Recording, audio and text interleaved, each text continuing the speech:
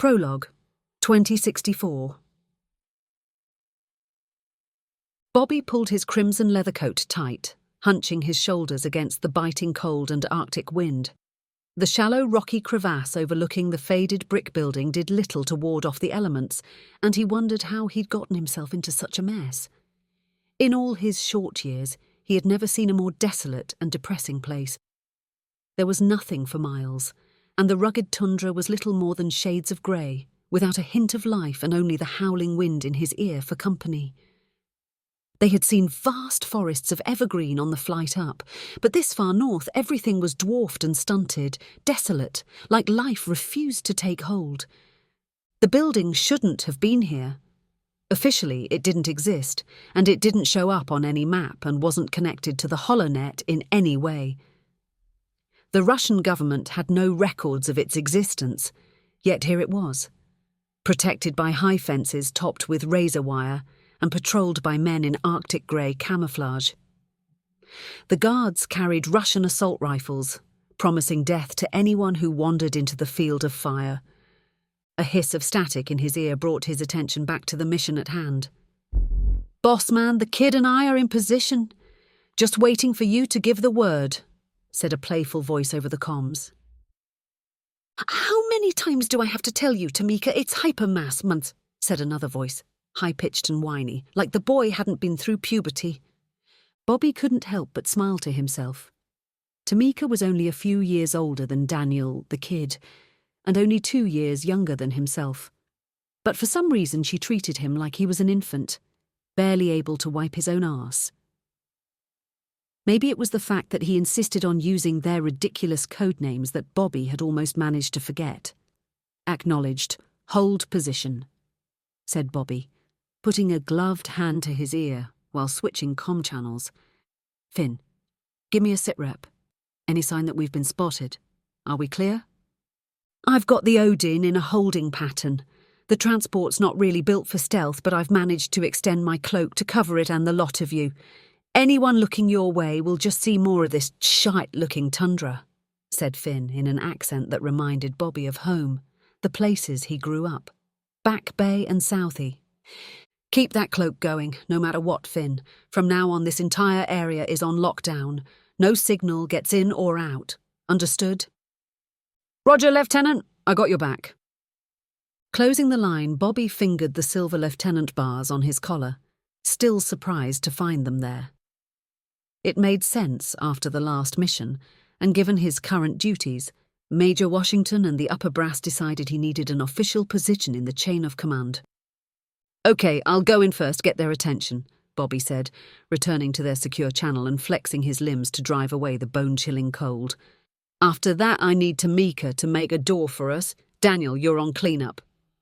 After their acknowledgements, Bobby unhooked a scarred metal baton about the length of his forearm from his belt. Emerging from his hidden crevice, he broke into a sprint, his long legs eating up wide swathes of terrain as he approached the high fence that surrounded the building. Up ahead, he could see the distinctive shimmer of where Finn's cloak ended. The moment he crossed that line, he would be visible, exposed to attack. With a grunt, he vaulted high in the air, easily catapulting himself over the fence. Bobby could only imagine how he looked to the guards patrolling the narrow space between the fence and the building, a whip-thin stranger with a trailing long red coat flapping like a cape, appearing suddenly in mid-air. He fell between the first pair of beefy men, his long limbs lashing out in a blinding flurry of sharp elbows and quick kicks, his superior strength and speed, snapping bones and incapacitating with single blows. As the 2 men fell, Bobby saw another man coming around the corner of the washed-out building. Not wanting to lose his momentum, Bobby raised a clawed hand, pulling hard at the deep well of rage and fury that had sustained him all his life. Thin tendrils of inky black and red smoke exploded from his fingertips, swarming toward the guard like hungry serpents. The tendrils bore into the hapless man's face and shoulders, coiling around his throat. Even after seeing the effect many times, Bobby felt a sense of awe as he stole the other man's life. His victim's skin fading from pink to grey, as a lifetime occurred in a single moment, leaving only the husk of a thing that looked long dead in its place. Bobby trembled as a rush of adrenaline pulsed through him, making his heart race and quickening his breath. The ground beneath his feet trembled, and the sound of gunfire filled the air as Bobby rounded the corner. He found Tamika standing above a pair of broken and battered men, her short red coat wide open showing her midriff. She was tiny, almost like a small child. She had dark skin and eyes, with high cheekbones that made her appear older than her 15 years. She certainly never acted like any teenager he had ever met. She worked hard, never complained, always going out of her way to fit in. She looked up from the mayhem at her feet and gave him a salute, like a student showing off her work in hopes of impressing a teacher. Of all the new recruits, she was the one most like him, forced to grow up quickly. A hoarse, terrified scream from above made both of them look, Bobby and Tamika, managing to jump aside to avoid body after body plummeting from high above, the remaining soldiers crashing to the ground in broken heaps of twisted limbs. Moments later, Daniel landed gingerly on the frozen earth, a beaming smile on his cherubic face. Among all of them, Daniel was the youngest, small for his 13 years. He embraced his role fully, having spent hours at a time practicing his control of local gravitational fields, making him a deadly addition to the team. "Try not to look so smug, kid," said Tamika, shaking her head as she eyed the fallen. "These were real people with friends and families, lives you just cut short." Smiling at his handiwork, Daniel shrugged his small shoulders. "They're soldiers guarding an evil-looking Russian lair. I'm sure they were all bad. Besides, what are we going to do, tie them up?" "He's right," Bobby replied, nodding absently while running his hands along the heavy metal door that served as the only way into the squat building. "I can't feel anything alive on the other side. Tamika, do you mind making us an entrance?" Taking a deep breath, she motioned for them to move away, her eyes narrowing.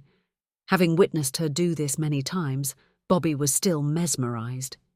He blinked, and the young woman he knew vanished. She was suddenly towering over him, her slight form now a mass of polished stone, her skin and hair transformed into a smooth sheen like blackened glass, reflecting the little sunlight there was. The first blow from her heavy fist nearly deafened him, sounding like Hephaestus pounding on his anvil, leaving a deep groove in the metal. The second tore through the door like it was made of paper. With a grunt, she peeled it open like it was a soda can, revealing a darkened interior within. Her obsidian body made a horrible noise, the stone grinding against metal as she forced her way in, putting Bobby's teeth on edge. With a toss of her head, she motioned for them to follow as she led the way into the building. They found themselves in a wide-open space, the interior empty except for cold concrete walls and dim naked bulbs hanging from thin wires that vanished into the ceiling. "Why would anyone guard an empty building?"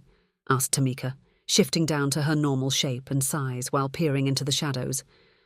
"Russians are crazy," said Daniel, his high-pitched voice louder than normal in the cavernous room. "One of our neighbours back home used to sit out in his underwear and drink vodka all day, so who knows?" "Shush," Bobby said in a low voice, raising a hand for quiet. Closing his eyes, he turned slowly, extending his senses, feeling for that odd itch on the inside of his skull he had developed not long after his ascension. He could sense everything about the people around him. He could feel Daniel's heart racing with nervous excitement, feel hunger gnawing at Tamika's stomach, and somewhere at the edge of his ability, something alive yet not. "Down!" His eyes shot open like a bolt of electricity coursed through him. Without a word, he raced off to the corner where he felt the strange tingle. "Bobby!" Tamika shouted, breaking into a sprint after him. Ignoring her, he ran for a shadowy corner, the feeling growing stronger with each stride. He stopped and fell to one knee, finding a faint, square outline on the floor with a heavy steel beam set into the centre of it. "Whatever they were protecting is down here," he said, glancing back and forth between them. Daniel pressed his lips together, his cheeks red from the effort of running. "Major Washington ordered us to eliminate anyone here, take the building and then call it a day," said the round-faced man, staring down at the odd door. Bobby licked his lips, nodding his head, and said, "Whatever is down here was important enough to have it not exist on any official record, not to mention having armed soldiers patrolling behind barbed wire to protect it," he continued, shaking his head. "And something about this place is making my senses go haywire." "Doesn't that make you the least bit curious?" finished Bobby, glancing at both of them, his eyes wide like saucers. Yeah, it does," Tamika agreed with a quick nod. "Let's do it." Tapping the comm in his ear, Bobby opened a line to the transport. "Finn, the building is abandoned, but we've found a bunker of some kind. We're going to investigate." "Got it, sir. It's real quiet out here. Keep in regular contact." "The two of you help me with this," Bobby said, grasping the metal beam that held the door in place. He had expected resistance and difficulty opening the heavy stone slab, but it came up smoothly, seeming to almost float out of the way and revealing a circular stairwell of cut stone steps that vanished into the darkness. He hesitated for only a moment before stepping into the unknown. Behind him, Daniel and Tamika followed, their hard-soled leather boots echoing in an eerie symphony with each step. They descended for a long time, Bobby's stomach turning over with worry the deeper they went, the mad itch in his brain growing stronger the closer they got to whatever set off his strange senses. He sensed the change the moment it happened. One moment he was descending on crude steps made of concrete. The next, he was on a landing of some sort, walking on smooth crystal, refined, polished, that somehow felt familiar, but he couldn't explain why. Before he could say anything, the way ahead of him began to glow. It was subtle at first, and he thought his eyes were playing tricks on him, that he was imagining the strobing colours. Then, as if he had tripped some sort of signal, the whole area came alive with a soft glow from the floor, highlighting the path in front of him. They found themselves in a narrow corridor, stretching on and leading to another open area that he couldn't quite make out. The walls were like the floor, made of a multifaceted crystal that reflected what little light there was. Behind him, Tamika cleared her throat. "I got a bad feeling about this place, bossman. We should leave it for Major Washington and his cronies," she said, her voice little more than a whisper. "For once I agree with Tamika, this isn't fun anymore," Daniel said, his eyes darting in all directions. "What I'm sensing is just beyond this corridor," said Bobby, picking up the pace and motioning for them to follow. Coming to the end of the walkway, Bobby's jaw fell open, a chill running up his spine. Walking into the chamber beyond felt alien and familiar all at once. The room wasn't large, smaller than the simple brick building above, but the walls were covered with technology that looked strangely familiar. Leaning at a slight angle against the walls were tubes, cylinders as tall as he was, dozens of them. They were different from the ones he knew. These appeared to have grown from the crystal surrounding them, the front of them being clear and not opaque. He could sense in each one something not quite human existing, not alive but not dead either. "Are those Ascension chambers?" asked Tamika in a trembling whisper. "The thing they use to give us powers?" Bobby nodded, having the same thought. His mind raced back to the city beneath the sands in Utah, remembering his terrible vision of a world at war, all fought with technology like this. Gathering his courage, he put his face inches from the transparent cover and used the flashlight on his smartphone to get a better look inside. He jumped back, stumbling and almost falling on his behind. "What the hell?" "What is it? Is someone alive in there?" Daniel demanded. Bobby stood up, a hollow pit forming in his stomach. He held up the phone once again to the crystal surface, still not believing what his senses were telling him. "Alive, yes," he mumbled in a low voice, "but it's not human, not by a long shot." Chapter 1. Success by Any Means, 2063. Bobby blanched in disgust at the stinking grey husk writhing in pain on the table, a swell of pity growing in his heart as its moans grew louder with each passing moment. "That's enough," said Michael, his eyes never leaving the thing on the gurney. "Terminate this one and bring in the next subject." At his order, the medical personnel that had been fighting to keep the thing alive backed away from the table, allowing a pair of men dressed in white to remove the body while they waited for another. "Exactly what are we trying to do here?" Bobby asked, glancing up at his former friend, searching his handsome face for any trace of humanity left in him, wondering if he was even human. Looking around the room, he opened his odd sense, that uncanny itch that was always there. Immediately, he could tell one of the nurses working on the husk was pregnant, and the other, the older lady with greying hair, was in the early stages of breast cancer, the mass slowly growing in her chest. But from Michael, there was nothing, like he didn't exist. He was simply a blank space. Michael snorted, giving him a half-smile that never touched his eyes. Progress, understanding, and hopefully the chance to rebuild after your whore, Elizabeth, betrayed us. Bobby sucked in a sharp breath through his teeth, his stomach roiling as if he'd been punched. She was a good person, he said, his cheeks burning. She was just misguided. Well, her misguided stupidity cost her life and the lives of our entire roster of Ascended. We've lost our chance of restoring this country to its former glory, said Michael. If you would have done your job properly and brought her and the rest of the team to heel, we wouldn't be so vulnerable. Pressing his lips together, Bobby chewed back his words. You know it wasn't like that, Michael. For the last time, it's Bishop Washington, he growled.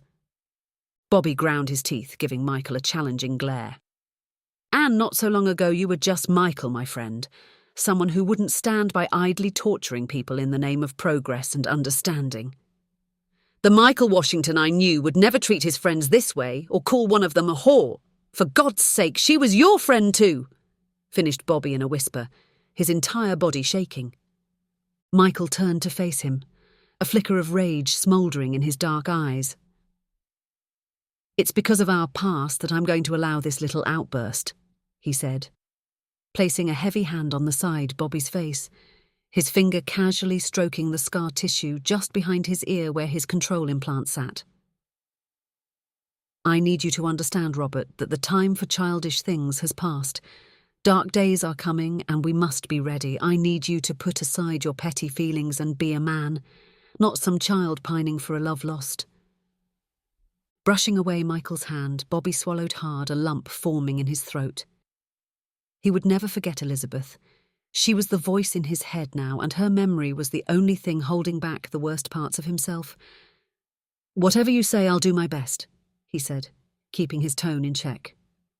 Good, Michael answered, dismissing the subject of Elizabeth with an indifferent wave of his hand and turning his attention back to the medical staff waiting for another subject. Tapping his foot, he cocked his head. I think I need you to observe the process from the start. Maybe you can catch something that we're missing. Michael turned on his heel without another word, motioning for Bobby to follow. Bobby found himself in the long, brightly lit corridor that housed the tall cylinders used for the subjects. Dozens of them lined the walls facing one another, taller than a man, with a large screen off to the side of each machine, their metallic surfaces polished to a dull shine. He followed slowly behind Michael and the newly promoted Reverend Carmichael, the greasy-haired assistant who was nominally in charge of maintaining the pods. Moving past each of the tubes, Bobby could feel a great deal about the young men and women being transformed, his odd sense, the itch in his brain telling him as much as, if not more than, the screens showing their vitals. He's in pain, he said, suddenly stopping in front of one of the cylinders, placing a hand on its cool surface. The boy in the tube could not have been more than 12 or 13, but every one of his organs was atrophying like he had lived a lifetime of hardship. He'll die if we don't get him out soon. Elbowing him aside, Reverend Carmichael accessed the control panel, his fingers dancing across the screen of the tube Bobby had indicated. Everything seems normal here, he began, his voice raising an octave as Michael came to stand behind him, crossing his arms. Everything is under control. He worked in silence for a minute, his tongue sticking out the corner of his mouth. Carmichael cursed as the screen began to flash red, a deep klaxon sounding over and over. What's going on? Michael demanded, his deep voice making the Reverend flinch. The greasy-haired man looked back at them, giving them a nervous, yellow-toothed grin. I don't know, sir. Bobby was right. The child is not responding well to the changes, but it's still nowhere close to the end of the cycle. It will most likely die before— Then open it! Shouted Bobby. Carmichael's head bobbed up and down as he hurried to open the chamber, his fingers a blur as he inputted the sequence to wake the child. The doors slid open with a low hum, and a viscous blue liquid that the boy had been immersed in spilled onto the floor, vanishing into a drainage system he couldn't see. Bobby let out a sigh of relief. The boy appeared healthy, his skin taut, coloured a rosy pink, his chest rising and falling with a normal rhythm. Then, within moments, the nightmare began. The subject's skin blanched to an ugly shade of grey, the smooth, unblemished vigour of youth suddenly wrinkled, sagging, looking like he had aged 100 years in a matter of minutes before their eyes. Not knowing what to do, Bobby reached into himself desperately, fumbling to grasp the burning anger that was the seat of his powers. Fighting to control his fear, he gripped his rage tightly, clinging on for dear life, bringing the anger to heal. Bobby winced in pain as he channeled the stolen power that was in him. All those lives he had taken, cut short. Like he did with Carter not so long ago, he poured the energy through a funnel of his anger, sending a deluge of power into the rapidly decaying human shell in front of him. "What the hell are you doing, Robert?" said Michael behind him, sounding as though he were far away. He ignored him, not caring about the consequences, only wanting to save the boy. Bobby opened his eyes to find colour returning to the subject's skin, his eyes blinking open. It only lasted a heartbeat. Bobby found himself pouring life into a dark pit with no end. Scanning the subject, his thoughts went back to Carter, how he had found something in the man, a force to nurture and grow. Here, there was nothing, and no amount of stolen life would save this dead thing in front of him.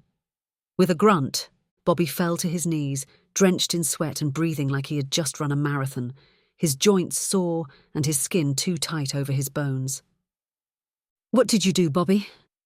Michael asked, offering a hand to help him up. "I don't know, but I could feel him, down to his core. There's something missing. In all of them," said Bobby, waving at the rows of cylinders. "None of these subjects here are like you or me. The genetics may be there, but there is an element that's stopping the process from taking hold, from creating an ascended." Feeling weak, Bobby took Michael's offered hand. The instant he touched him, he gasped, sucking in a ragged breath as if a hammer had been pounded into his chest. A rush of information tore through his brain, like rats were crawling around his skull, biting and scratching.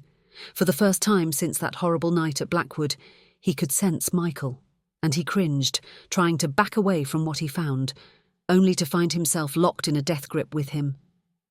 His strange ability to sense other people had never worked this way before. Most of the time he could tell who was behind a door, or feel others' aches and pains.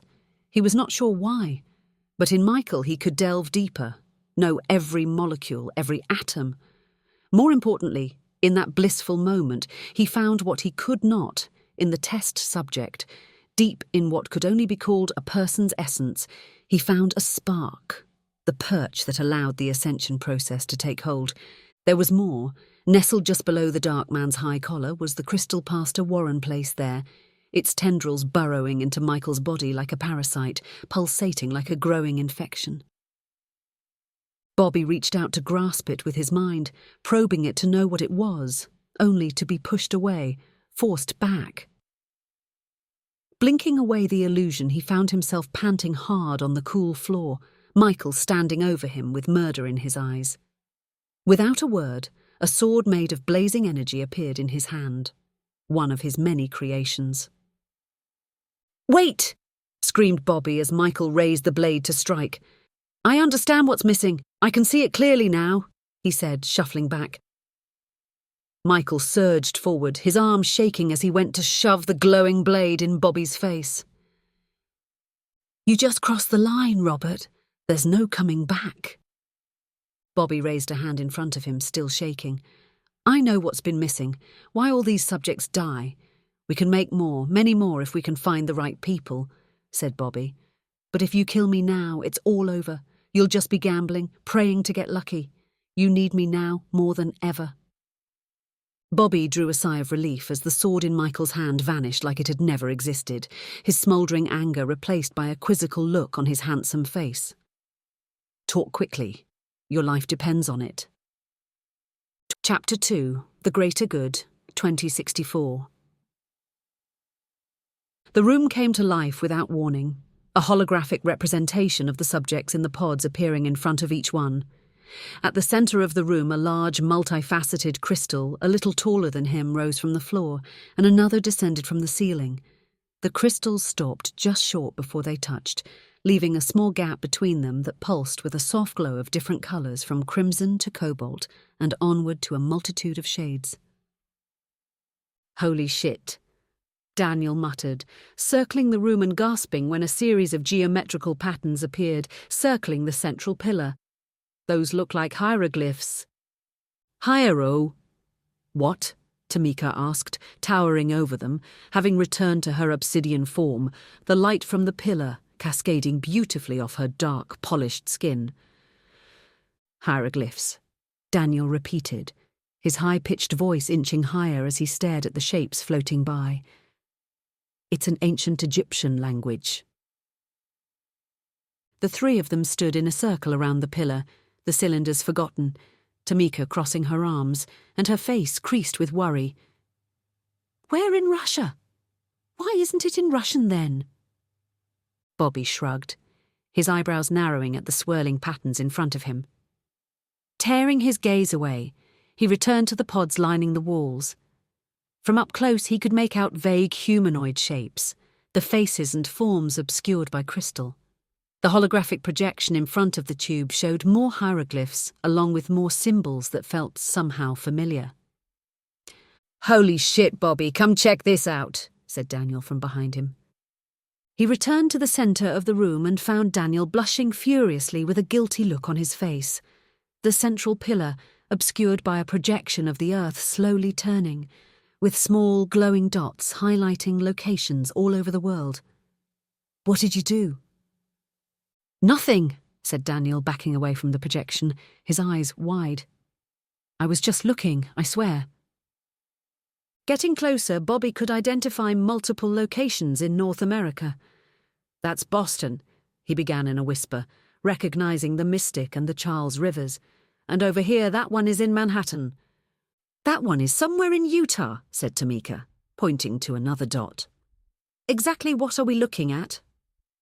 Following her finger, Bobby's heart skipped a beat as a flash of memory burned through his mind, a memory of chaos in the desert, and a hidden city buried beneath the sands in the Valley of the Gods. It dawned on him in a panic that these were the places Elizabeth and Andrew had been going, the places she destroyed or tried to. His breath quickened when he saw locations he hadn't visited, a few on each continent. He was able to identify another 2 dots not far from this one in Siberia, and a multitude of them along the Nile Valley, and even more snaking along the banks of the Amazon River basin. What's wrong with Antarctica? It looks off. Everything else on this thing looks okay, except that, said Daniel, bending over to see the bottom of the image, not daring to touch it. Following his gaze, Bobby could see that the massive continent looked completely different, with a towering mountain range near the centre, and the coastline far different from what he remembered from what little schooling he had. "No ice," said Tamika in a small voice. "There's no ice." Bobby swallowed hard, brushing a hand across his face and making a decision. "We need to get out of here, lock this place down, and make sure no one ever finds it." "Are you nuts?" Daniel spat. "Washington sent us here to find whatever this is. We can't just tell him nothing was here except for an empty bunker." "Yes, we can, that's an order," said Bobby, his gaze drilling into the two of them. He remembered his vision of war and destruction from the Valley of the Gods, and he still bore the scars inside and out from Elizabeth's hand. "I'm not letting this technology out into the world, so we need to forget that we were ever here.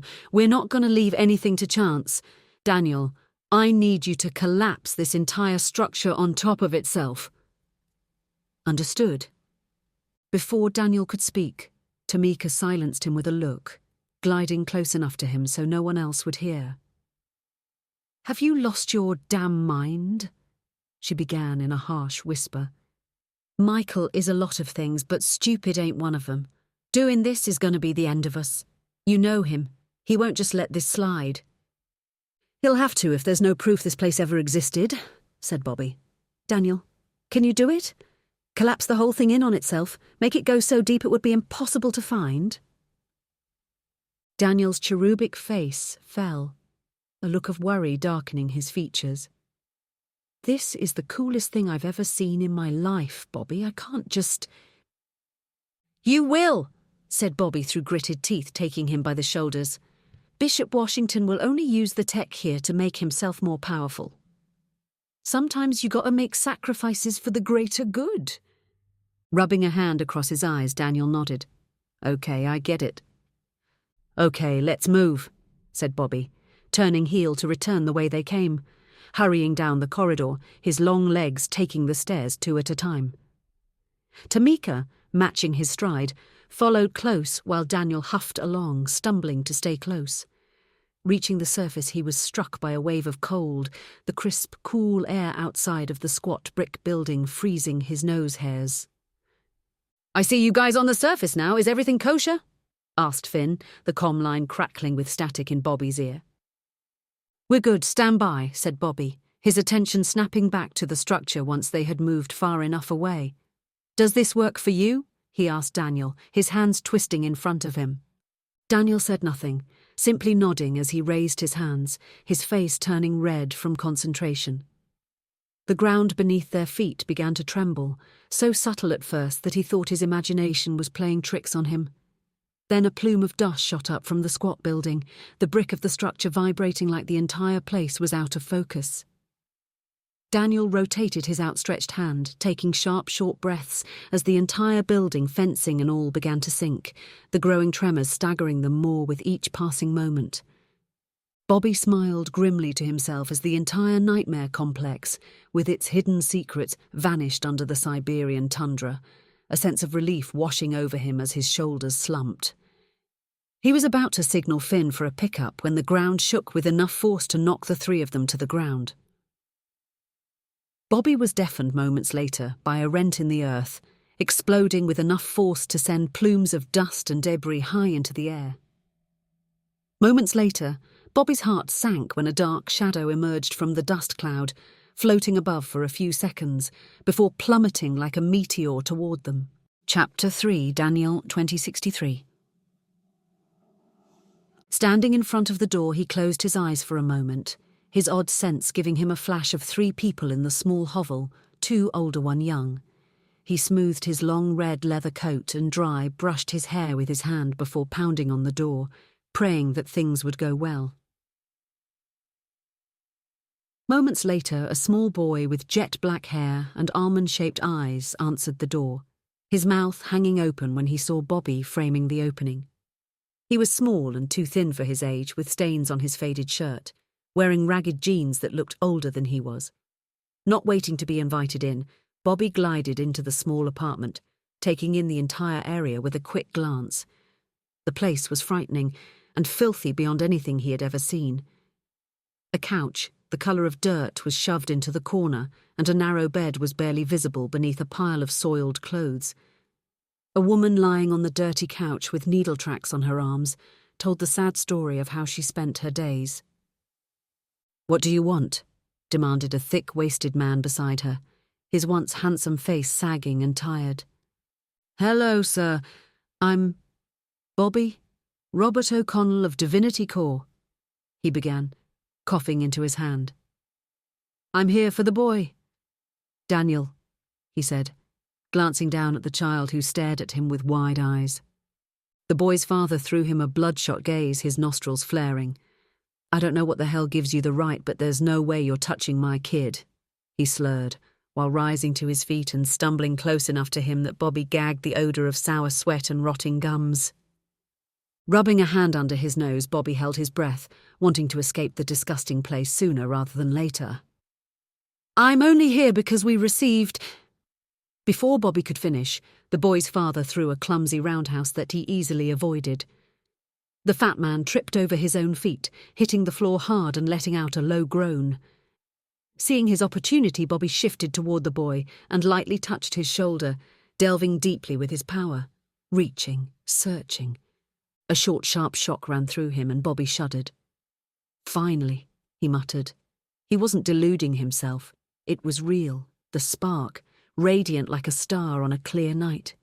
Reluctantly, he removed his hand from the boy, suppressing the urge to dance a jig. Despite the filth, Bobby knelt in front of the boy, speaking in quiet tones.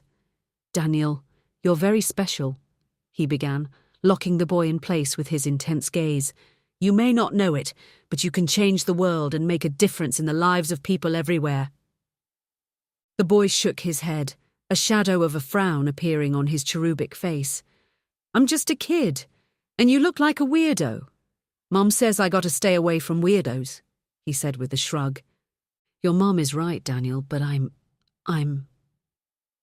Bobby hesitated, his mind fumbling to find the words as the boy's father rose from his tumble, rubbing the heel of his palm against his forehead. "If you come with me, you'll be able to do amazing things. We can make you better, stronger, faster." "You mean like a superhero?" Daniel asked, his eyes suddenly bright. "Can I choose a costume? A code name?" "Yes, all of those things," said Bobby quickly, not able to keep the excitement from his voice. After all the failures of the last few days and the worry, he at last had a real subject, one that would live and not devolve into a dying grey husk.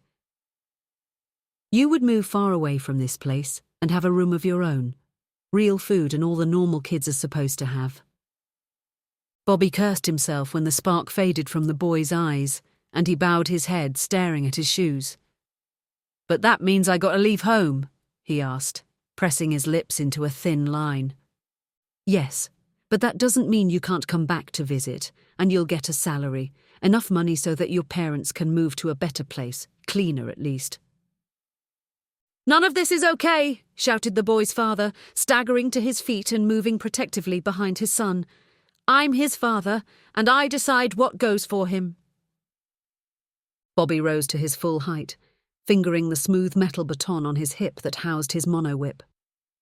"One of you made the call. One of you sent in the blood sample. Once these things are put in motion, it can't be stopped," he said, not sure if it was true or not. "And you'll be paid, of course, double your annual universal basic allowance. In a lump sum," Bobby finished. The boy's father went silent, his liquor-addled brain struggling to do the math, to calculate how much of a signing benefit he would receive for giving up his son. "I called you and sent you the sample," croaked a voice from behind them. They turned in unison to see Daniel's mother struggling to sit up while removing the band she had used to tie off her arm. "Mom?" Daniel asked, his voice so small and pitiful that Bobby cringed. Hugging herself, she waved the boy over, touching her forehead to his. "You're a smart boy, Danny. Smarter than your idiot father over there. You'll never have a life here. Don't make the same mistakes I did. You can go far. And I want you to go, so go. Make me proud." Bobby held his breath, not wanting to intrude, hardly believing it could be all so easy. The boy's father, for all his posturing moments ago, returned to his bottle, taking deep pulls while he mumbled to himself, counting on his fingers and no longer seeming to care. Wanting to get out before his parents came to their senses, Bobby moved to the boy's side. "We should go," he said in a low voice. "Take whatever keepsakes or memories you want, but your future is waiting for you." Daniel gave him a blank look, his lips moving but nothing coming. Finally, Bobby gave him a small nudge that sent him fumbling around the apartment, fishing out the occasional trinket, and at one point a tablet so old that Bobby wasn't sure it could connect to the holonet. When he was done, he took one last look, his eyes bright with unshed tears. Wordlessly, he hugged each of his parents in turn, and together they left with a promise of a better future, Daniel sad and happy all at once, Bobby just grateful that he had found someone to satiate Michael's anger, and that Bobby would keep his head for one more day. Chapter 4. The Thing from the Pit. Frozen Arctic soil showered them as a thing from a nightmare exploded from the collapsed building. The three of them recoiled, as a whirling mass of hundreds of thin tentacles attached to a central tube-like body rose from the rubble. At first glance, Bobby thought it was organic, a living creature of some sort, until it began to move, and he could see the segmented metal joints that made up the lower tentacles it used to support itself as it landed in front of them. Grunting, he pushed himself up, unhooking the long metal baton hanging from his hip. Before he could react, the automation focused a glowing red lens in the center of the body toward them. Bobby struck first, lashing out with his mono-whip, cleaving off one of the leading arms as the thing drew closer. He smiled to himself when the machine flinched, retreating from his deadly barrage of strikes. "What the hell is that?" Tamika shouted, her form rippling and shifting to the massive obsidian giant that suddenly towered over him. "I honestly don't want to find out." Bobby shouted, "Whatever it is, it's not alive. Spread out, come at it from all sides." A maelstrom of mechanical limbs lashed out toward them, forcing Bobby to duck backward, bending in half to avoid having his head removed as Daniel and Tamika moved to flank the creature. Dodging a set of blinding strikes, Bobby spun in place before leaping high, flicking out his monowhip at the monstrosity's central eye, only to have the monomolecular wire deflected by the swirling mass. The whip cleaved off the metal tips from the creature's limbs, before Bobby could land its octopus-like arms stretched out, deftly gripping his leg midair and then hurling him like a rag doll. Bobby lost all sense of direction as he tumbled through the frigid air, his vision flipping between the blue sky above and the grey tundra below until landing in a heap. The wind was blasted from his lungs as he connected with the frozen earth face first, dirt and rock grinding into his skin as he slid on the icy terrain. He lay there for a moment, gasping for breath before rolling onto his back, gingerly touching his forehead in search of injury, his fingers coming away stained red. Groaning, he rose to his feet with his head spinning and his stomach threatening to spill its contents. Ahead of him, Tamika grappled with the creature, her long arms and heavy fists pounding deep gashes along the central core, while she ignored the tentacles coiled and squeezing around her waist, neck and legs. Shaking off his stupor, he stumbled back to help. As he closed in, the creature managed to push Tamika back, coiling dozens of its thin tendrils around her to hold her in place despite her strength. Bobby's heart raced, his breath catching in his throat when a long needle-like appendage emerged from the central mass like the stinger of a wasp. Tamika screamed when the needle pressed against her chest, the tip bending for a heatbeat before piercing her obsidian skin. A heavy chunk of the grey building crashed into the thing, staggering it while knocking it forward and away from her. Bobby took the opening and raced in, sliding low and using his monowhip, cleaving at the tendrils holding Tamika in place. Bobby tried to spin away, but the tendrils were faster, pinning him in place by more tentacles that emerged from its torso. Desperate, he used his hands and feet to deflect a series of strikes meant for his face and neck. Twirling the thin filament of his weapon like an invisible shield, he managed to slice away at more of the creature's limbs, but it was a losing battle. More kept emerging, and he wasn't fast enough to stop them all. Strikes came at him from all directions, and the spinning line slowed, opening him to more attacks, and soon his face and body were slick with blood from shallow cuts. Bobby narrowed his eyes when suddenly the creature stopped attacking him, instead burying its multitude of arms into the tundra, anchoring itself in place as the centre mass lifted off the ground. Seconds later, a shadow fell over him, and he glanced behind him to find Tamika, like a stone monolith, grasping the thing in her massive grip, shrugging off blow after blow from it as she waded in closer. With a deep roar, she pulled back, pounding her massive fist into the creature's central eye, knocking it high into the air, the limbs holding it in place, falling limp as they were torn away. Before it could recover, massive chunks of heavy debris slammed into the mechanical monstrosity, battering it about like a child's toy. Bobby looked over to find Daniel floating above the terrain, his brow furrowed in concentration while his hands were upraised like an orchestra conductor, driving the remnants of the fallen building into the creature like cannon shells. The creature floated mid-air, unmoving for a heartbeat, seeming invincible, unbreakable. Then, in almost slow motion, it fell, slowly at first, but then picking up speed and smashing into the earth with enough force to stagger them and send plumes of dirt high enough to blot out the weak Siberian sun. Tamika appeared beside him, helping him to his feet, the dark gloss of her obsidian skin fading to a nut brown as she shrunk down to her normal size. "Are you all right?" she demanded, her dark eyes wide with shock as she stared at the remains of the thing that had attacked them. Maybe it wasn't such a good idea to try and destroy the super-secret base full of nightmares. "Huh? Bossman?" Bobby shook his head, grunting as they made their way to Daniel, who'd landed just beside the newly made crater, a self-satisfied smirk on his round face while he raised his arms in victory. "This is Finn. Can anyone tell me what the hell I'm seeing up here?" he shouted in Bobby's ear. The radar and LiDAR just went crazy for a minute. Pressing his lips together, Bobby ignored her snark and scanned the clear sky despite knowing that he wouldn't be able to see the Odin through Finn's cloak. He tapped his ear, activating his comm. "Finn, we ran into a problem down here, but we're clear. I need you to bring the transport in for—" An ear-piercing scream echoed across the tundra, and beside him Tamika bolted, racing for the crater. Without thinking, Bobby raced after her, his breath coming quickly as he ran over the uneven terrain. He arrived at the deep hole just in time to find Daniel being impaled by the nightmare machine, writhing in pain at the end of a needle-like appendage that pierced the young man's back. Bobby was about to lash out when the world around him exploded in fire and flame, blasted back by a cone of white-hot propellant as the machine rose into the air. He raised his hand to shield himself against the heat and watched hopelessly as Daniel was pulled in close to the machine's central core and then cocooned by the thousands of writhing arms. He watched helplessly as the machine vanished over the horizon with his friend, leaving him dumbfounded beside the smoking hole in the earth. Helpless. Chapter 5, The Blackwood Survivors, 2063.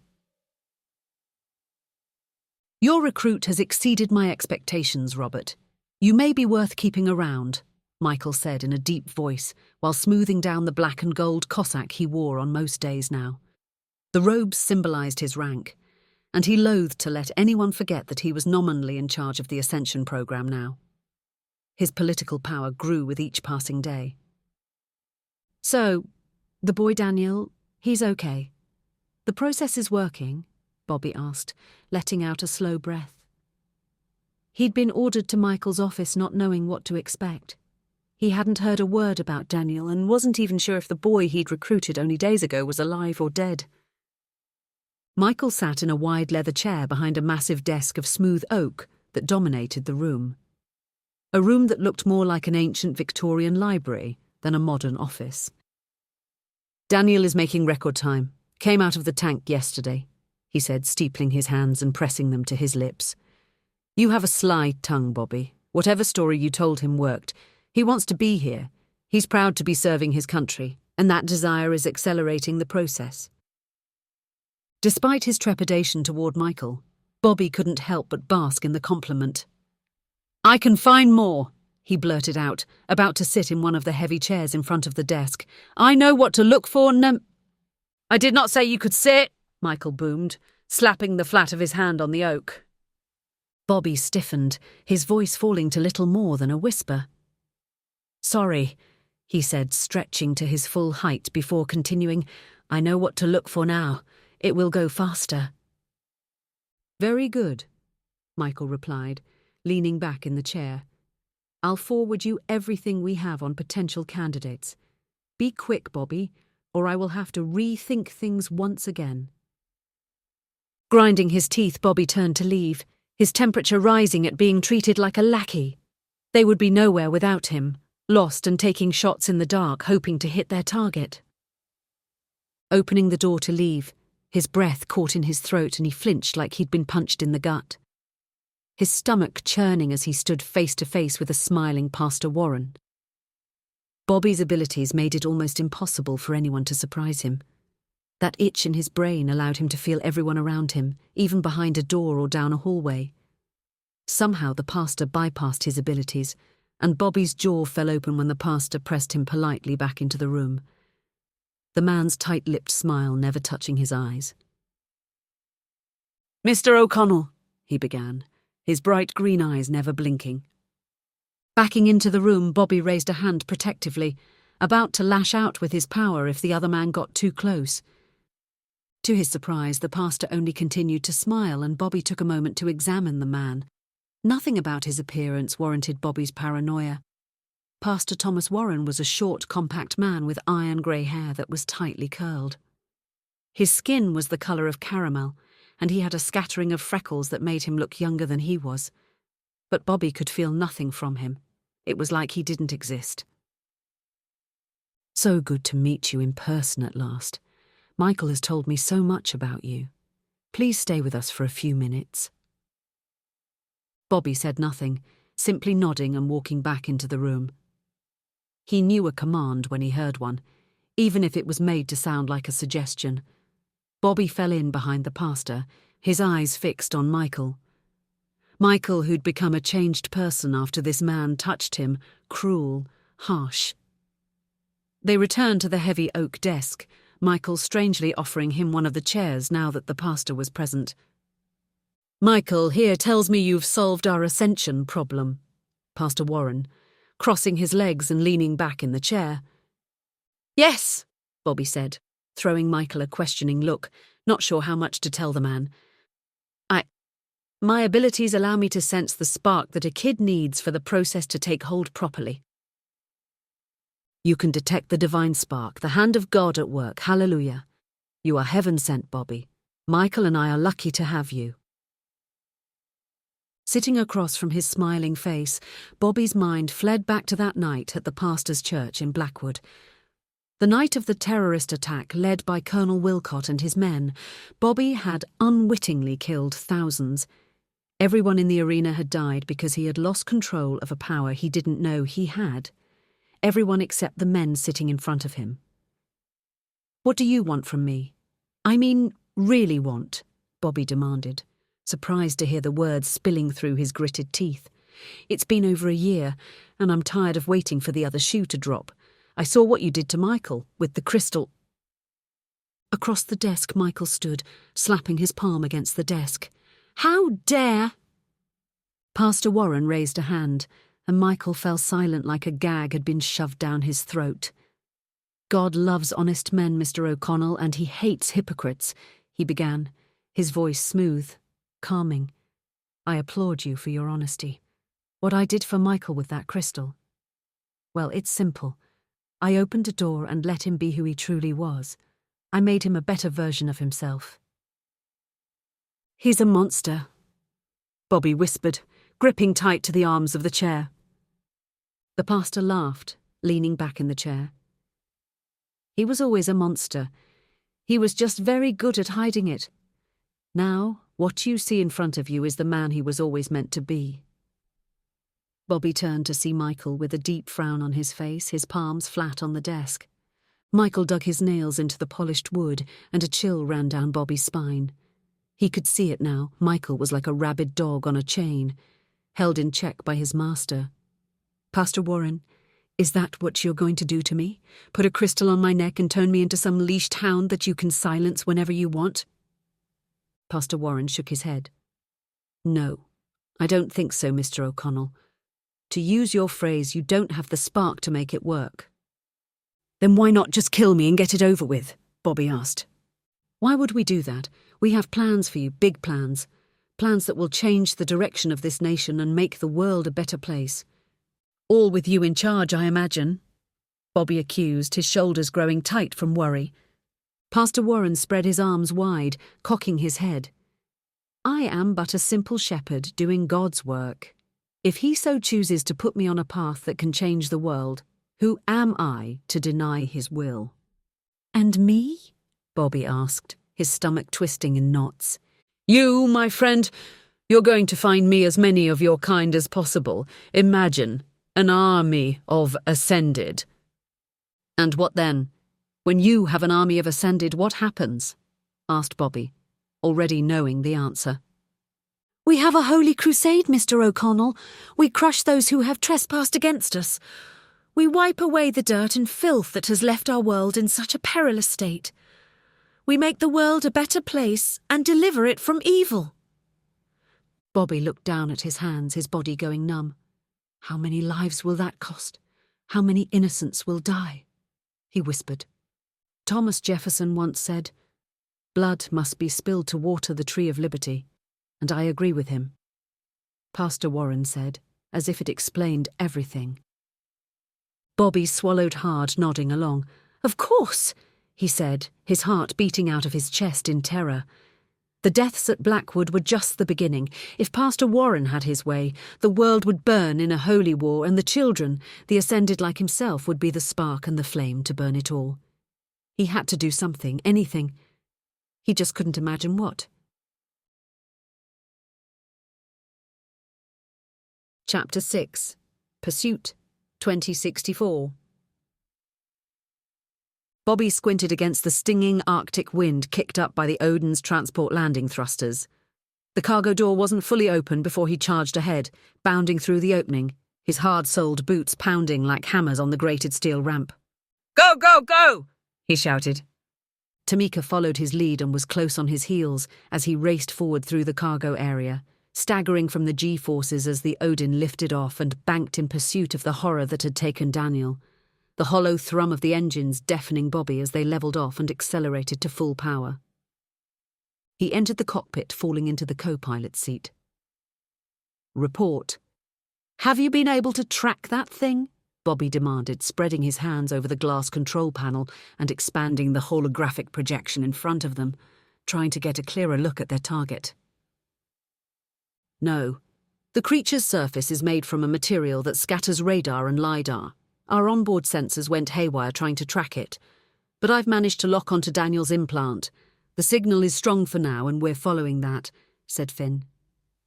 Tamika fell into one of the additional chairs behind him, shouting to be heard over the scramjets wailing at full power. "Can we catch it?" Finn looked at her over his shoulder, frowning. "We just hit Mach 3, and we're barely keeping up. The target is still accelerating," he said, tapping his headset to encourage her to put on hers. "Shouldn't Daniel be dead?" Bobby demanded, narrowing his eyes. "Even with our enhanced physiology, being exposed at those speeds is a death sentence." Finn shrugged, keeping his eyes forward while holding the controls in a white-knuckled grip. "Not much about the attack made any sense, and it keeps getting stranger by the minute," he said. "We were supposed to secure the base, not blow it up and bury it deep in the tundra. What was going through your head, man?" Bobby shot a glare at Finn, his nostrils flaring. He was like most of the guys he grew up with in Southie and Back Bay, quick to anger, always holding a grudge, unforgiving and stubborn. It didn't help that Finn often shot off his mouth and was quick to judgment. "That base needed to be destroyed, so we destroyed it. And Finn, you're here to follow my orders, not the other way around. You question me again, I knock your teeth out." Finn locked his gaze on the holographic display, his freckled face flushing to a beet red, but saying nothing. They flew in silence for a time, with only the roar of the engines for company. "Maybe we shouldn't be chasing after this thing so willy-nilly," said Tamika, leaning forward from behind them, her voice hollow in the headset. "I mean, it almost got its hooks into the boss over here, then it pulled a fake out on Daniel." "That's a sign that it's intelligent. Why don't we try to talk with it, find out what it wants?" Finn snorted so loud that it sounded like paper tearing, his eyes rolling. "Let's not pretend we're all going to sing Kumbaya and be friends here. It attacked us, tried to kill us, so we kill it, get our man back and go home." Bobby opened his mouth to speak when, without warning, the engines let out a frightening whine, and they were suddenly pressed into the harnesses that held them to their seats, Bobby's stomach and body going in different directions, when the Odin banked hard, rolling left to avoid a barrage of glowing embers that narrowly missed the massive craft. "Hold on!" Finn shouted, his hands racing across the control panel. An instant later, Bobby felt like an anvil was pressed against his chest as the Odin gained altitude as another series of attacks passed under them. "What the hell were those?" Bobby shouted, his neck on a swivel, trying to see in all directions at once. "I don't know. It looks like some kind of surface-to-air missile. They didn't show up on any sensors. If I didn't see them in time, we wouldn't be here anymore." Tamika leaned forward, pointing. Whatever they are, there's more coming, she said, keying in a code to the armrest of her chair. Activating weapons systems. Nodding, Bobby did the same, keying in his access code to the Odin's limited armaments. Finn, you fly. We shoot. I don't want to lose the target, so keep up. Use your cloak if you can. Got it, Finn replied, his sour attitude suddenly gone and replaced with a look of stern determination. Tamika, take the flak cannons. Nothing gets through. You hear me? I've got the javelin system. Bobby's chair leaned forward, allowing him to lie flat and be fully immersed into the weapon systems of the Odin. In the blink of an eye, the cockpit vanished, and he was immersed in the virtual illusion of flying free, without encumberment, as the wind washed over him. Tilting his head, he could see the cobalt blue of the sky above and the rugged Arctic terrain below. He looked back to see the extended frame of the Odin cutting through the frigid Siberian air like a knife. The trainers had explained to him that the virtual interface of the javelin railgun was meant to eliminate the division between man and machine, for the weapon system to feel like a natural extension of the user's senses. Living through the experience, he agreed. The sky around him brightened with a swarm of small explosions as Tamika unleashed the fury of the flak cannons under her control. Ignoring the display, Bobby narrowed his gaze and focused his attention on a series of small craft in the distance, a trail of orange flame trailing behind them as they raced toward the Odin. Not daring to risk being hit, Bobby lashed out, the Odin's hard points erupting with wave after wave of heat-seeking fire and forget missiles, each one of them tracking the incoming attacks with deadly precision. The grey Siberian sky was suddenly illuminated by a blinding white light as the missiles connected with their targets, and Bobby gasped like he'd been pounded in the chest as a shockwave from the impacts rocked the transport. Seeing his opening, he attacked again, throwing everything he had and sending volley after volley of blazing contrails toward their target.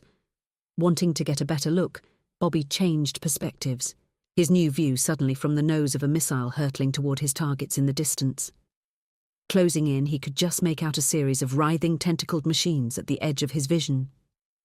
Being this close, he could see the glowing amber projectiles bursting from their strange torsos, the deadly projectiles they spewed providing cover fire for the larger creature that had taken Daniel. Just before striking one of the creatures, Bobby saw their target descend into a massive sinkhole in the tundra, vanishing into a darkness larger than a football field. With his targets destroyed, Bobby's attention was drawn back to the Odin as bursts from Tamika's flak cannons filled the sky with stains of black smoke. With a growl, Bobby redoubled his attacks at the targets in the distance, unleashing hell as he launched every missile available. The creatures fought back, sparking points of light suddenly swirling around them, confusing the guidance systems of his missiles, sending many of them chasing sensor ghosts, exploding well beyond their intended targets.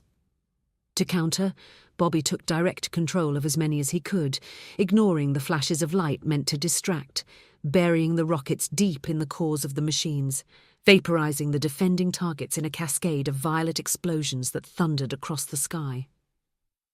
With the threat removed, Bobby let out a deep sigh, disengaging the virtual reality of the javelin system. "They've vanished down one of the sinkholes," said Bobby, scanning the faces of Tamika and Finn, wondering if they saw anything different from him. "You're not thinking of following," Finn said, raising his eyebrows, his feelings on the matter clear. "If it were you, wouldn't you want us to come after your ginger ass?" Tamika demanded, keying off the defensive systems. "What part of leave no one behind don't you understand?" Finn looked back at her, his lips turning down as he shook his head. "We're not the Marines or the Army. Let's not lose everyone going after him. Besides, he was the one stupid enough to get close to that thing." "Well, your ass was safe and sound up here," Tamika spat, slamming the back of Finn's seat. "That's enough," Bobby shouted in a commanding tone. "We're going after him because it's the right thing to do. It's also what he would do for any of us. Am I clear?" Finn shook his head, cursing under his breath. Bobby let it pass, knowing the argument wouldn't be worth it. "We're going to put the Odin on autopilot, in low orbit," That should keep it out of range. In the meantime, we'll die from maximum altitude. That should keep us off any sensors. "You got to be kidding me," Finn countered, rolling his eyes. "You want to parachute down into the sinkhole from space? You're nuts." "Who said anything about a parachute? We're going to use the magnetic landing system. We'll be next to invisible." Bobby smiled to himself when he saw Finn's jaw drop, relishing the look of horror on his face.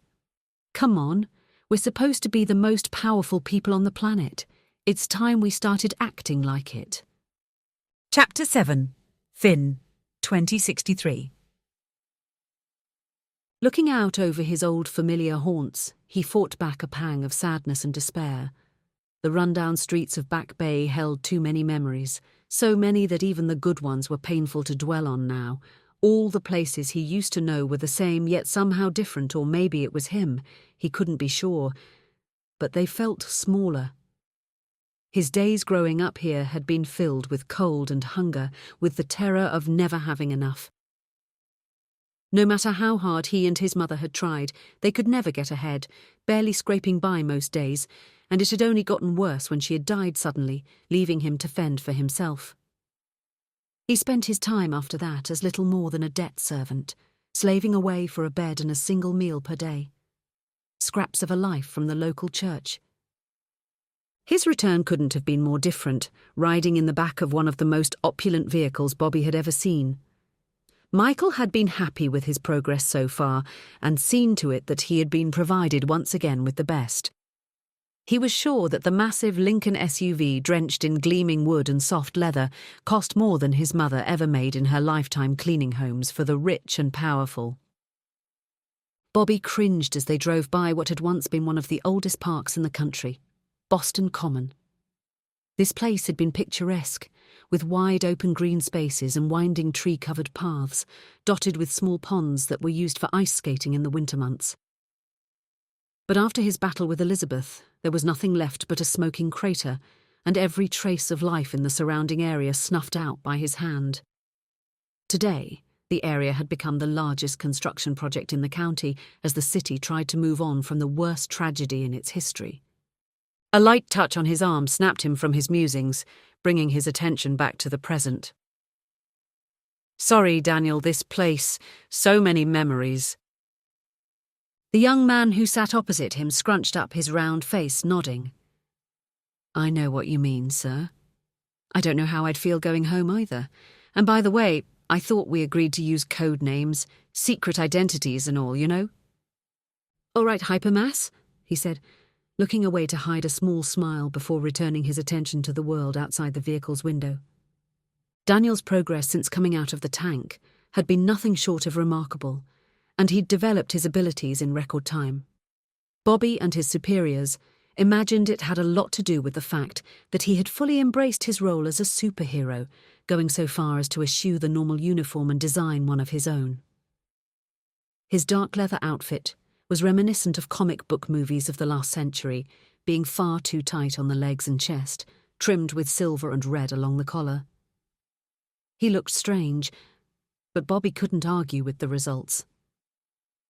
They finally came to a stop at their destination, the old South Side church where Bobby had worked, and later met the love of his life.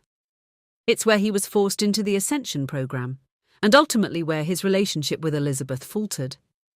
The church's tall spires and massive stained glass windows were foreboding, its Gothic style making the old building look like the lair of some supervillain they had come to challenge. "Wow, all it's missing is some lightning in the background to make this place a total nightmare," Daniel said, stepping out of the truck and adjusting the unnecessary black buckles and straps of his costume. Emerging from the Lincoln into the bright afternoon sunshine, Bobby checked a small shoulder bag he had brought with him, making sure he hadn't forgotten the one item he needed today. "What's in the bag?" Daniel asked, trailing behind him and struggling to keep up with Bobby's long-legged stride. "It's a surprise for an old friend. I can't wait to see the look on his face when I show it to him." Entering the massive stone building, Bobby drew in a deep breath, the smell of incense and beeswax filling his nostrils. With its high-vaulted roofline and brilliant stained glass windows, some over 2 stories in height, the church was truly mesmerizing. By reflex, Bobby dipped his hand into the holy water at the entrance and crossed himself, bowing his head in respect. Daniel, following his example, did the same, his eyes darting in all directions. The interior of the holy place was a beehive of activity. It had been just at the edge of the blast radius, and because of its heavy brick construction, it bore few of the scars of the rest of the city and remained relatively intact. As such, it was now serving as an administrative hub for the reconstruction projects dotting the area. "I need to find the person in charge," Bobby muttered, stopping a fresh-faced young woman who was racing about. She gave him an irritated look, gesturing vaguely toward a nondescript door off to the side. "He's in there, but I wouldn't bother him. He's in a pissy mood today." "I'm pretty sure he's always in a pissy mood." The girl cocked her head, giving him a half smile. "You know him." "Well then, good luck." "Wait," he said, stopping her again. "Do you know Finn O'Regan?" "That ginger snob who thinks he's God's gift, yeah. Bring him to the office, tell him it's important." The girl scowled at him, swearing under her breath before running off, probably upset that Bobby had added another task to her already busy day. "Daniel, wait outside the door. Let only this Finn kid in here, no one else," he ordered, before taking a deep breath and resting a hand on the door. Bobby pulled out the item in his shoulder bag, his pulse quickening and his blood starting to boil. Gathering his courage, he opened the door, not bothering to knock. The man in charge didn't bother to look up from his desk as Bobby strode into the room, his attention focused on a small group of men and women gathered around him. Without a word, Bobby tossed the item from his bag onto the man's desk, a dark leather belt stained with flakes of old blood, Bobby's blood. It landed with a loud thud on the desk, drawing everyone's attention. "Everyone out!" Bobby growled, dismissing everyone in the room with a menacing stare.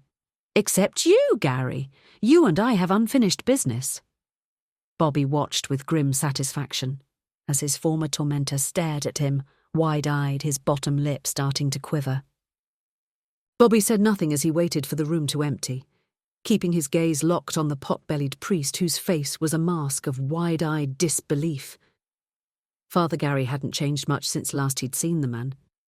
He still had the same round face and thinning hair, a little rounder around the middle than he remembered. Hearing the door click shut, Bobby picked up the belt on the table, running his hand along the fine grain. "What's all this? Why the hell are you back here?" Gary demanded, his eyes fixed on the belt. Bobby straightened to his full height, circling the table. "You sent in a blood sample for a young man named Finn, hoping to cash in on the recruitment money, or maybe get rid of another kid who was annoying you. Well, good riddance. Take the ginger piece of shit and go," Gary said, his shoulders slumping as he waved a hand dismissively. Snapping out Viper quick, Bobby grabbed him by the forearm, pinning Father Gary's hand to the table, the priest gasping in pain as Bobby squeezed. "Open your hand and show me your palm, or I'll rip your arm from its socket," Bobby ordered in a calm voice, controlling his rage. "You see, I was right about you," Father Gary said, spittle flying from his mouth. "You and your whore of a girlfriend were sinners, bad people who deserved to be punished." Bobby showed him the whites of his teeth, relishing in the moment. "Do you know how long I've dreamed of this, of being alone with you and having you at my mercy? You took my life from me. I had a chance to be normal, to live a good life with her. And you ruined it." Gary scoffed, his lips twisting to a sneer. "You were never going to be normal. You told me so in confessional. You thought that your desires would go away. They never do. You would just end up hurting someone later on. My only regret is you didn't die like you were supposed to." With a roar, Bobby brought down the belt, the slap of leather on skin reverberating through the small room like a gunshot. "You punished me for a sin I never committed. You ruined my life for something I'd never done." Before Bobby could bring down the belt once more, the door opened to admit a red-headed young man with a square jaw and an angry frown on his handsome face. His eyes flickered with a hint of recognition when he saw what was happening in the room, and he turned to leave. "Stop!" Bobby shouted, his voice trembling as he pointed with the belt. "You're Finn?" Bobby could feel it, the strange sensation he got now any time he was around someone with the spark. That itch in his brain that he couldn't scratch. The redhead slowly turned back to face them, keeping his hand on the door. "Yeah, but whatever's going on here is a little too messed up for me. If anyone asks, I didn't see shit." "Do you know this idiot sent in a sample of your blood to the Ascension program, trying to cash in on the recruitment money if you qualify?" Finn shook his head, his already pale face turning whiter than a sheet. When he spoke, his voice was little more than a whisper. "No. From what I've heard, that's the quickest way to end up disappearing forever. No one who gets picked up ever comes back." "I did," Bobby said, nodding as he spoke. "You know who I am. I can see it on your face. You've seen me on the news, right?" "Doesn't matter. I ain't stupid. I don't want any part of this, said Finn, turning to leave. "What did you do to make him want to get rid of you?" Bobby demanded, twisting the arm of the struggling priest to silence him. Finn paused at the threshold of the room, talking over his shoulder. "Nothing. He hated me from the day I arrived here from youth services. He called me a ginger piece of shit every day since. I've been called a lot worse, so I let it roll off my back, never even once got pissed." "He needs you to get mad," Bobby whispered, leaning down to speak quietly in Father Gary's ear. "Needs you to scream. It's how he makes himself feel powerful, taking advantage of the powerless." "Well, I'm not sticking around to get screwed over by this asshole. I'm out." "If you come with me, I can give you real power," shouted Bobby. "You can make a difference. Be a hero." The redhead frowned at him, his face twisted in a mask of disgust. "Like I said, I ain't buying. I just want to chill. I don't bother anyone if they don't bother me." This was not how Bobby imagined the day would go. When he had picked up Daniel, the boy had been excited to leave home, tripping over himself for the chance to be more, to have a better life. But Finn looked almost offended. His anger and disgust were palpable. It was clear he wanted nothing to do with him or the program. Grunting, Bobby pulled Father Gary up from the table and with a single smooth motion, lifted the hapless priest above his head. "I was hoping this would be easier, more satisfying, but as always, you ruin everything." In a fit of rage, Bobby hurled the flailing priest against the wall beside Finn, his body slamming into the stone with a wet thud before landing in a broken heap. His fury building, Bobby threw the table in front of him with enough force that it splintered into 1,000 pieces on contact with the brick wall, scattering in all directions. Seething, he stormed toward Finn, thin tendrils of black and red smoke circling his balled fists. "And you are coming with me, one way or another." "If you think for a second I'm gonna put up with your bullshit, you're dreaming," Finn countered, raising his chin in defiance. Standing in front of him, Bobby splayed his fingers, pumping a wave of swirling dark energy into Father Gary's chest. Bobby watched, satisfied as Finn's knees buckled, the ginger's green eyes blinking in confusion as he watched the life drain from the body at their feet. Father Gary's jaw locked open in a silent scream. When it was over, Bobby locked eyes with him, holding him in place with just a look. "I'm offering you power. Power beyond anything you could imagine. All you have to do is come with me," Bobby said, pointing at the dry husk that had been alive only moments before. "Or you can end up like him. Your choice." Finn said nothing. He simply nodded and rose to his feet on shaking legs. Bobby wasted no time ushering him out, unable to forget the image of what was left of Father Gary from his mind, his bravado replaced by a real fear of the vast chasm between the man he once was and the man he was becoming. Chapter 8, Tamika, 2063. The low-rise buildings behind the high barbed wire fences didn't look particularly menacing, but if he believed the news, some of the biggest atrocities in human history had been propagated here. A man dressed in civilian khakis waited for him at the edge of the landing pad. He had a casual look about him, appearing like he was a father dropping his kids off at school, and not some monster that tortured prisoners of war. Bobby took a deep breath and stepped off the VTOL, praying his visit to the isolated detention centre would be over as quickly as possible. Striding over to the bored-looking man in khakis, Lieutenant Bobby O'Connell, Bobby stuck out his hand, only to have the man frown at him. "Welcome to Gitmo, Lieutenant," he began, turning on his heel and motioning for Bobby to follow. Hurrying after him, Bobby strained to hear what he was saying, and the man made no effort to be heard, speaking in a way that made it clear he'd done this speech hundreds of times. "Once you're inside, you'll have to leave any weapons you have with the guard on duty. You will not speak to any prisoner except the one you're here to see, nor will you have any physical contact with them," he continued, speaking over his shoulder. "I thought this was a military base," Bobby asked, slowing and shrugging off his coat, finding the red leather too warm for the humid Caribbean afternoon.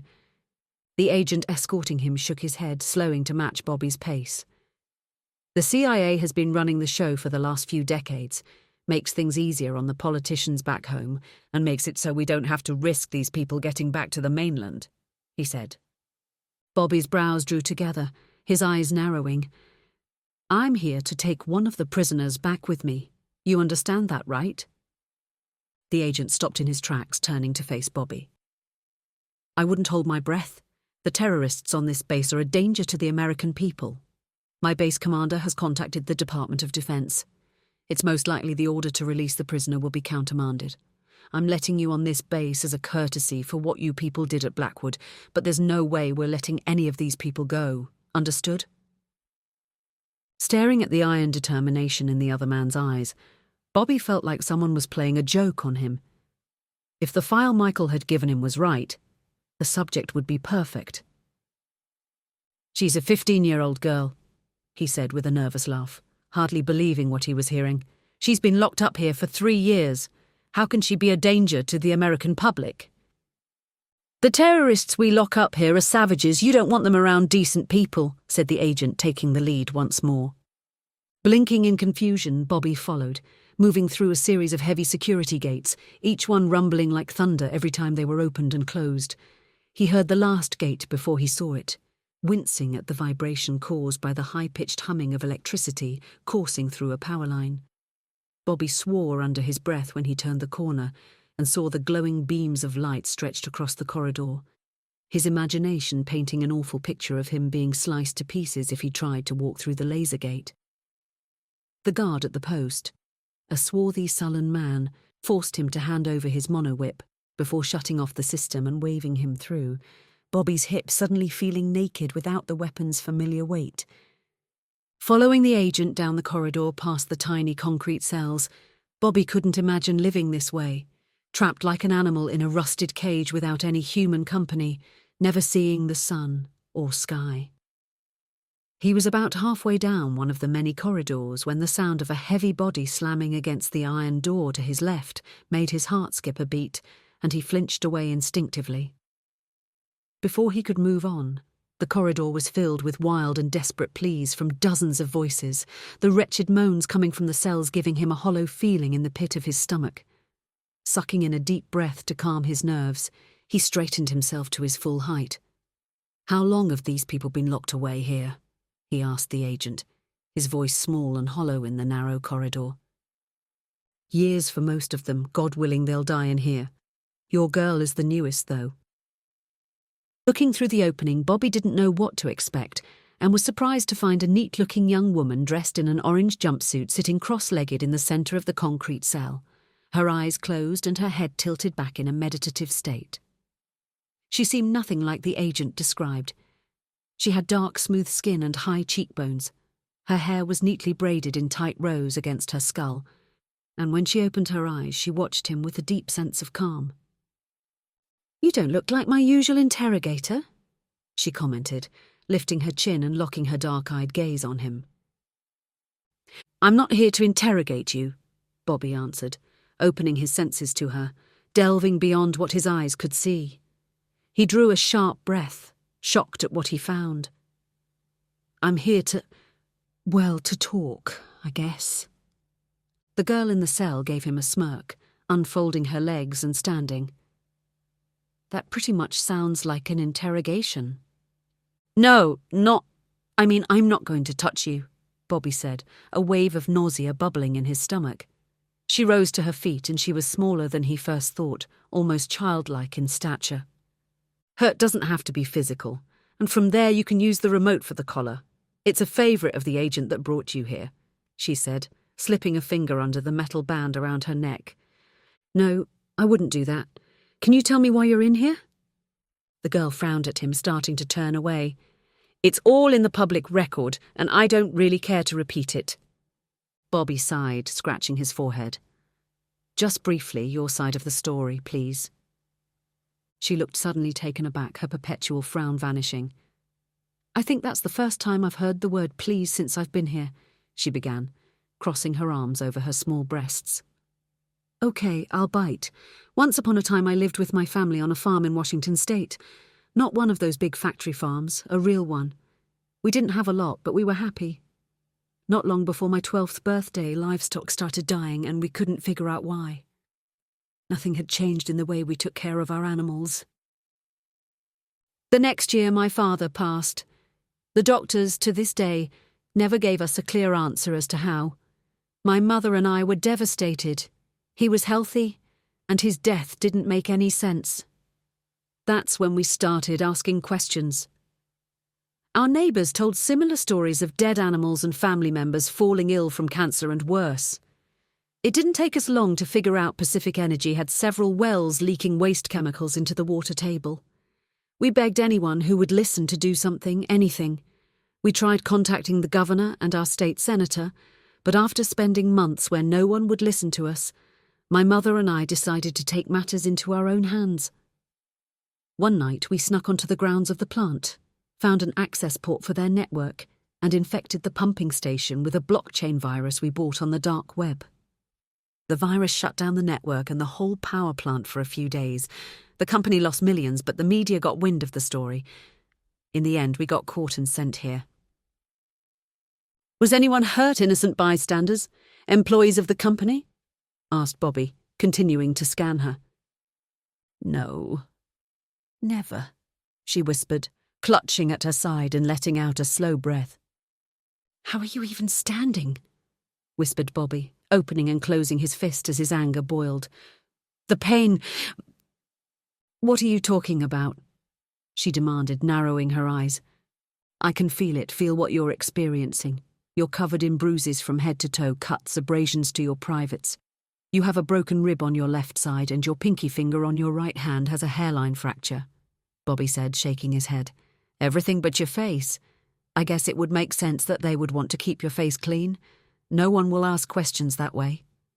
Now, she moved close enough to the door that he could smell the sour odour of her sweat and feel her anger coursing through her like a deep ocean current. How in God's name would you know any of this, and who the fuck are you? She demanded, her voice inching up with every word. She didn't flinch when Bobby reached through the slot in the door, lightly touching her shoulder. Inside himself he found the blazing power that lived in his heart. By instinct he wrapped himself around the burning rage, gritting his teeth at the pain, and let the power flow out of him and into the girl, just a trickle. Enough to ease her hurt and remove the worst of the physical abuses. On the other side of the door the girl gasped, her entire body shuddering as she gripped the bars of the window tightly. When it was done, Bobby slumped against the cool metal door, a smile coming to his face. He had sensed the spark within her. He had found another one. Shrugging off the after effects of healing her, he stood to his full height, facing her once again. My name is Robert O'Connell, and I can take you out of this nightmare. I can make it so that you're like me, more than human, strong enough that no one can ever hurt you again. The girl wiped a thin layer of sweat from her brow with her forearm, her chest rising and falling rapidly. I'm Tamika Johnson, she answered, giving him a radiant smile, and anything is better than this. Would you be willing to serve your country and put yourself in danger to protect it? Tamika let out a sharp cackle, shaking her head. Hell no! My country put me in this hellhole, all because I tried standing up for my family and community. But if you get me out, if you make me like you, yeah, I'll work for you, whatever you need. Done, Bobby said, shaking her hand through the opening in the door. Okay, boss man, let's get the hell out of here. "Agent, I need this door open!" Bobby shouted, pointing at the door to Tamika's cell. "The prisoner is coming with me!"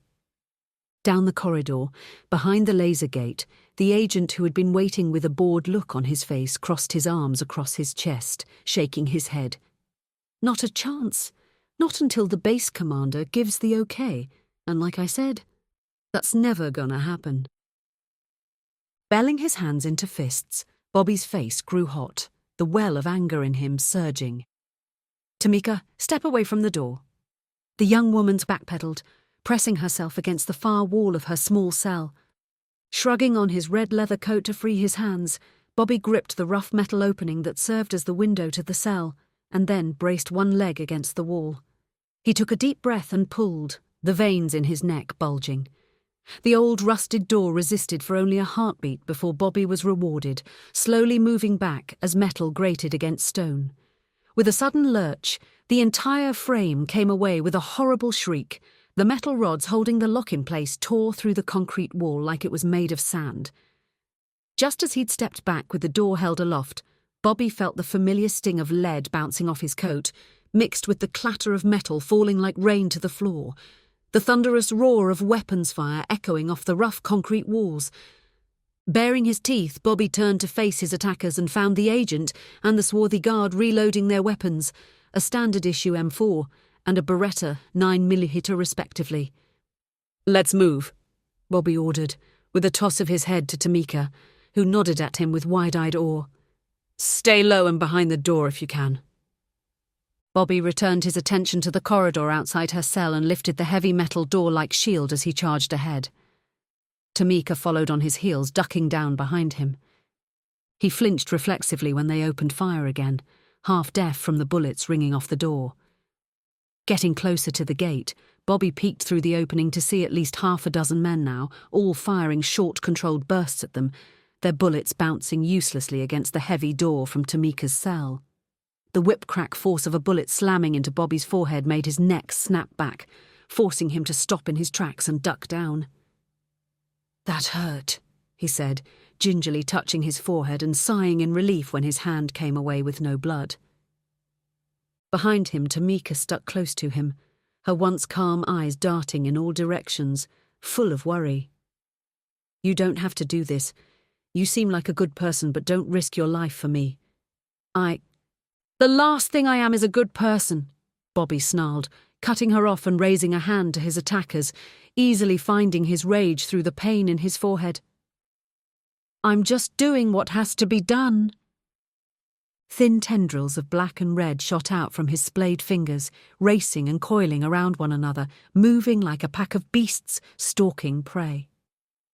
The dark, smoky energy slipped past the glowing lasers of the gate, tearing into each of the men. The tendrils pierced their skin, coiled around their necks and poured into their throats.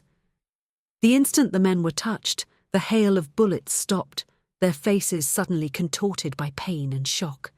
A rush of adrenaline poured into him as the men wailed, their skin sagging and shriveling before falling to the floor as decimated corpses, one of them even vanishing in a cloud of dust.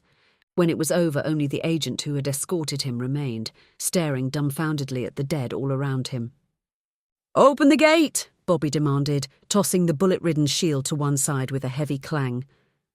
"No, I'm letting that bitch out," the agent said, his lips turning down. "You can do whatever the hell you want. Go ahead, kill me, but it won't change a damn thing." "I never said I was going to kill you," Bobby said, pointing a finger at him and releasing a single thin strand of black and red energy.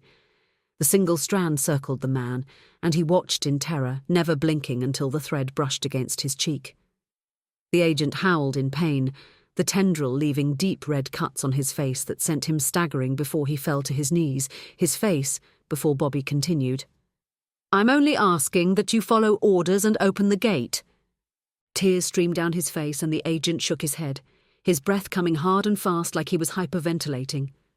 Bobby released another tendril that coiled around the man's weapon hand, the Beretta clattering on the concrete floor as his hand shriveled, bleached bone jutting out from emaciated skin. "Stop!" he shouted, clutching at his hand, snot flowing freely from his nose. "I'll do it. Just stop and I'll open it." Bobby waited while the agent pushed himself up, his entire body shaking. He fell into the chair at the guard station and the laser gate vanished once he punched in the access code, the corridor deathly quiet, without the constant hum. "Come on, I have a transport waiting," Bobby said, motioning for the girl to follow him. Tamika stood stock still, her eyes fixed on the sobbing agent in front of her, an odd look on her face. "He was the worst of them," she whispered, her eyes bright with tears. "The others liked to play with the shock collar. It was like a game for most of them. They would shock me just to the point where I would almost pass out. I think they used to take bets as to who could get the closest. But for him it wasn't good enough. He wanted to use his hands." "That's over now. We're getting you out of here," Bobby said, reaching out for her elbow before stopping himself. She wiped a hand across her eyes, brushing away tears. "He used to shove his fingers in me so hard that I would bleed afterward. It would have been easier if he'd just used his privates. The other guards did, and I could ignore that. It didn't hurt after a while anyway. But he wanted it to hurt. He wasn't happy until I screamed." Bobby raised a hand to his mouth, the taste of bile in the back of his throat. "I'm so sorry." "Don't be," Tamika said. "I'm going to be free now, and he will still be a monster roaming these halls, empty and alone." "I can make it that he never sees another day, never hurts anyone ever again," said Bobby, shooting a look at her. She shook her head slowly, hugging herself. When she spoke, her voice was a whisper. "No, I'm not like him. I'm a good person. I'll leave him to God." Scanning her face, Bobby couldn't find a trace of anger or hate. To his shock, she didn't want the agent to die. Nodding at her, he took her by the elbow, following the twists and turns that brought him back to the entrance. No one else tried to stop him, despite the cameras everywhere. It was clear that the remainder of the personnel had seen what he'd done, and not one of them dared to stand in his way. Exiting the detention centre, he raised a hand against the blistering Caribbean sun, the heat making him sweat the minute he stepped outside. "The transport will take you back to Miami.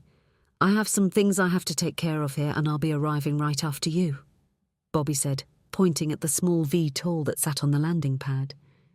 Frowning back at the buildings, Tamika gave him a tearful nod before she did as asked and made her way to the waiting aircraft. Once Tamika and the craft were out of sight, all pretense of calm vanished, and Bobby his rage, slamming his fist into the detention centre wall. The red brick shattered from his blow. He didn't fight his anger this time, letting it build from moment to moment until it consumed him. Sucking in a deep breath through gritted teeth, he released all his anger in a single push. A dark wave of energy burst from him, like a fire consuming everything in its path. The wave grew exponentially with each moment until he drained every trace of life he could find in the buildings.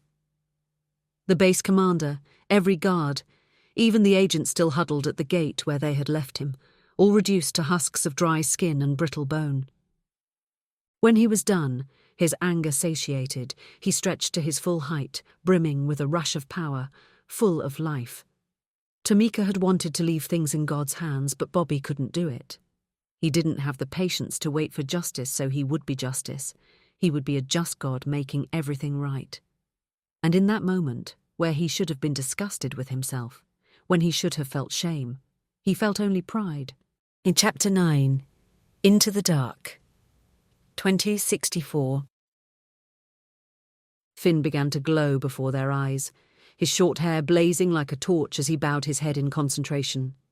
They had landed the Odin not far from the sinkhole where the creature had vanished, and Bobby worried that it would be impossible to conceal the massive transport along with themselves.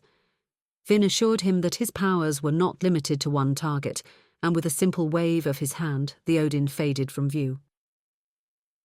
"That should be good for a few hours," Finn said, nodding at his handiwork. "What about us?" Tamika asked, shivering from the cold. The glow around Finn intensified as he turned his attention to their trio, his lips turning down. "It won't be a problem. I can cloak the Odin along with the team. Hell, I could conceal 10 teams without breaking a sweat." Finn waved his hand again, and the now familiar shimmer of light bent around them, making them invisible to all senses. Finn's power was so great that to any observer, they would have simply vanished not only from sight but from electronic devices as well. If he wanted, he could make it so that they would be silent as death. "Good. Let's go get Daniel," said Bobby, heading off, the icy tundra crunching beneath their booted feet. Reaching the lip of the sinkhole, he felt a sense of déjà vu, his thoughts casting back to Boston, to Utah, to Elizabeth. In that moment, there was nothing he wouldn't give to go back and change those outcomes, to make better choices. If he'd been a better person, a good person, she would be with him today, and not dead and gone. "The methane bubbles up from the warming tundra. That's what makes them," said Tamika beside him, answering a question no one asked. To his other side, Finn grunted, shoving his hands in his coat pockets. "I don't care. I just want to get the hell out of here, go someplace warm." Bobby glared at him, half tempted to push him into the abyss. "Well, the faster we do this, the sooner you—" "I'm not even supposed to be on the ground," Finn spat. "My job is to fly you idiots around and make sure no one sees us. That's it." Lunging, Bobby grabbed the front of Finn's coat, shaking him roughly. "Listen, you little shit, we're a man short. So I don't care what your job is. Right now, we need you on the ground, so you're on the ground, period." "There's a way down over here," Tamika shouted over the comms. Bobby looked away from Finn to see she had wandered halfway to the other side of the sinkhole, pointing to something on the ground in front of her. Distracted by Tamika in his ear, Bobby staggered back and Finn shrugged him off, smoothing the front of his coat and sneering at him. "Touch me again, asshole. You'll regret it." Turning on his heel, Bobby jogged over to the spot she was pointing at, finding a door similar to the one they found at the base earlier. "They didn't bother trying to cover this one up," Tamika said, reaching down for the handle. "Why would they?" Bobby said, resting a hand on her shoulder, motioning that they should wait for Finn, who was trudging along, his face still red with anger. "It's not like anyone would ever find this place." Once Finn reached them, Bobby ordered him to expand his cloak, dampening all sound in the area while keeping them impossible to see and hear. The door came up smoothly, taking little effort to move, revealing the beginnings of a concrete stairwell that drank in all light, making it impossible to see beyond the concrete steps. With a nod, Bobby took the lead, descending into the unknown, the darkness more menacing without the comforting echo of his footfalls. Tamika activated the flashlight on her phone, pushing back the shadows enough to see the simple stone stairs and tubular metal railing that guided them down. By the time they had reached the first landing, there was a strange odour wafting in the air he couldn't identify, and it was clear this place was different from the other location that they found earlier. Deeper, man-made, tunnelled out directly from the bedrock. Bobby's mind drifted, lost in the steady rhythm of their descent, wondering why someone would dig so deep. A heavy hand on his shoulder brought him back to reality with a start, and he turned to see Tamika with her jaw hanging open and she pointing with a trembling hand. Following her gaze, an electric jolt ran through him as he scanned the wide-open space they found themselves in. Shuffling forward, he motioned for Finn to drop the cloak, staring dumbfounded. "Who could do such a thing?" Tamika mumbled, covering her mouth, with a shaking hand. "Some sick bastard," Bobby replied, stepping into a house of horrors. They found themselves in a lab of some kind, filled with creatures, like the one that had taken Daniel. They sat in various states of deconstruction, their innards dangling like entrails off the sides of workstations that lined the room. "What in God's name is this?" Finn demanded, approaching a line of pods like the ones they had seen in the other lab, broken glass crunching under his boots. The first one they approached had a half-decayed corpse hanging off to one side, dark blue liquid spilling onto the floor, and many of the other pods showed signs of being forced open, the canopies broken and shattered, empty of any life forms. "There are more bodies over here," Tamika said, her obsidian form almost invisible against the low light in the room.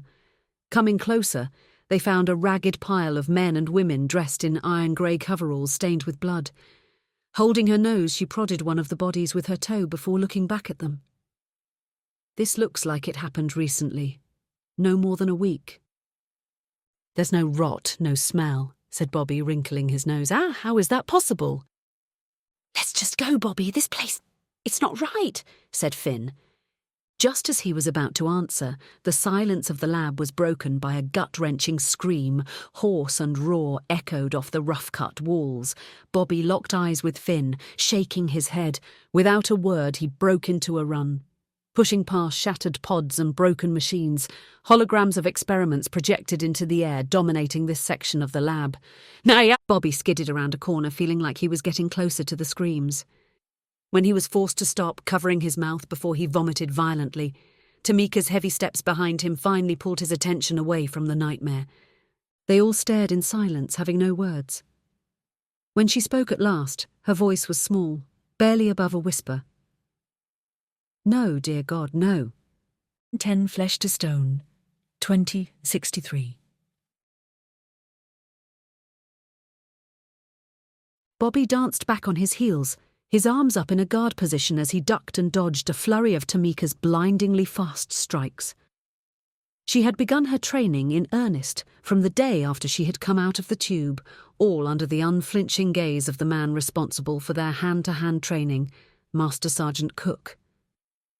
It had been less than a month since Tamika had come out of the tank, and her progress had been nothing short of remarkable, her strength and speed increasing by leaps and bounds every day, so much so that Bobby had to step in because she could no longer spar with the Master Sergeant, as she was far stronger than him now. Muay Thai is about putting your entire body behind your strikes, said the Master Sergeant as he strolled around them, his arms locked behind his back.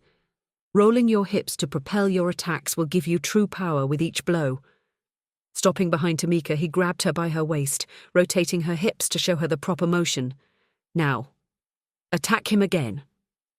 Bobby stood his ground, letting her come to him, then lashing out with short, quick jabs, using his longer reach to keep her at bay. The smaller woman was too fast for him, moving like a dervish. She slipped past his guard, dodging his attack with ease. She then countered, landing a punishing blow to his gut with her knee and another just below his chin with a tight uppercut, sending him reeling to the floor. Master Sergeant Cook nodded, pride beaming across his face. Again. Seeing him down, she gave him a look of concern. Sorry, bossman, she said, reaching down to help him up. He gave her a tight-lipped smile, waving her away as he bounded to his feet and slapping his gloved hands together. When Tamika came at him again, he played more aggressively, alternating between powerful jabs and deadly sidekicks, each brutal attack forcing her on the defensive. Bobby thought he had her until she countered, spinning with his movements and catching his leg between her arm and body. She then struck out with a jab that caught him on the bridge of his nose, sending him once again to the floor and seeing stars. With a growl, he was on his feet again, his teeth clenched as he stormed toward her, his arms hanging loose at his sides. In a rage, Bobby lashed out, holding nothing back, alternating between low kicks to her shins and furious jabs to her upper body. Somewhere behind him, he heard the Master Sergeant's voice, ordering him to stop. Bobby ignored him as a rush of adrenaline coursed through him. Finally, he connected with Tamika's chest, knocking her back a few feet. Taking advantage of his opening, he raced forward faster now, using his knees and elbows for close, short, sharp strikes that connected and drew blood, drops of crimson staining the training room floor. Part of him could hear Tamika screaming for him to stop, begging for quarter. Through his fury, he felt a weight on his back, trying to restrain him, to stop him before he swatted it off like an annoying insect. As the girl danced back, he managed to clip her with a low strike to the knee. Seeing his opening, he raised his fist to strike, a guttural roar escaping his throat. Just before the blow landed, Tamika suddenly caught his hand in an iron grip, snapping him back to reality. Bobby looked down, his eyes widening in shock. The hand that held him in place was nothing like he'd seen before. It was black and smooth, polished to a high shine. "My God," Bobby whispered, his jaw falling open. Tamika's small form rippled and changed, the sound of grinding stone filling his ears. Within moments, her normal nut-brown complexion transformed into a high gloss black stone that crawled up from her fist and rapidly covered her entire body. The girl who had been a head shorter now towered over him like a Greek statue of old, made of smooth obsidian. Holy shit, she muttered, letting go of him and staring at her hand. Bobby sat back on his haunches, his heart racing a mile a minute while sweat poured from his temples. I'm sorry. I don't know what came over me. I lost. Tamika shook her head, moving to help him to his feet. It's okay. I get it. I clocked you pretty good, she replied, her head on a swivel as she tried to take in her new appearance all at once. Bobby nodded absently, still in awe. Yes, stress, fear. Most powers manifest when we feel threatened or in danger, Bobby explained. How do you feel? Flexing her hands, she patted herself down. I feel fine, she said, a slow smile growing on her face. Better than fine, actually. Taking a deep breath, she closed her eyes and her titanic form rippled once again, the midnight black stone slowly fading to a deep brown as she shrunk down to her lithe form. When it was done, she opened her eyes, her smile beaming. I think I can get used to this. Her mood was infectious, and Bobby shoved aside his anger. He was about to hug her when a harsh voice pulled him away. Bobby, I need you to come with me. He turned to find Michael looming at the entrance to the gym, his expression cold as he waved him over. Sighing, Bobby made his way over, his stomach twisting in knots, wondering what he had done wrong this time.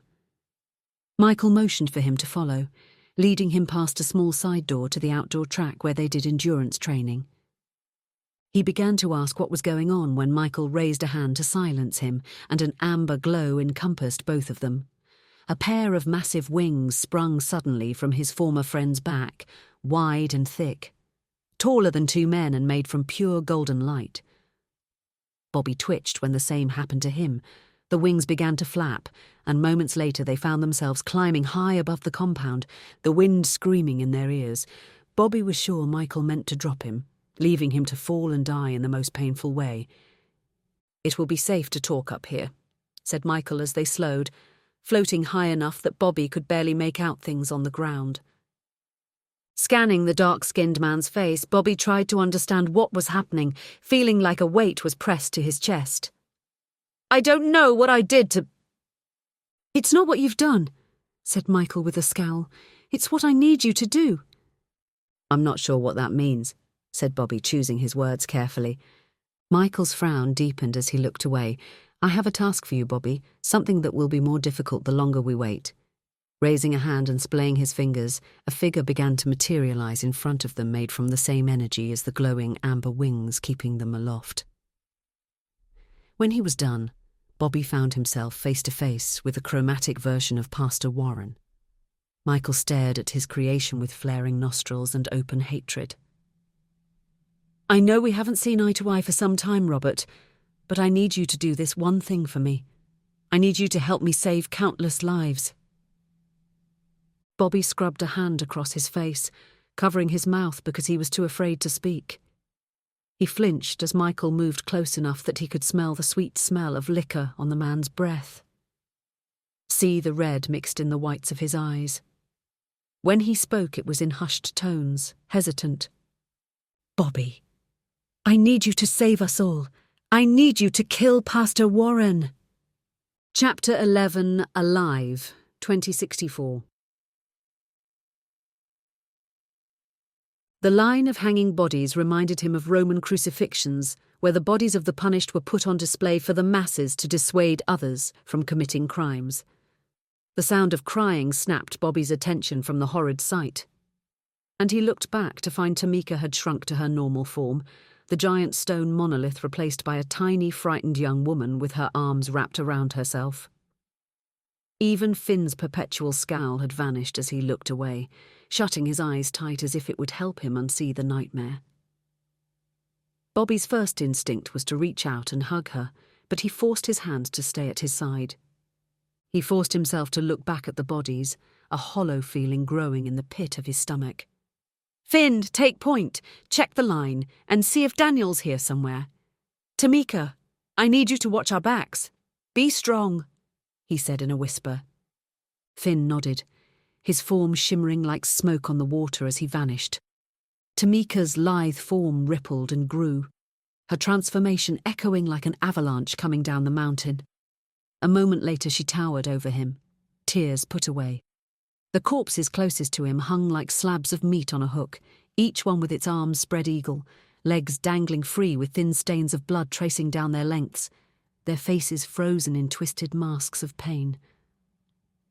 Walking deeper into the house of horrors, Bobby made out hundreds of bodies stretched along the length of the corridor, many with their chest cavities carved open, or in some cases disemboweled with entrails swaying past their feet. It was as if some mad doctor had briefly inspected each one, hunting for something, then quickly abandoned the corpse and moved to the next when nothing was found. Staring into their faces, Bobby found them to be a strange mix, with many of them looking like they were indigenous to the area, pale-skinned with round faces. People who could probably trace their lineage back to the Mongol invasions of Genghis Khan.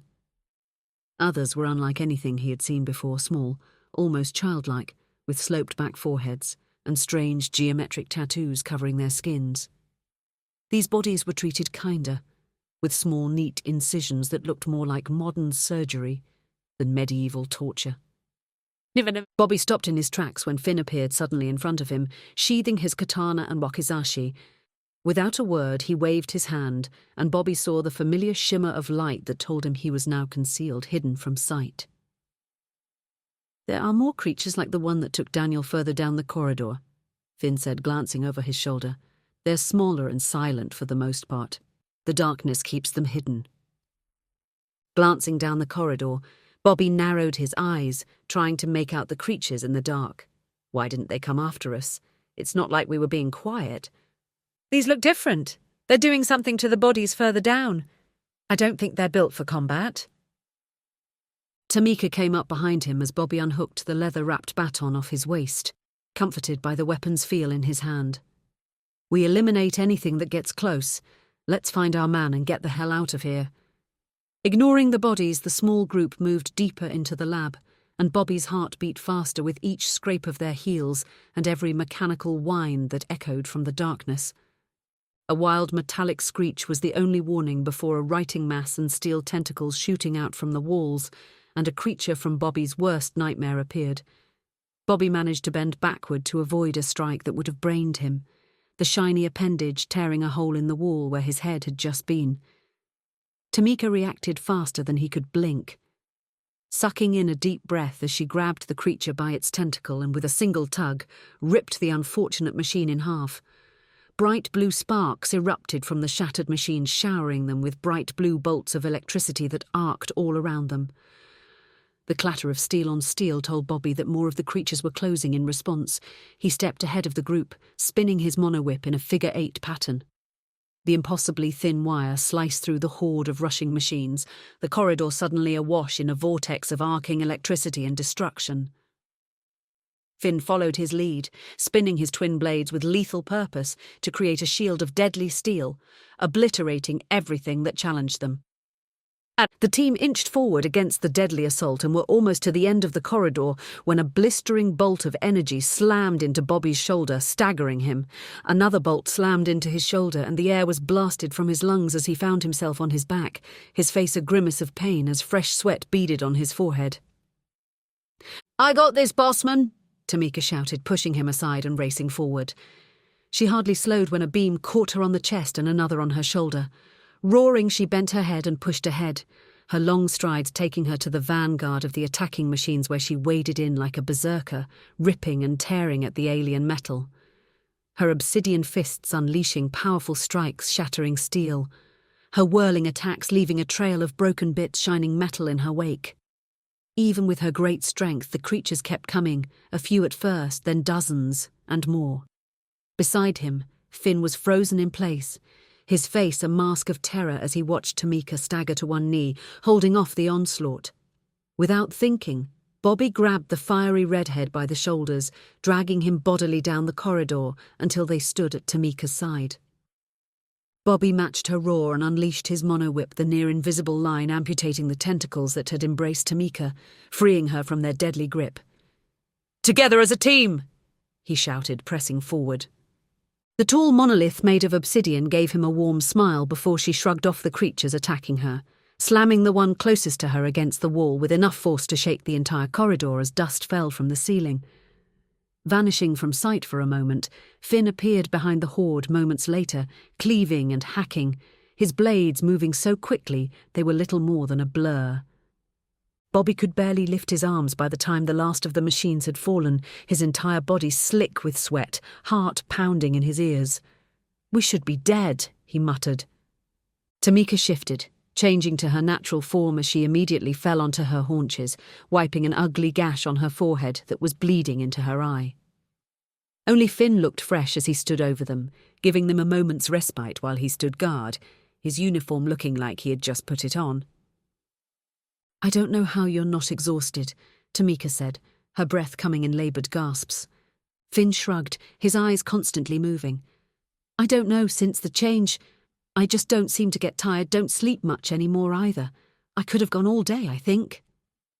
Bobby snorted, getting to his feet. "Our abilities are expressed in different ways, so who knows?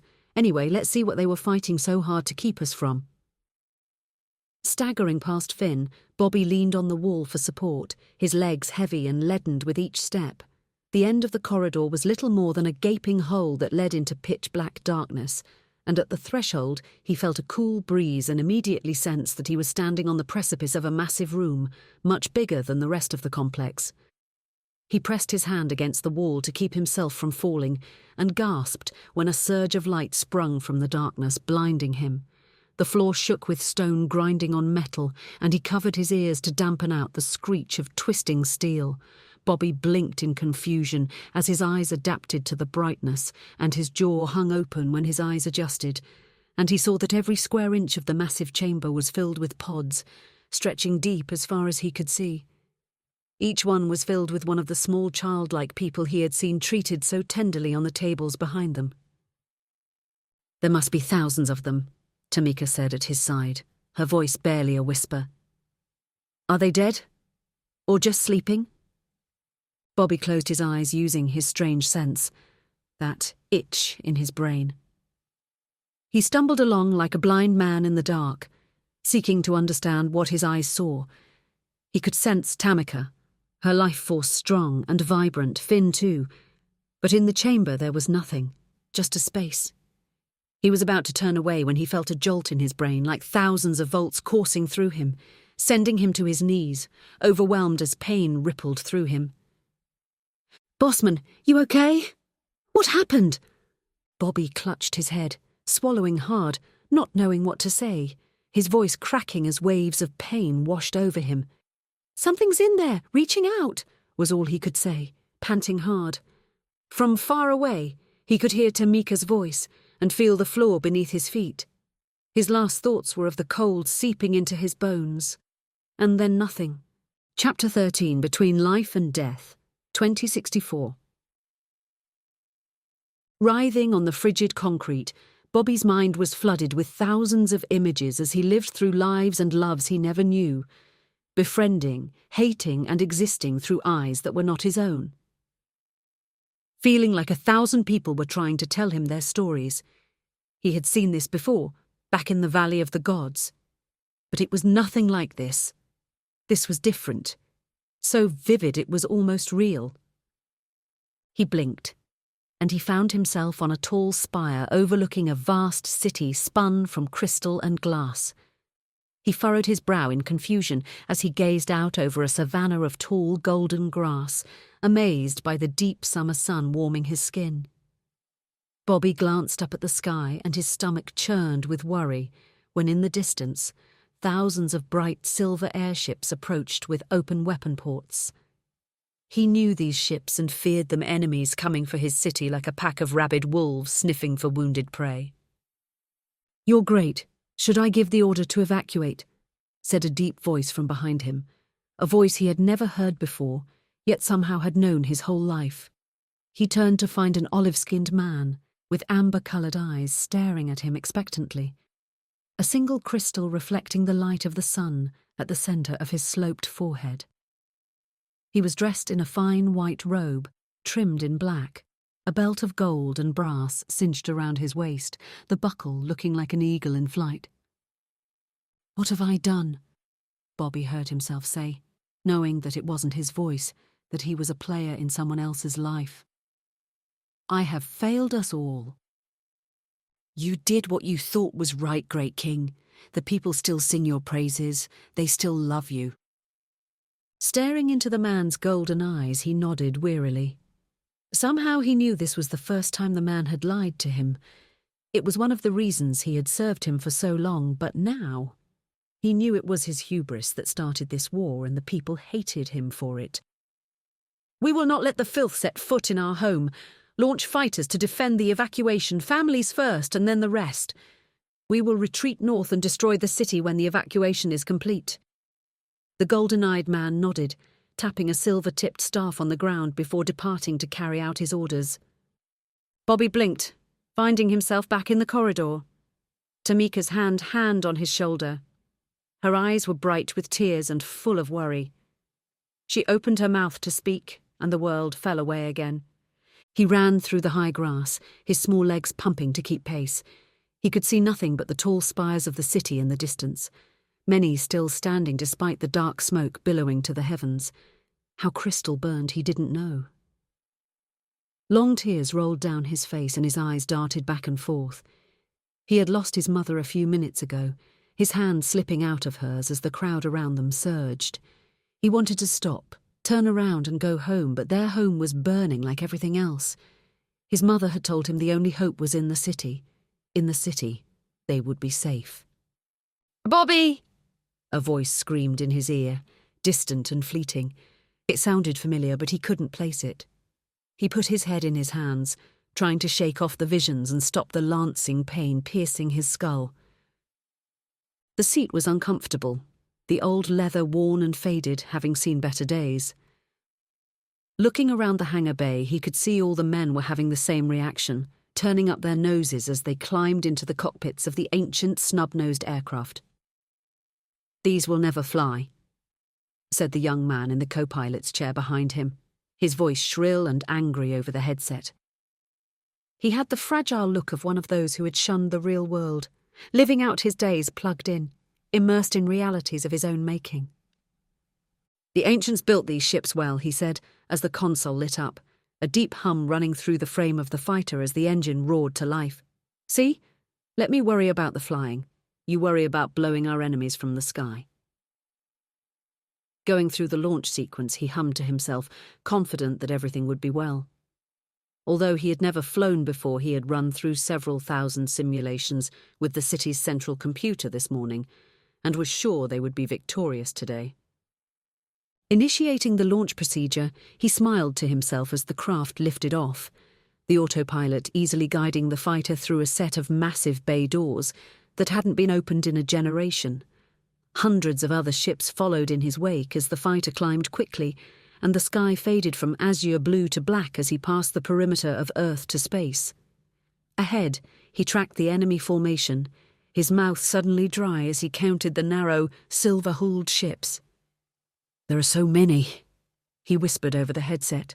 "According to the historical archives, we've beat them back dozens of times, even when outnumbered," said his gunner. "Yes, I saw that too," he said, opening the comms link to the others. "Okay, everyone, according to the simulations we ran this morning, it would be best if we concentrate our fire on one ship at a time. So form up on me and follow my lead. Attack the targets I do."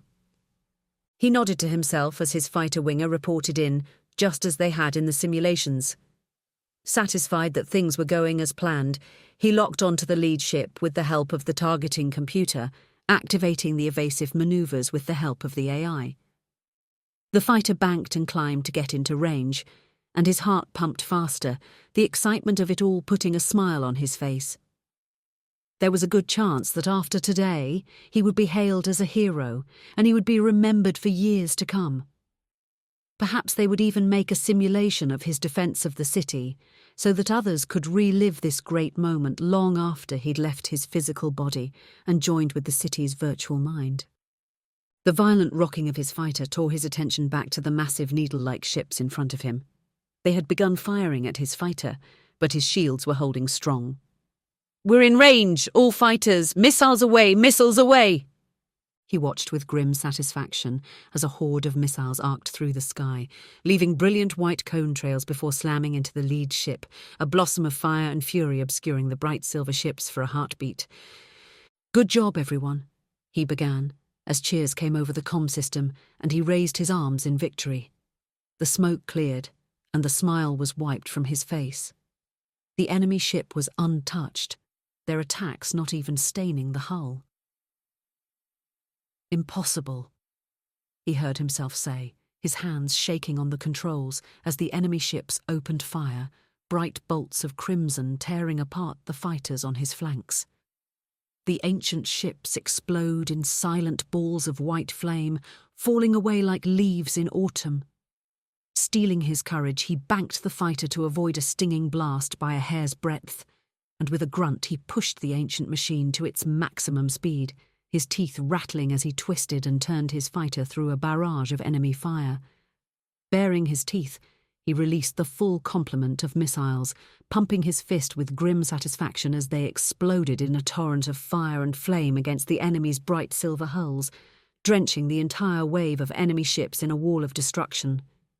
"How many did we get?" he asked his co-pilot. When he received no answer, he glanced over his shoulder to find the young man shaking, the glow of the sensor data casting his pale skin in a sickly glow. "What?" "None. Nothing. It didn't work. There's some kind of shield." The pilot looked back to find the silver-hulled ships cutting through the thinning smoke, an alarm sounding on his control console screaming that the enemy had locked onto them. He banked the fighter once more, pressing himself and the co-pilot back into the seat as he turned to escape, the coppery taste of fear filling his mouth. Bolts of energy tore past his ship as he flew for safety and salvation, and he was almost back to the fighter bay when a sharp boom screamed from the engines, and a shower of sparks seared his skin. His fighter had been hit, flames and heat boiling his skin. Blinking away the pain, he cringed as the ground approached along with his end. The fighter would fall among the fields of flowing gardens, among the great trees, each as tall as any grand spire. His last thoughts were of his home, the city he loved, the city he failed. The images came faster, his mind lost in a sea of sharp pain as if someone were pounding nails into his skull. He opened his eyes to find a pair of strangers glaring at him. One of them, angry-looking with pale skin and red hair, tried to force a vile liquid down his throat, making him gag. He had served the great king all his life. He had done so with honour and pride, blessed to serve a man who had done so much good for their people. Now he could only watch in silence as the great king wept as their once majestic home burned. The enemy had won yet again. He reached out, breaking all protocol, resting a hand on the king's shoulder. "You're great. We saved many. The ship is bursting at the seams. This is not the end for us. Your people will live on." The king did not retreat from the intrusion of his person, merely bowing his head. "How many did we save?" he asked. "A few thousand, great king." "A remnant, nothing more," said the king, removing his headpiece and throwing the priceless red and gold headdress to the floor with a look of disgust. "I am no one. Take that and go on. I give you the mantle to carry. I will go into the sarcophagus and join my ancestors in the afterlife." Bobby's body spasmed with a violent shock, and sharp jolts of pain coursed through his nervous system, driving the mad kaleidoscope of images from his mind. Gasping for air, Bobby came back to his senses to find his body armour torn open, and Finn kneeling in front of him pressing a pair of paddles attached to a defibrillator on his bare chest. His whip-thin frame spasmed as Finn activated the device again, sending thousands of volts ripping through him. His back arched, every muscle contracted and his teeth ground together, threatening to shatter. "Enough!" Bobby gasped, clawing at Finn's arm to make him stop, his breath coming in ragged gasps. "I'm here, I'm me!" Finn threw the paddles to the ground, his face twisting in a fury as he rose to his feet. "I'm done! Daniel's a good kid, but there's no way I'm dying for his sorry ass. We need to cut our losses and blow this place to kingdom come. Let's go the fuck home." "The tracker says he's not far," said Tamika. the lights of the corridor reflecting like stars in the night sky on her obsidian skin. "Less than a kilometre." "Yeah, that's a kilometre down," Finn countered. "After what just happened to our brilliant leader here, I don't want to risk it." Glaring at the redhead, Bobby used the wall to push himself to his feet, sealing his tactical vest that Finn had casually torn open. "Finn, head back to the Odin. Tamika and I will find Daniel. If you don't hear from us in an hour, do like you said. Blow this place to bits and don't look back." "You sure?" Finn answered, his eyebrows shooting up in surprise. "Consider it an order. Just do me a favour and level the place properly. I don't want anything from here getting out, that way no one can come looking for us." Finn gave him a casual salute before turning on his heels and vanishing from sight in a shimmer of light, the pounding of his boots echoing down the corridor, letting them know he was gone. "Wow, that guy only gives a shit about himself, doesn't he?" Tamika said, her eyes fixed on the empty corridor. "Forget him. We'll go faster on our own," Bobby said as they drifted toward the darkened chamber with those strange bodies, doubts swirling in his head. He wondered if what he saw was real. Were these bodies the people he saw in his visions, or was he simply going mad? Leaning over the edge of the precipice, his stomach churned, knowing one way or another he was about to find out. Chapter 14. Down We Go. 2:64. "There's a path here," Tamika whispered, her heavy steps echoing from up ahead. "It circles along the width of the room, looks like a way down." Standing at the threshold, Bobby hesitated, pressing his lips into the thin line. After his collapse and subsequent kaleidoscope of images still fresh in his mind, he worried what might happen if he descended further. Taking a deep breath, he gathered his courage and followed Tamika's voice, hugging the wall as he moved forward on a narrow path that was barely wide enough for his thin frame. He took deep, steady breaths to fight back his fear, his eyes darting every so often over the edge into the lightless abyss. Whatever illuminated this place when they'd arrived was long gone, and they only had the small but powerful flashlights within their phones, barely able to keep the dark at bay. What little Bobby could see put his nerves on edge.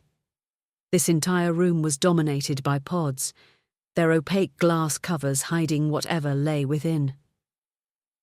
"Do you hear that?" Tamika demanded from somewhere up ahead, her voice booming despite being just above a whisper. He stopped in his tracks, cocking his head to listen. The noise was subtle and easy to miss. Bobby nodded, recognizing a low mechanical hum that resonated and pulsed, louder and then softer every few seconds.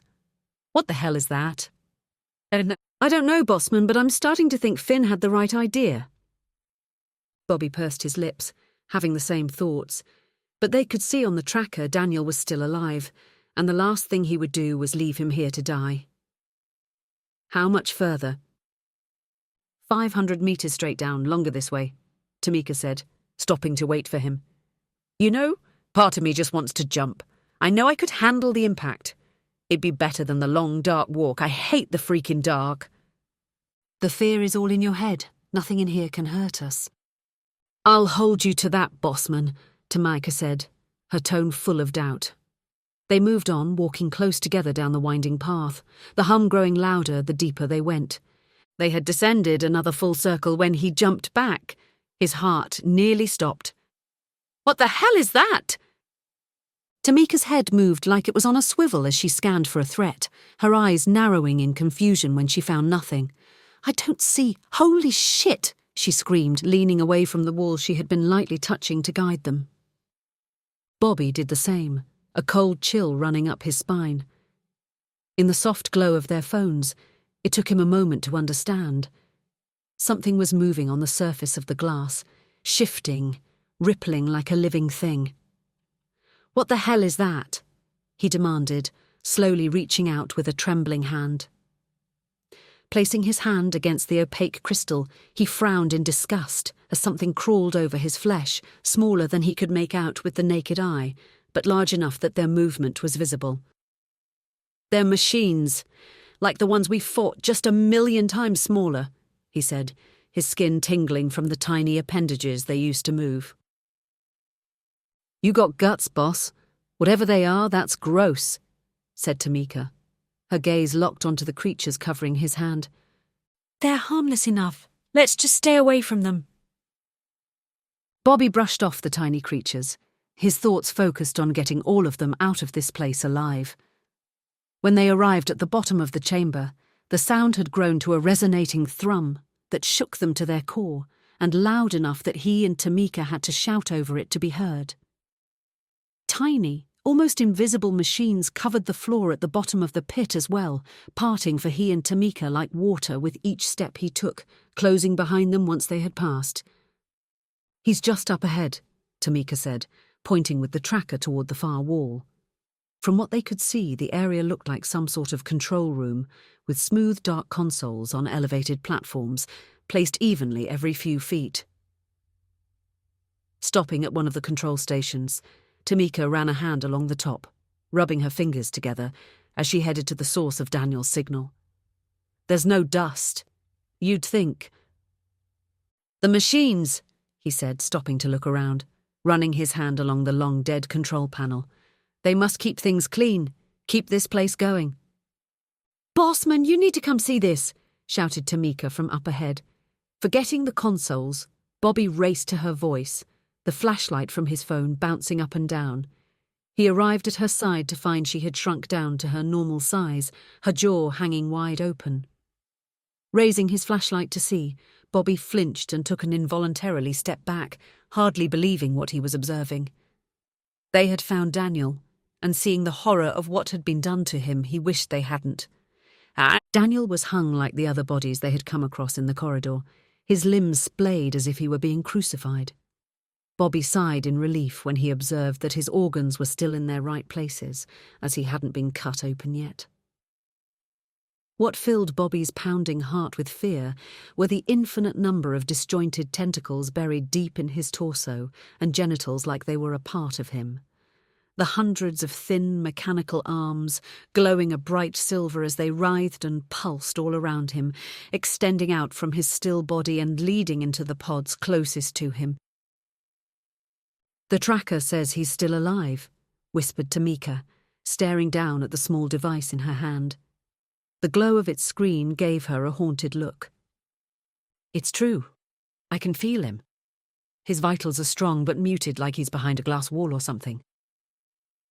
As if their words triggered something, Daniel came to life, his dark eyes going wide when he saw them. "You can't be here. It's not safe," he said, his voice a withered rasp. "Well, we can't just leave him like this," said Tamika, her form rippling and growing, suddenly towering over him, the added height allowing her to reach the tentacles holding him, and she grasped one of the metallic arms buried in his torso and started to pull. "No, wait!"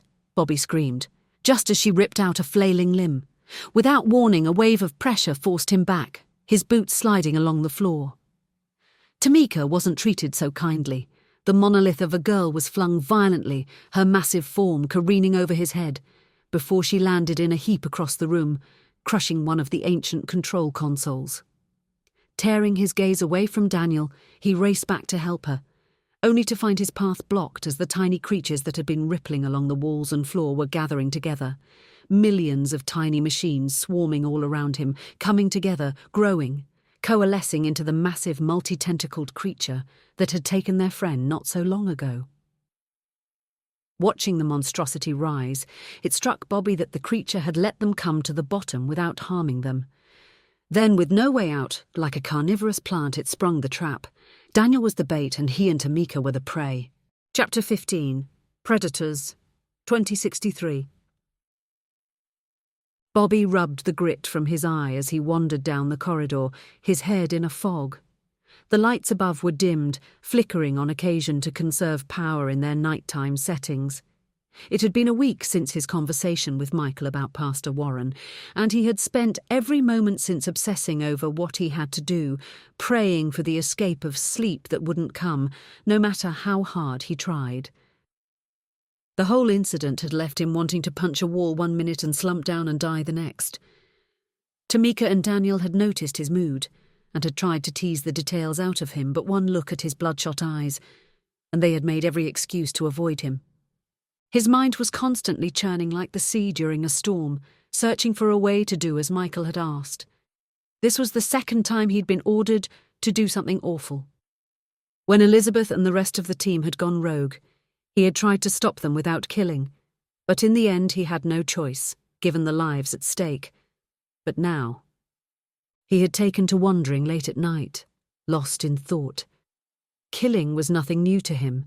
He had done his fair share, but it was all in the heat of the moment, random acts of violence that were never premeditated. Thinking about consciously taking a life, even one as vile as Pastor Warren, was a sin, and driving him mad. The sound of steel on steel brought his surroundings into sharp relief. Blinking in confusion, Bobby realized he was in front of a pair of double doors that led to the base's gymnasium. It was well past the witching hour, and he wondered who was crazy enough to be training at this time of night. Entering the gym, Bobby found Finn, katana in hand, sparring against Master Sergeant Cook, who fought two-handed, using a pair of hardened metal batons that looked like clubs, each one about the length of his forearm, similar to the ones the police used back home in Boston. He watched wide-eyed as both men circled one another, their weapons striking out like a serpent's tongue, occasionally testing the other's defences. From their stances, it was clear that Finn was the aggressor, moving in and out with sudden bursts of speed. With a surprising roar, he attacked, slashing in tight circular blows from all directions, his katana flashing with deadly purpose. The Master Sergeant hardly seemed to move, lazily deflecting each blow with practiced ease, his face an emotionless mask of calm.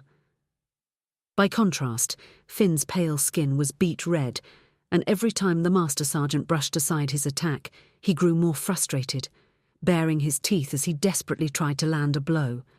In a rage, Finn pressed his attack, his strikes coming so quickly they cut off the Master Sergeant's avenues of escape, his greater speed and strength forcing the compact man back toward the wall of the gymnasium. Just as it looked like Finn had the advantage and would land a blow, a bright flash of light sparked between his katana and one of the sergeant's nightsticks, the other lightly poking Finn in the chest.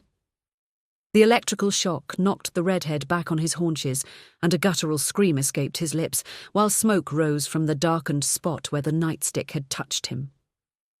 Without pausing, Finn leaped to his feet, nostrils flaring. "What the hell? That wasn't fair!" "In a fight, there's no such thing as fair. You either win or you lose," said the Master Sergeant, eyeing Bobby as he entered before continuing with his lesson. "Take 5 and rest. Think about what you're doing wrong. We'll try again in a minute," he said, motioning for Bobby to come closer. Finn glared at him, his brow furrowing as he stormed off and slammed his blade back into its sheath with a loud snap. "Don't you people ever sleep?" Bobby asked, his eyes burning with fatigue. Master Sergeant Cook locked his arms behind his back, standing at parade rest. "Finn doesn't sleep much since he came out of the tank. And me, well, insomnia and I are old friends. Comes from too many bad memories, from too many bad deployments. But you look like you could use a decent night's sleep."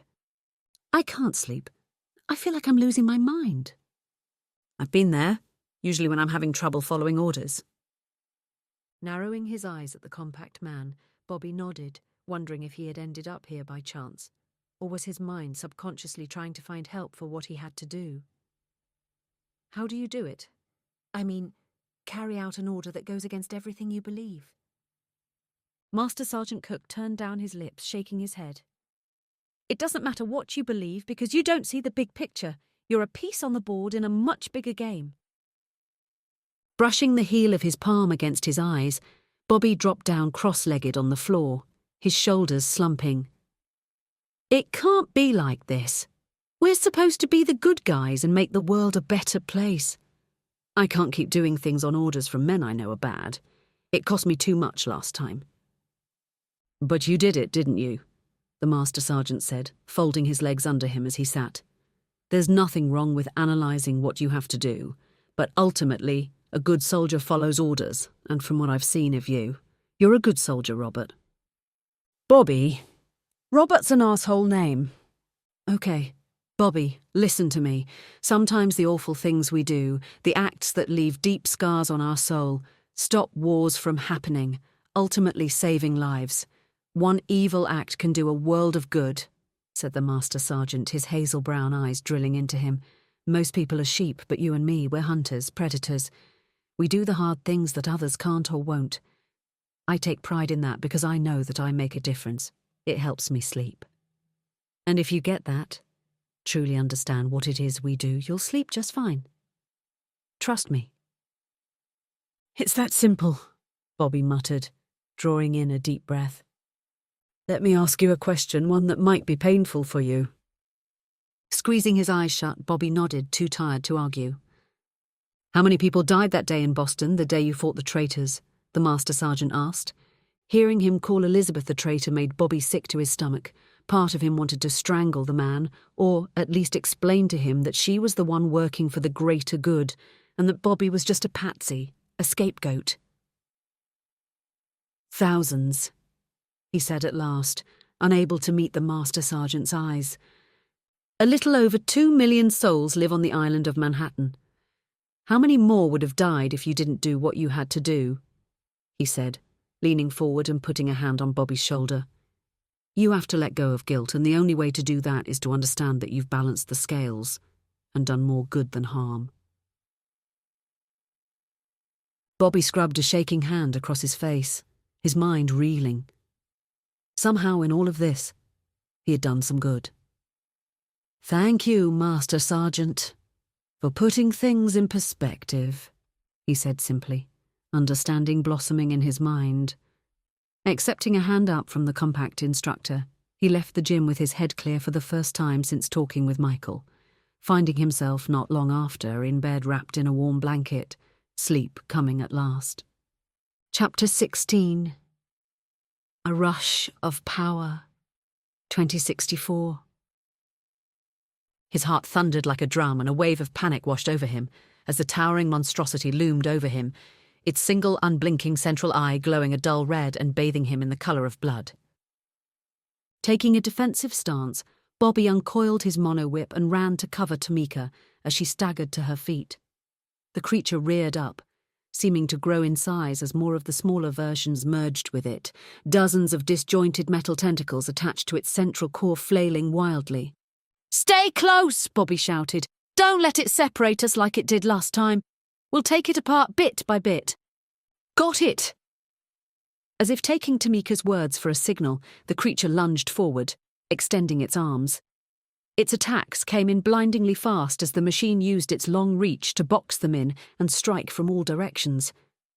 In response, Bobby and Tamika fought back to back, Bobby doing his best to fight defensively, spinning his mono-whip in a figure-8 pattern to deflect incoming strikes with quick, clean cuts, slicing off any of the creature's arms that got too close. Tamika was less subtle, tearing away wave after wave of tentacles trying to wrap around her, ripping apart the disjointed metal like it was made of papier-mâché. Despite the unrelenting onslaught, they found themselves gaining ground, building up a rhythm. Each time Tamika became overwhelmed, Bobby would slice off the tentacles, immobilizing her, and when he became entrapped, she would cleave apart the multitude of arms with her bare hands. Slowly they moved closer to the central core of the machine, Bobby wanting nothing more than to tear it apart, and then take Daniel home. Just as they were close enough to strike, Bobby felt a blast of air, and Tamika's presence vanished from behind him. A moment later, the breath was knocked from his lungs, and a swarm of metallic arms slammed into his back and calves, another set wrapping around his waist, while he clawed at one snaking around his neck, choking off his oxygen. The creature lifted him bodily to its central eye, examining him like he was an insect in a glass jar. Twisting in panic, his heart pounded in his chest as he fought for breath, his eyes darting in every direction as the creature brought him in closer. His eyes fell on Daniel, his face a mask of pain as the tentacles boring into him held him high against the wall, the telltale glow of his abilities radiating from his hands, explaining where Tamika had vanished. Bobby looked back to the machine only to flinch. Trapped in the iron grip, he watched helplessly as it extended a thin needle-like appendage, wickedly sharp, dripping with some sort of viscous, clear liquid. The needle easily pierced his tactical armor, the sharp point pressing against his hardened flesh beneath his abdomen.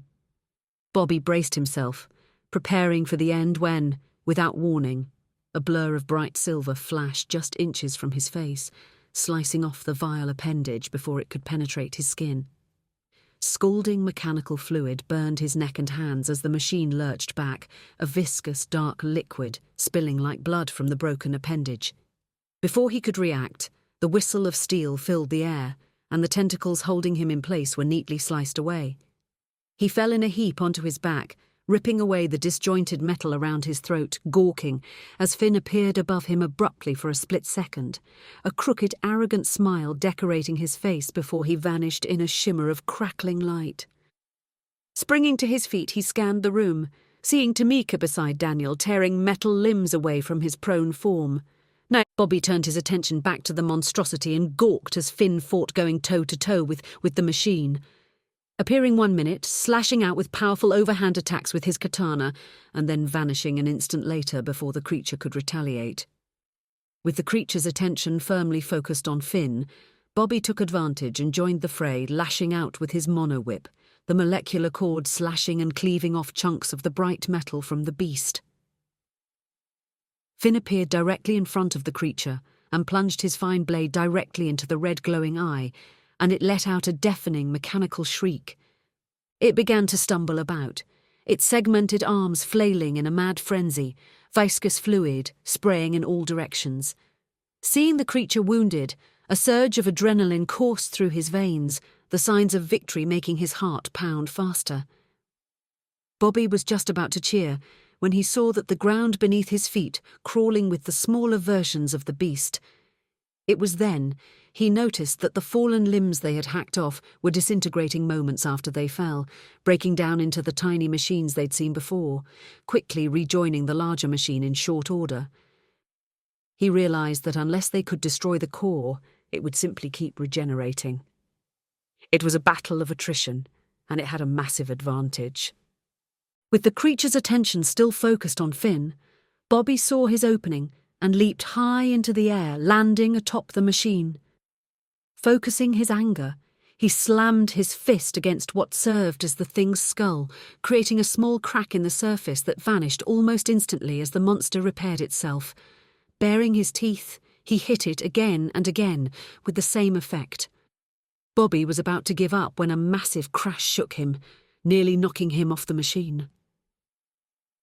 Tamika was at his side suddenly, pounding with her massive fists, tearing the thing apart with ease. With the shielding to the creature's interior gone, Bobby had a rush of sensation from the machine. He could feel every cut of Finn's katana and sense the parts ripped apart by Tamika. Whatever the machine was, part of it was alive. He detected emotion, anger, and hate. It knew fear, and for some reason he couldn't understand, it was afraid of him most of all. Bobby gave in to his darker emotions, seizing on his white-hot rage, letting himself drown in his feelings of resentment and hate. Before the creature could fix itself, he plunged his hand deep into the hole Tamika had made, projecting a wave of thin black and red tendrils throughout the organic parts of the machine, his power ripping apart and decimating whatever it was that kept it alive. He threw his head back, the veins in his neck popping out as the rush of power ran through him, amplifying his abilities. Every muscle in his body clenched, sweat bursting from every pore. He had never felt anything like it. It only lasted a moment, but at that time he could feel every core in the facility. He knew they were long dead. The creature wasn't here to protect them. It was here to make sure they never woke up. It was the enemy. "Bobby, are you there?" echoed a voice from far away. His only sensation was a cold burning on his cheek, and when he finally opened his eyes, he was face down on the icy floor, numb and groaning from stiffness. He rolled onto his back and sat up, flexing his fingers in a vain attempt to get the feeling back into them. A hand on his shoulder nudged him back to the moment at hand, and he looked up to find Daniel kneeling beside him, his round face beaming in his typical cherubic smile. "I get taken out for a second and you start sleeping on the job," he said. Bobby couldn't help but break into a smile, his mind still in a fog. "What happened?" he asked, scanning the room to find remains of the creature scattered around them. "Where's Tamika? And Finn?" "We're up here, bossman." Bobby tracked her voice to an opening above them, light spilling out from a door they had missed on their way down. "Thanks," Daniel said, the smaller man helping him to his feet. "Tamika told me you wouldn't leave me. I owe you." Bobby shook his head, waving off the thanks. "Let's just get out of here and head home. You okay?" he asked, remembering the razor-sharp stinger the creature had used to pierce Daniel's side, not to mention the tentacles that held him up against the wall. Daniel's smile grew wider as he brushed aside parts of his torn uniform, showing the smooth flesh beneath. "Whatever they did, it put me back together. Not sure how, but I'd rather not have a hole in my side." "And there's no residual pain?" Bobby demanded, gingerly touching where the needle had penetrated, subtly probing him, knowing he always got a better read with his strange sense when he was touching someone. Probing deep, he was surprised to find nothing, no wound, no residual trace of whatever the machine was doing to him. "Do you remember what—" "I'm fine, sir. Better than fine," Daniel said, gently removing Bobby's hand from his side. "Guys, get up here!" shouted Tamika, excitement in her voice. "You have to see this. It's out of this world." Before Bobby could probe further, a soft, blue glow surrounded Daniel's hands, and he lifted off the floor, landing smoothly on the level above them a moment later. Bobby shook his head, wistful memories of Carter racing back to his mind. "The more things change, the more they stay the same. Everyone can fly except me," he grumbled. He made his way to foot to the ramp that hugged the room, happy to have Daniel back to his old self and curious to know what they had found, praying that they would get out of this mess sooner rather than later. Chapter 17. The Task, 2063. The scotch had an aroma of dry smokiness with just a hint of cedar. Bobby learned long ago that the barrels they used to age the bright amber liquid infused its own odours and flavours with his favourite spirit. On most days he would take the time to enjoy the hints of dried fruit and subtle spices that made the gold-label Johnny Walker so good, but today it tasted like bitter ashes and there was no enjoyment from it. The drink gave him no pleasure, it only numbed the fear. Brooding in the officers' lounge, he remarked that they had attempted to make the space look like a 19th century gentleman's club, with obnoxious amounts of polished wood and leather, not to mention soft yellow lighting that could have passed for that era's gas lamps or lanterns. Having grown up in what was once a wealthy neighbourhood, he knew it was a poor attempt. To start, the wood they used was pine, not something more solid like oak or maple.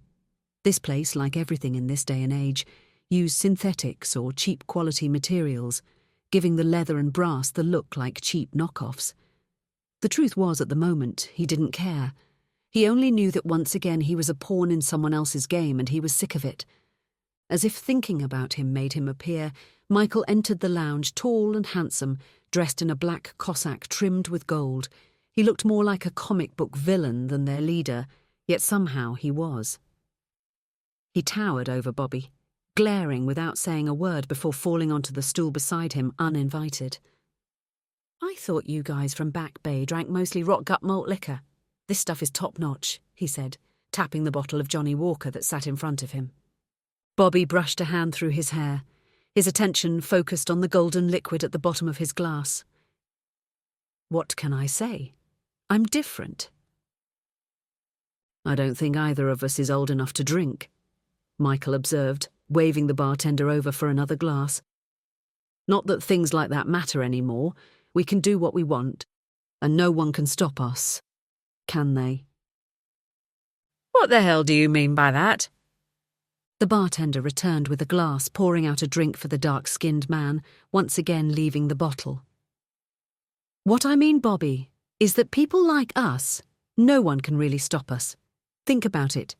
You killed an entire stadium full of people, and they gave you a medal, made you a national hero," he said, swallowing the amber liquid, tapping on his glass for the bartender to pour another. "That wasn't my choice," Bobby protested. "Maybe not consciously, but in the end you killed all those people. You're one of the biggest mass murderers in US history." The tumbler in Bobby's hand shattered, the fine crystals scattering across the gleaming wood, expensive scotch puddling in front of him. "Do you have a point?" he growled, meeting Michael's eyes.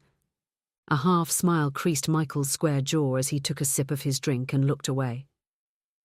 "Your first reaction when poked is getting pissed. The people you killed at Blackwood were like that glass, random victims of an anger you couldn't control. Accept it. You are who you are. There's no shame in it." "That's enough. We're done here," he said, pushing away from the bar to leave, shaking the fine scotch from his hands. Michael raised a hand to stop him. "My point, Robert, is you shouldn't worry yourself so much about what you have to do. It's in your nature, so don't fight it. It's been a week since I assigned you the task, and you need to stop wandering the base all hours of the day like a depressed housewife. You need to come up with a plan and get it done, sooner rather than later." "Don't you think I know that?" whispered Bobby in a harsh tone, his face reddening. "But he hasn't been back here in weeks. Am I supposed to just get on a transport and go to his house?" "No, he's not here because he's sequestered with his team planning his announcement to run for president. You need to step in before that happens. By the time he's on the national stage, it will be too late. We have to do this now so his death doesn't draw too much attention." "I thought you people controlled the media." "You boys know it's a sin to waste good scotch, right?" interrupted Lieutenant Young loudly, his booming Kentucky twang painful in Bobby's ear. The fat officer appeared from nowhere and pulled up a stool beside them, his too tight beige uniform stretching in ways it wasn't meant to. Snorting, Michael glared daggers at the man. "This is a private conversation, Angus. Go drink somewhere else." "You mean the conversation where you convinced Stringbean here to do like you told him? Kill Pastor Warren and be your patsy?" Lieutenant Young said, his eyes twinkling with glee as he waved the bartender over. The blood drained from his face and Bobby went numb. He glanced over to see Michael faring not much better, his jaw hanging open and his eyes wide with shock. Bobby knew they were done, and he scanned the room for the military police who he was sure were about to arrest him. To his shock, no one moved. No one was coming. Everyone in the room continued as normal, having quiet conversations while sipping drinks.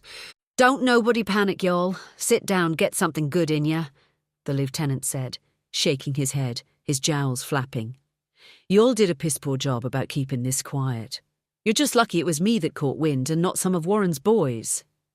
Slumped in his stool, his mind, sweat rolling off his temples. Michael glared at the fat man, his eyes full of hate and his movements slow and measured. When he spoke, his deep voice was just above a whisper. "How?" "Just 'cause I talk with a sweet Kentucky twang don't mean I'm an idiot," he said, swallowing his drink and making a face like he'd just tasted something sour. "You may be in charge of the team, Michael, but I've been running this project since before you were a twinkle in your daddy's eye. Ain't nothing that happens on this base without me knowing. And just to be clear, satellites these days can count the hairs on your head and hear a mouse fart, so it'd be best you do your talking inside." Bobby let out a slow breath, rubbing his hands along the railing of the bar. "So what now? You gonna turn us in, or—" "Turn you in? Hell no," said Lieutenant Young with a frown, pouring himself another drink. "Michael over here may be possessed by Satan himself, and he's got the personality of a monkey's asshole on most days, but he is right. That fucker's gotta go." Michael's eyebrows shot up as he settled once again onto his stool, quickly adapting to the situation and leaning in close. "So, what do we do?" Lieutenant Young shot back another tumbler, squeezing his eyes shut and cocking his head. "This is good stuff, Bobby. Not as good as bourbon, but it'll do in a pinch," he said, looking back and forth between the two of them as a slow smile crept across his round face. "The smart thing is we let Warren announce. Let him run. And when he's out there in the middle of a crowd, we get the job done. If we're smart, no one will ever know that Stringbean here was the one to pull the trigger." Blinking at the lieutenant, Bobby felt a surge of hope that maybe, just maybe, he could get out of this one with his head attached to his shoulders. Chapter 18. Azure Sky, 2064. Bobby stepped across the threshold from the darkened chamber filled with crystal coffins to a world drenched in breathtaking colours and dazzling light, a world he had seen before in his visions. Gone was the dark and dim pathway he had been on seconds ago. He found himself under a perfect azure sky, coloured with only the barest of brushstrokes of white clouds, made brilliant by a golden summer sun that warmed his frozen, tired flesh. A city street made of glass stretched as far as he could see, tall crystal spires towering above him on either side of the road, with soaring bridges so delicate he expected them to collapse at any moment. All perfectly empty, without a soul in sight, the only sound coming from strange birds of prey circling above. Shaking his head, he glanced over his shoulder to find a shimmering portal that led back to the darkened walkway he had just climbed, wavering like a mirage in the summer heat.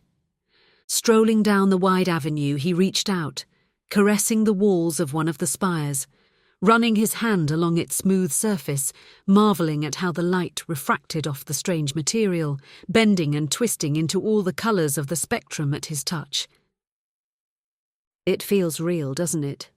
said Tamika, appearing beside him and placing a chestnut-brown hand beside his, running her fingertips along the glass. Bobby couldn't help but smile at her. When she transformed into her obsidian form, she was imposing, a massive titan that towered over him, and in her natural state, she was simply breathtaking, shorter than him by a head, with a brilliant smile and smooth brown skin. Her dark eyes were warm, kind and thoughtful. "It's not," Bobby scoffed, hesitating as his eyes darted to the horizon. Tamika shook her head in response, waving for him to follow. Farther down the street they found Finn, his hands dancing across a control console similar to those they had found at the bottom of the chamber, his usual scowl replaced by a wide-eyed look of wonder. A joyful cheer pulled Bobby's attention skyward. Daniel, who, not long ago, was impaled on a wall with disjointed metal rods sticking into him, was jetting back and forth between the spires, circling the tall crystal towers. He wanted to stop to touch and feel everything, but Tamika continued to pull him along with a wide smile. "It was just another dark room when we came in. It changed to this a few seconds later," she said with a giggle. "Have you ever seen anything so amazing?" He stopped in his tracks, letting go of her hand, suddenly cold, his hands going numb. Bobby's mind shot back to the visions he'd had, the one in the Arizona desert, and the one from today. Both were harbingers of war, of bad things about to happen.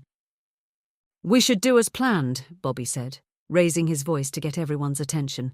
"Blow this place to hell and go home. Are you nuts?"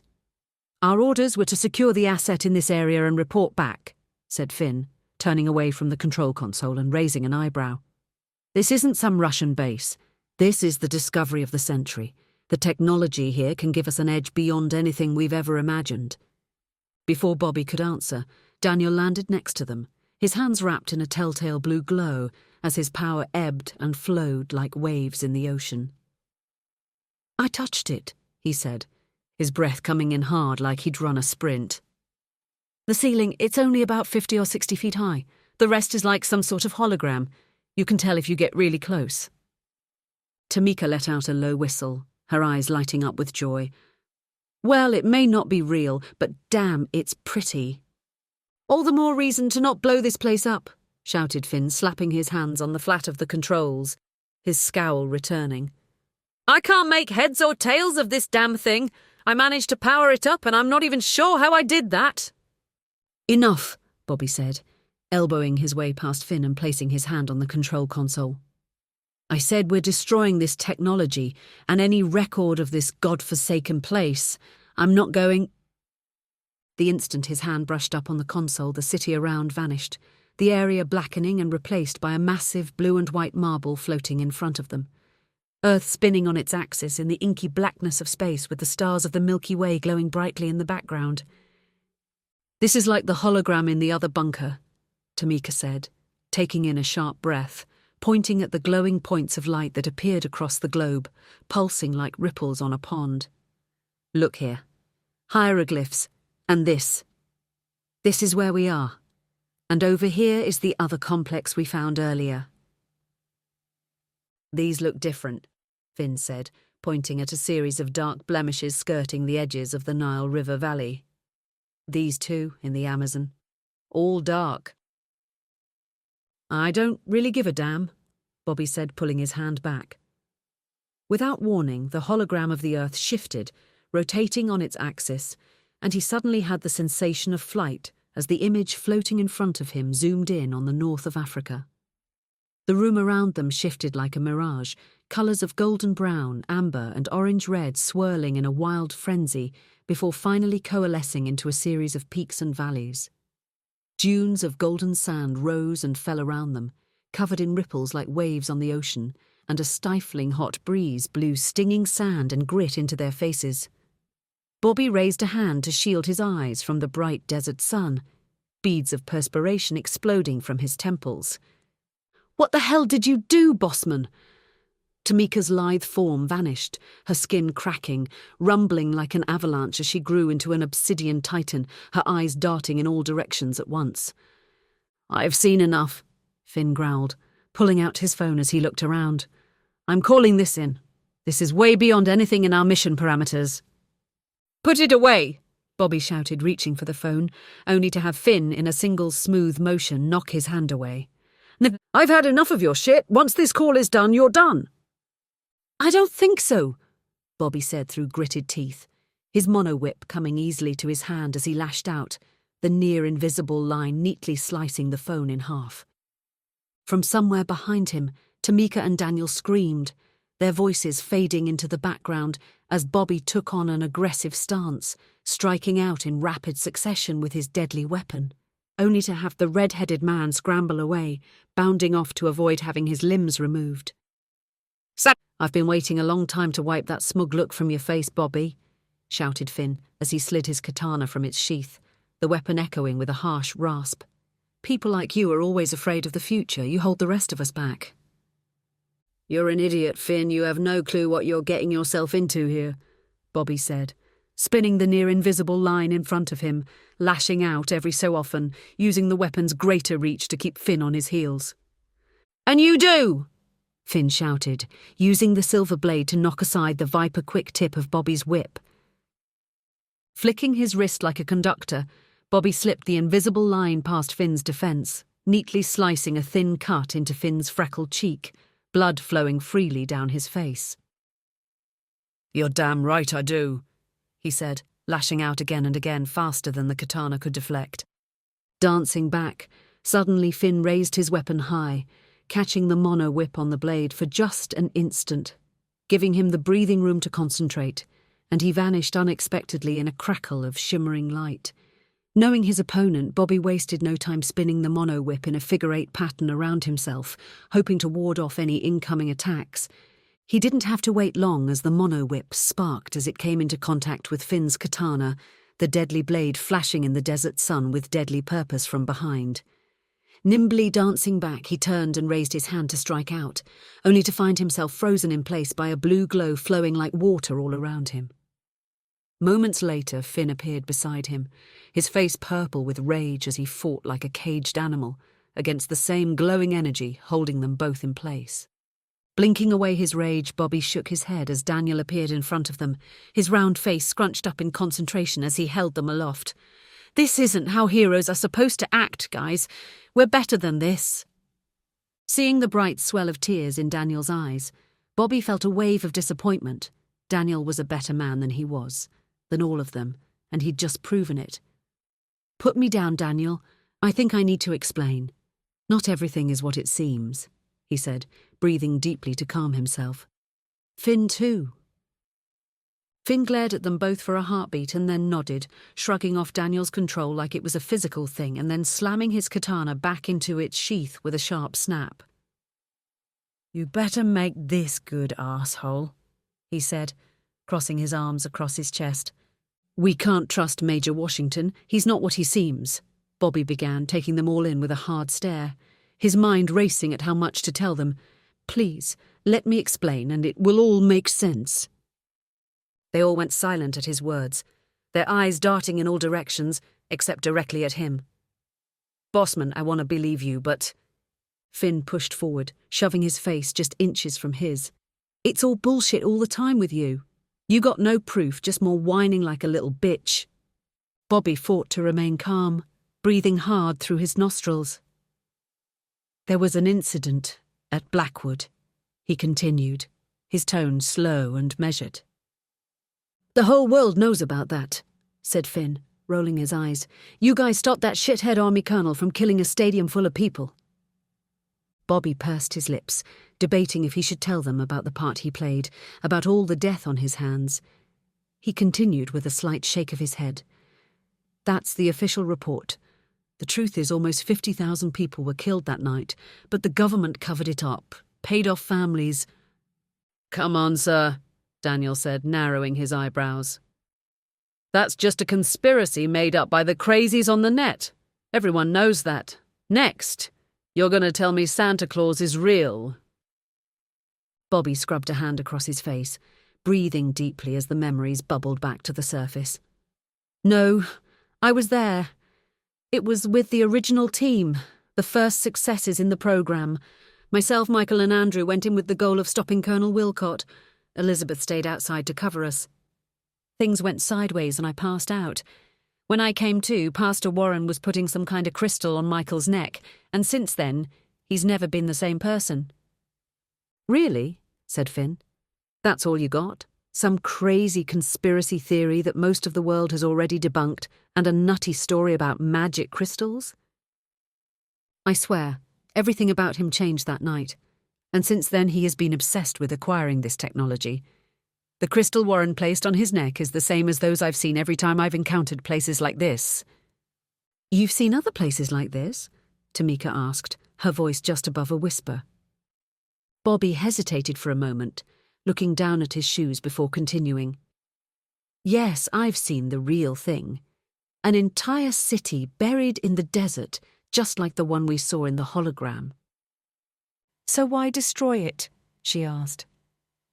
Because Elizabeth thought it shouldn't fall into their hands. I should have listened to her. But I followed Washington's orders and now she's dead. But they told us she was a deserter and a terrorist, Daniel countered, cocking his head. They all were, except you. Finn backed away from him, scanning the hologram of the desert that surrounded them, his features calm for once. That still doesn't explain why you or the traitors didn't want us getting our hands on this stuff. I mean, look at this all around us. It's amazing. Who knows what else we could find? It leads to war, I've seen it, Bobby said, flinching the instant the words left his mouth. Seen it? Seen what? Said Finn. I've had... visions? Visions, Finn scoffed, throwing up his hands in frustration. Now I've heard it all. You must think we're all idiots. I just know it's something that needs to be done. I can't really explain something I don't understand myself, so I won't try. But I know deep down this needs to be done. So I'm going to ask you to trust me. We need to destroy this place and any evidence along with it. I don't trust you, Finn shouted, and I don't think it's your call. When we get back to the Odin, I'm getting new orders from command. I think we should listen to him, Tamika said in a small voice. Something about this place seems off, wrong. I mean, you saw the bodies. They're not human. Who knows what could happen if this got loose? Me too, Daniel said, nodding in agreement. Finn looked around, his face going red. This isn't a goddamn democracy. We're soldiers. We follow orders, plain and simple. Daniel shrugged at Finn and stuck out his bottom lip at him. Well, Bobby's the one giving orders. You don't get to pick and choose who gives your orders just because you don't like 'em. And let's be honest, if it were up to you, you'd have left me to die down here. So I'll go with what Bobby wants. I owe him. Finn sneered at all of them, and for a moment Bobby thought he was about to go off again, maybe attack all of them this time. To his surprise, the redhead shrugged. Whatever, he muttered under his breath, pushing past them all and heading to the shimmering portal. A wave of relief washed over Bobby and he let out a slow breath. This would be over soon enough. And hopefully, it would be the last he saw or heard of any of this. Chapter 19. Death in the Rain, 2063. Rain fell in sheets from the iron-grey sky, drenching the shivering mass of humanity in wave after wave of icy water. Bobby pulled tight his red leather coat, wiping away a strand of dripping wet hair that clung to his forehead. This was only his third day on the campaign trail with Pastor Warren, and he was already miserable. Between the weather and meagre crowds, the whole idea of him running for president looked like a lost cause, and so did the idea of him having an accident that would go unnoticed until it was too late. Earlier in the day, he had asked the pastor to postpone the event, or at the very least find an indoor venue. But Pastor Warren had argued that it would make him look weak if a little thing like rain stopped him from spreading his message, not that there were a lot of people showing up at his rallies. A smattering of applause told Bobby that the speech was over, and Pastor Warren, undeterred, waved to the small group, most of them being media there to cover the event. Stepping in front of him, Bobby led him down the raised platform, heading to the waiting motorcade. "Shouldn't you be doing like the other candidates and hiring a crowd service to make things look a little better?" said Bobby over his shoulder. Pastor Warren shook his head, shouting to be heard over the driving rain. "That's what's wrong with politics today. It's all a bunch of billionaire media types like me trying to outspend each other so they look good. No, I want the people to know that I earned their time, and hopefully their vote." Bobby cocked his head as he stepped into the waiting Lincoln SUV the pastor had acquired for his motorcade, falling into the warm leather with a deep sigh of relief. "Couldn't you have started this in the summer? Or at least do most of your campaigning in the warmer parts of the country?" The pastor shook his head, wiping away the rain with a warm towel left by his driver. "Being cold builds character. Besides, aren't you from Boston? It gets pretty damn cold up there if you ask me." Bobby shrugged in response, staring out the window as they pulled away. The pastor was the talkative type, but he had no intention of getting to know him more than he had to. He had a mission, and as long as he could accomplish it without attracting too much attention, he would be free. His implant would be gone. That was the deal, but with the meagre crowds at these events, it would be almost impossible to make it look like an attempt on the pastor's life had come from some crazy person lost in the shuffle, and not Bobby himself. "Did you hear me, Robert?" Blinking away his dark thoughts, he snapped his attention back to Pastor Warren, flashing a cordial smile. "I'm sorry, say that again. I was thinking of security for tomorrow's events. There's a group of soldiers that intend to protest what happened at Blackwood." "Let 'em come," said the pastor with a frown. "They got what they deserved, and I'm not afraid of going toe-to-toe with anyone." Bobby leaned forward to speak when he heard a distant clap, followed by a hiss that rapidly grew louder. Before he could react, the air was knocked from his lungs and his world turned upside down. The heavy SUV was suddenly airborne, flames washing over him, burning his lungs, the smell of burned rubber filling the Lincoln's cabin. The truck landed with a crash, sending him tumbling hard into the seat next to the pastor, a deafening screech of metal grinding against concrete filling his ears. "What in Jesus' name?" said the pastor, pushing himself up and craning his neck to see what was going on. "Micro-rocket! Stay away from the windows! Someone wants you dead!" Bobby said, pulling the pastor behind him as a hail of bullets slammed into the side of the truck, shattering glass and stinging his flesh. "We're getting out of here. Stay behind me and I'll shield you as best I can," Bobby shouted, shoving Pastor Warren away from the direction of the shooting, kicking out the glass as he helped him out of the truck and onto the highway. Keeping his head low, Bobby and the pastor weaved through a maze of stalled cars, the driving rain limiting visibility to little more than a few feet ahead of them. The attacker's timing had been perfect, and Bobby couldn't help but wonder if someone in their motorcade had leaked their travel plans. They'd just merged onto an elevated expressway, and now they found themselves trapped high above the ground, with no easy exits. Glancing over his shoulder, he saw motorists attempting to flee their cars, only to be cut down by men dressed in black combat armour, shooting indiscriminately at anything that moved. The sound of a shotgun being cocked froze Bobby in his tracks. He stopped short to find one of the dark-dressed men, a mercenary with his face completely covered, levelling a shotgun at them. Looking into the man's eyes, Bobby knew what was about to happen. His natural reaction would have been to move and block the shot, But he did nothing. He had no clue who the attackers were, but if someone else was willing to do the dirty work for him, who would really know?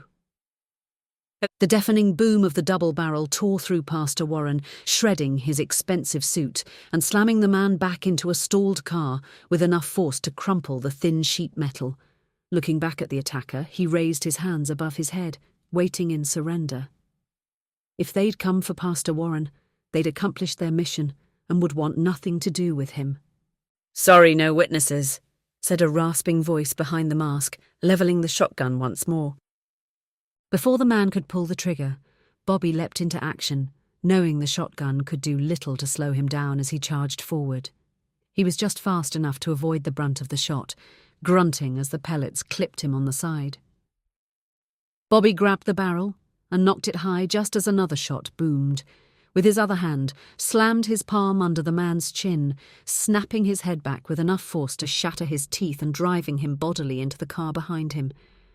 Another shot boomed and Bobby suddenly staggered forward, a great weight hammering into him from behind. He turned just as another black-clad mercenary appeared, pumping a shotgun blast directly into his chest with enough force to slam him back into a car. He struggled to stay on his feet just as 3 more booming shots pounded into him in rapid succession, knocking him around like a rag doll as more of the mercenaries closed in. Bobby snarled, more irritated than hurt. The heavy shots would never pierce his dense skin, but the impact stung and had enough force that he had trouble keeping on his feet. Needing a moment of cover, Bobby tore off the open door from the car he was pinned against, cleaving the metal away like he was ripping apart an aluminum can. Ducking behind it like a shield, he dug deep, concentrating his hate and anger into a tiny ball of rage until it burned bright in his mind's eye. Then, with a hoarse shout, he let it explode from him, the dark energy washing over everyone around him in an ever-expanding wave of power that burned like wildfire, consuming everything in its wake. The mercenaries around him fell first, their flesh turning grey, then black as their bones became brittle as Bobby drank in their life force, leaving only the emaciated flesh. In the ecstasy of the moment, his control slipped and Bobby expanded the field, the hunger for more feeding in on itself. The expanding field consumed the lives of the motorists trapped on the highway and the homeless people cowering below the overpass. They all fell to him, their bodies becoming little more than disintegrating pale husks, washed away by the rain. The surging rush of energy was more intense than the last time he did this. His eyes rolled back in his head while every nerve ending tingled with joy, his entire body trembling. A hand on his shoulder snapped him back to reality, and suddenly he was back on the bridge in the cold rain, gasping for breath. Bobby looked around and shook his head, cursing himself. The scene was deathly silent, with hundreds of cars abandoned along the highway. Nothing moving, no one shouting. Pastor Warren standing over him was the only living thing he could see. The man's suit was in tatters, revealing his unblemished caramel-coloured skin, smooth and unblemished despite the shotgun blasts. "How?" Bobby demanded, his eyes narrowing. "You're not the only one with gifts, Mr. O'Connell."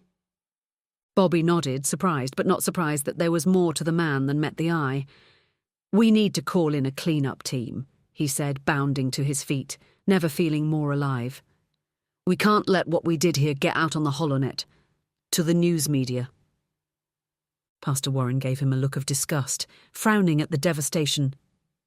"I don't know what you did, but couldn't you have stopped with just the men attacking us?" "It doesn't really work that way," Bobby answered, the lie coming easily to his lips. "In any case, it would be better if stayed out of sight." Pastor Warren said nothing, taking a seat in one of the many abandoned cars and bowing his head in prayer. Bobby found a spot out of the rain to make the call, no longer bothered by the cold, all his normal aches and pains gone. He almost felt like he could fly, almost. Looking around at what he'd done, he knew he should feel something, shame, sadness or regret for the lives lost, but he couldn't. He just didn't care. After Blackwood, Michael was nominally in command, and he had immediately set up the emergency protocols for incidents just like this. He'd learned from watching his senator father how important it was to control the narrative. The call was quick. The voice on the other end was mechanical and efficient, ordering him to stay put and talk to no one. Sighing, he returned the phone to his pocket and knelt next to the body of a mercenary. It was unlikely he would be able to find out who sent them, but at the very least, he would be thorough. Pulling back the man's mask, he winced as pieces of dried skin and bone flaked away along with the soaking wet material, the body falling apart quickly. He decided it would be better to get out of the rain as ordered and wait with Pastor Warren. Thinking of the pastor, Bobby stopped short, his mind reeling. The pastor had been right next to him when his blast had killed the mercenaries, along with every other living thing on the highway. And he was untouched. Bobby's powers killed indiscriminately, without exception, but they never touched the man who had just taken a shotgun blast to the chest. He was unscathed. He couldn't kill him with his powers or a weapon, and he had no clue what he would do. He needed a new plan, one that didn't involve using his abilities. Chapter 20, Manifest Destiny. We hold these truths to be self-evident, that all men are created equal, that they are endowed by their Creator with certain unalienable rights, that among these are life, liberty, and the pursuit of happiness. Well, my friends, I'm sorry, but the worst has come to pass. A hush fell over the crowd as Pastor Warren lowered his voice, as if he were speaking of something shameful. The thousands gathered in the massive arena were mesmerized by his every word, drank in his every gesture. The pastor continued at a fever pitch, his tempo rising and falling with each breath, the crowd falling deeper under his sway with each word. Our government, which derives its power from your consent, has abused the power, which you have so generously given them, for too long. They have thrown away our greatness to foreign rulers and corporate masters. They have sold off America bit by bit, thinking we wouldn't notice. All around him, Bobby could see people nodding. Black, white, old and young. It didn't matter. They were with him. But we have seen through these charlatans. We have caught them at their game. At last the truth has come to light, and I don't know about you, but I'm mad as hell. Bobby caught himself nodding along, getting swept up in the rapid tempo of his words and the crowd's anger. All around him he could see the anger was palpable, the rage clear in everyone's eyes. The pastor let the wave of resentment sit with the assembled crowd for a moment before he continued. It falls to us now, you brave men and women who stand before me. We must abolish this failed state and institute a new government. A government that upholds the vision of our founders, a vision of life, liberty, and the pursuit of happiness. And as your president, I will return us to our core values. We will tear down the institutions that have plagued us for too long. We will make this country great again. The mass of humanity surrounding him went wild, their cheers almost deafening him as the multitude of bodies pressed close, chanting "Warren" over and over. Bobby bowed his head as the pastor's words sent waves of confusion through his mind. In his heart he knew that Pastor Warren was something more than human, with motivations that he couldn't understand, that he would use these people for his own means, not theirs. But his words rang true. Everything the pastor said was the way he and many others felt. True to the plan that he had hammered out with Michael and Lieutenant Young, Bobby had been assigned to the pastor's security detail, the idea being it would be much easier to eliminate him during a campaign rally filled with thousands of spectators, as opposed to doing something more clandestine. This was the fourth rally he had been part of since the attack on the highway, and the crowds had only grown larger, more intense. The attack had drawn attention to his campaign, and the pastor had taken full advantage. The man was a gifted speaker, and the people who came to see him were hungry for his message. Bobby was amazed at how they had fallen in love with him so quickly. Lieutenant Young had told him that he should wait until deeper into the campaign after his political opponents had riled up enough hatred for the man, but the more he was around Pastor Warren, he wondered how was he supposed to kill a man who promised to do so much good. In preparing for the mission, he had spent countless hours studying the pastor. Bobby had learned that the pastor had helped thousands during times of crisis, and had opened the doors of his church to help those displaced by natural disasters. He had used his vast wealth to help those in need without question, On the surface he was perfect, but the memory of his callousness of the dead at Blackwood burned in his mind. He did not care that all those people had died. It only mattered that his plans were ruined. "O'Connell, snap to it. The speech is over. We got to get Warren out of here." Bobby blinked in surprise at the agent in front of him. He shrugged off his dark thoughts and gave the stern-faced man a half-hearted apology, moving to join the rest of the detail in escorting Pastor Warren to the line of large black SUVs they had waiting to take them to the airport. Taking point, Bobby pushed gently through the chaotic mass of donors and voters, all clambering, pushing against him to get a handshake, or simply touch the man as he passed them. On most days, Bobby did his best to block off the sensory information that came from the odd sense he had developed after his ascension, the strange ability he had to feel those around him, know and feel them without using his eyes or ears.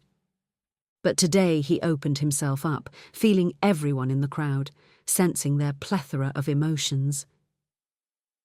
Despite it all, he almost missed it before it was too late, the flash of hate, the hopeless rage so powerful it broke through and muted all the other sensory input he was getting. His mind barely registered the flash of silver glinting off to the side, and he managed to insert himself between Pastor Warren and the shooter, just as the first shot rang out. Bobby flinched as the harmless pieces of lead flattened against his chest, more shocked by the noise than pain. A second and third shot rang out, and with a burst of speed, he tore the gun from a woman's hand and lifted her by the throat, her feet kicking out at him in a panic as he held her effortlessly above his head. The screams of the surging mass of humanity were deafening, and despite his greater strength, he still struggled to keep his feet as the tide of humanity surged around him, pushing him back as they scattered in all directions. He glanced back to find a circle of agents surrounding the pastor, weapons drawn, eyes narrowed in worry. More agents, along with local police, appeared, their looks of concern and words of worry mixing in with the mess of people running away. Dropping the woman so they could take her away, Bobby glanced at the gun in his hand and then back at Pastor Warren, realizing what he had done. It would have been so simple. All he had to do was let destiny take its course, and he would be free. But for some reason, he couldn't. He wanted this man to live, to spread his message. Because even if his goals were vile and evil, his message was one of hope. And Bobby wanted to see it come to pass. He, like everyone else, needed a little hope, regardless of what the man was really like. He only prayed that it wouldn't cost him too much, or cost the nation too much. Chapter 21. Cuckoo Bird, 2064. The deck plates of the transport shuddered beneath his feet as they launched their attack. In the blink of an eye, dozens of javelin missiles exploded from the nose of the Odin, each configured to pierce the frozen soil and travel deep below the surface. They penetrated the tundra with little effect. Moments later, all hell broke loose. Fire exploded from gaping holes forming in the tundra, and the ground shook violently before the entire area collapsed into a massive burning sinkhole that looked like a gateway to hell. Bobby sighed deeply, his shoulders slumping as if a great weight had been taken off his shoulders. Whatever secrets the place held would burn and be forgotten. Michael wouldn't be advancing his plans any time soon. Turning off the hollow projection, Finn rotated his seat to face the rest of the team, his lips stretching to an ugly frown. "I don't know how the hell you think you're going to get away with destroying this place, but once Major Washington gets wind of this, I'm going to enjoy watching you squirm." "I don't really care what you want, Finn.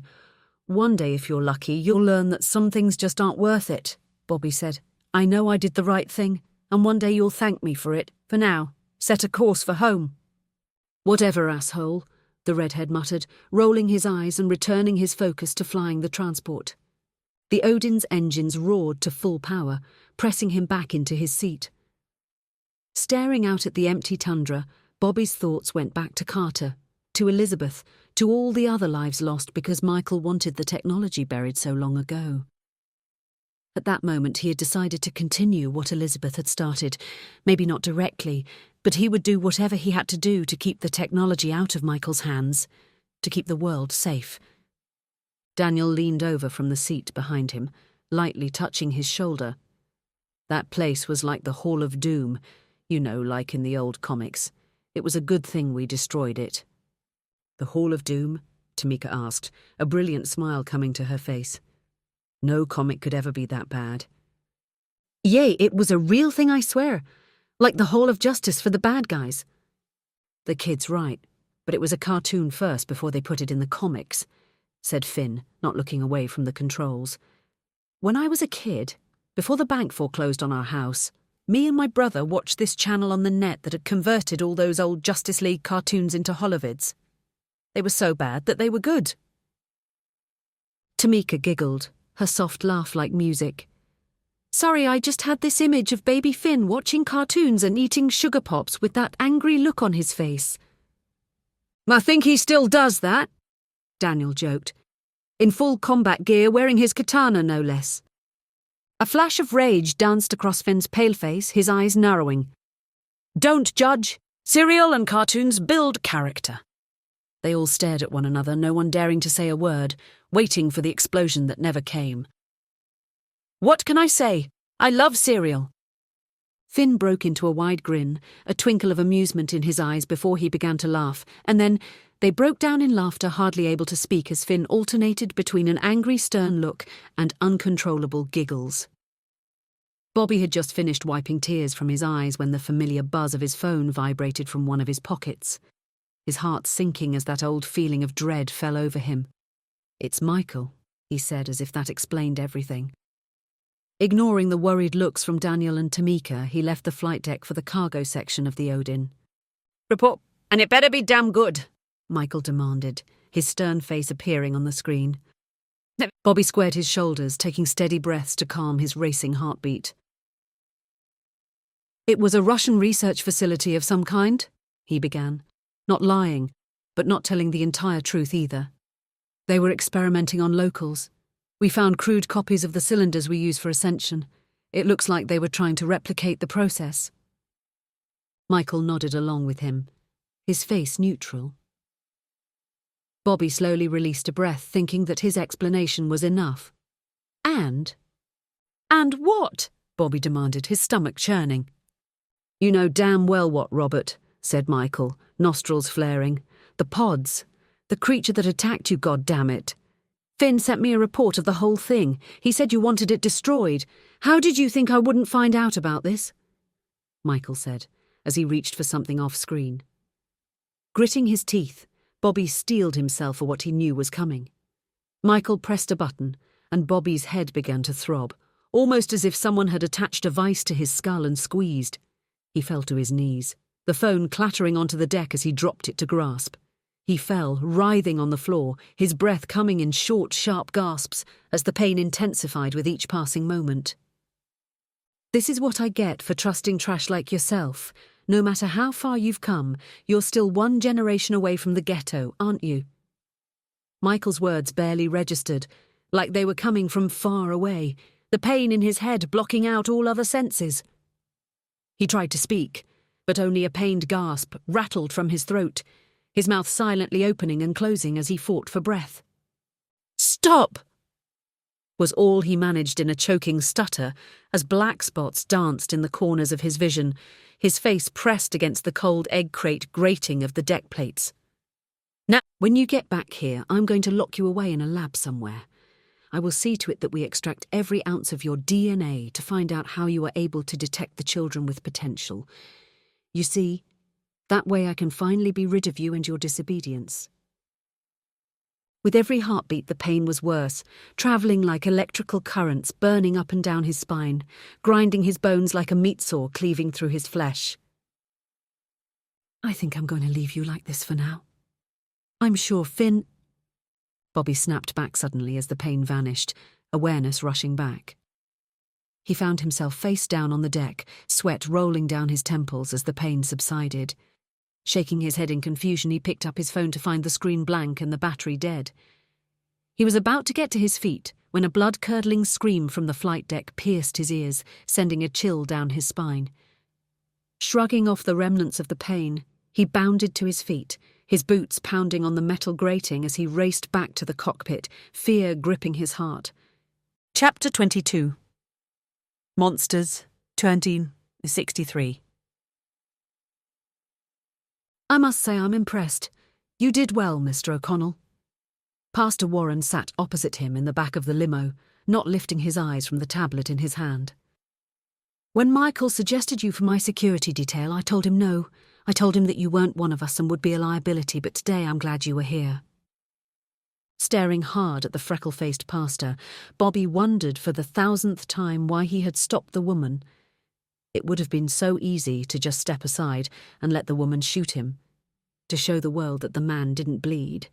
Everything about the pastor felt wrong, from the way he spoke to his control over Michael, and worst of all, the fact that Bobby couldn't feel him with his odd sense. But there was no resonance from the man in front of him. It was like he didn't exist. "Why haven't you tried to put a crystal on my neck?" Bobby asked, deciding to be blunt. "Why bring me along at all?" Pastor Warren looked up from the tablet, the soft glow from the device highlighting the freckles on his caramel-coloured skin. "Well, for one thing, since Blackwood, the crystals are in short supply right now," he began, pressing his lips together and looking up as he gathered his thoughts. "Second, they don't work on everyone. Some people are just missing the spark." "So you put an explosive torture device in my head?" said Bobby, his tone full of anger. Warren shook his head, a frown coming to his lips. "That wasn't my call. Pretty barbaric, if you ask me. But to be honest, nothing I've seen from you people surprises me. I think the best way to motivate people is to give them something to believe in. A cause of some kind." "You think you can convince me to join you if you just put the right job in front of me? Are you crazy?" "Not crazy. I've learned a lot about people in my years, and I just know what makes them tick. Despite what you may think, I'm not the bad guy here." Bobby raised an eyebrow, a look of disbelief crossing his face. "No one ever thinks they're the bad guy. But when I look at the things you've done—" "And what do you think that is exactly?" asked Pastor Warren, leaning forward in his seat. Swallowing to wet his throat, Bobby leaned in as well. "A lot of those people who died at your church at Blackwood had those crystals on them. You put one on Michael, and it changed him completely. And now you're running for president with who knows what kind of ulterior motive." "I'm running for president because this country needs leadership that is guided by God. Leadership that hasn't been corrupted by corporate greed," he said, locking eyes with him. "And do you know what the crystals do? Have you ever even seen one up close? They could be the cure for cancer, for all you know." "But Michael—" Pastor Warren raised a hand to stop him, shaking his head. "Michael was always an asshole. He was just very good at hiding it. His behaviour didn't change because of the crystal. It changed because he got a taste of power." "And what exactly are these crystals?" asked Bobby, crossing his arms. "And it would be almost impossible for me to explain what they are. I don't mean to insult you, but I'm not sure you have the capacity to understand." "Then make me understand." "The crystals bring people together." Bobby scoffed, rolling his eyes. "You had all those people in your congregation put those things on. You were controlling them. You're a monster." The pastor let out a sigh, his eyes narrowing. "Listen, Mr. O'Connell. I'm not the one who killed a stadium full of innocent people or destroyed half of an American city. Nor did I murder the person I claimed to love." Surging forward, Bobby grabbed the pastor by his collar, coming nose to nose with the man. "You think I won't kill you right here, right now?" "You could, but that would prove my point, wouldn't it?" Warren said, raising his hands in surrender. "If you want to judge me, that's fine. But look at yourself first. Yes, I want to be president, and part of that is for my own hubris, but I know I can do good for our country. I've spent my entire life doing good, helping people. Can you say the same? You're the villain here, Mr. O'Connell, not me." Bobby reeled like he'd been slapped in the face. Suddenly feeling weak, he let the pastor go, falling back into his seat. He had never seen the man do anything wrong except put the crystal on Michael's neck. Was he passing judgment on him for something he couldn't understand? Was the pastor simply doing God's work while Bobby had spent the last year being a monster? He spent the rest of the limo ride in silence, watching the world outside, more confused than ever. Terrified that he had become a monster, without him ever knowing it happened. Chapter 23, Mercy, 2064. Bobby slammed his shoulder against the door of the cockpit, barely slowing as he broke through, tearing off the doorframe with a metallic screech.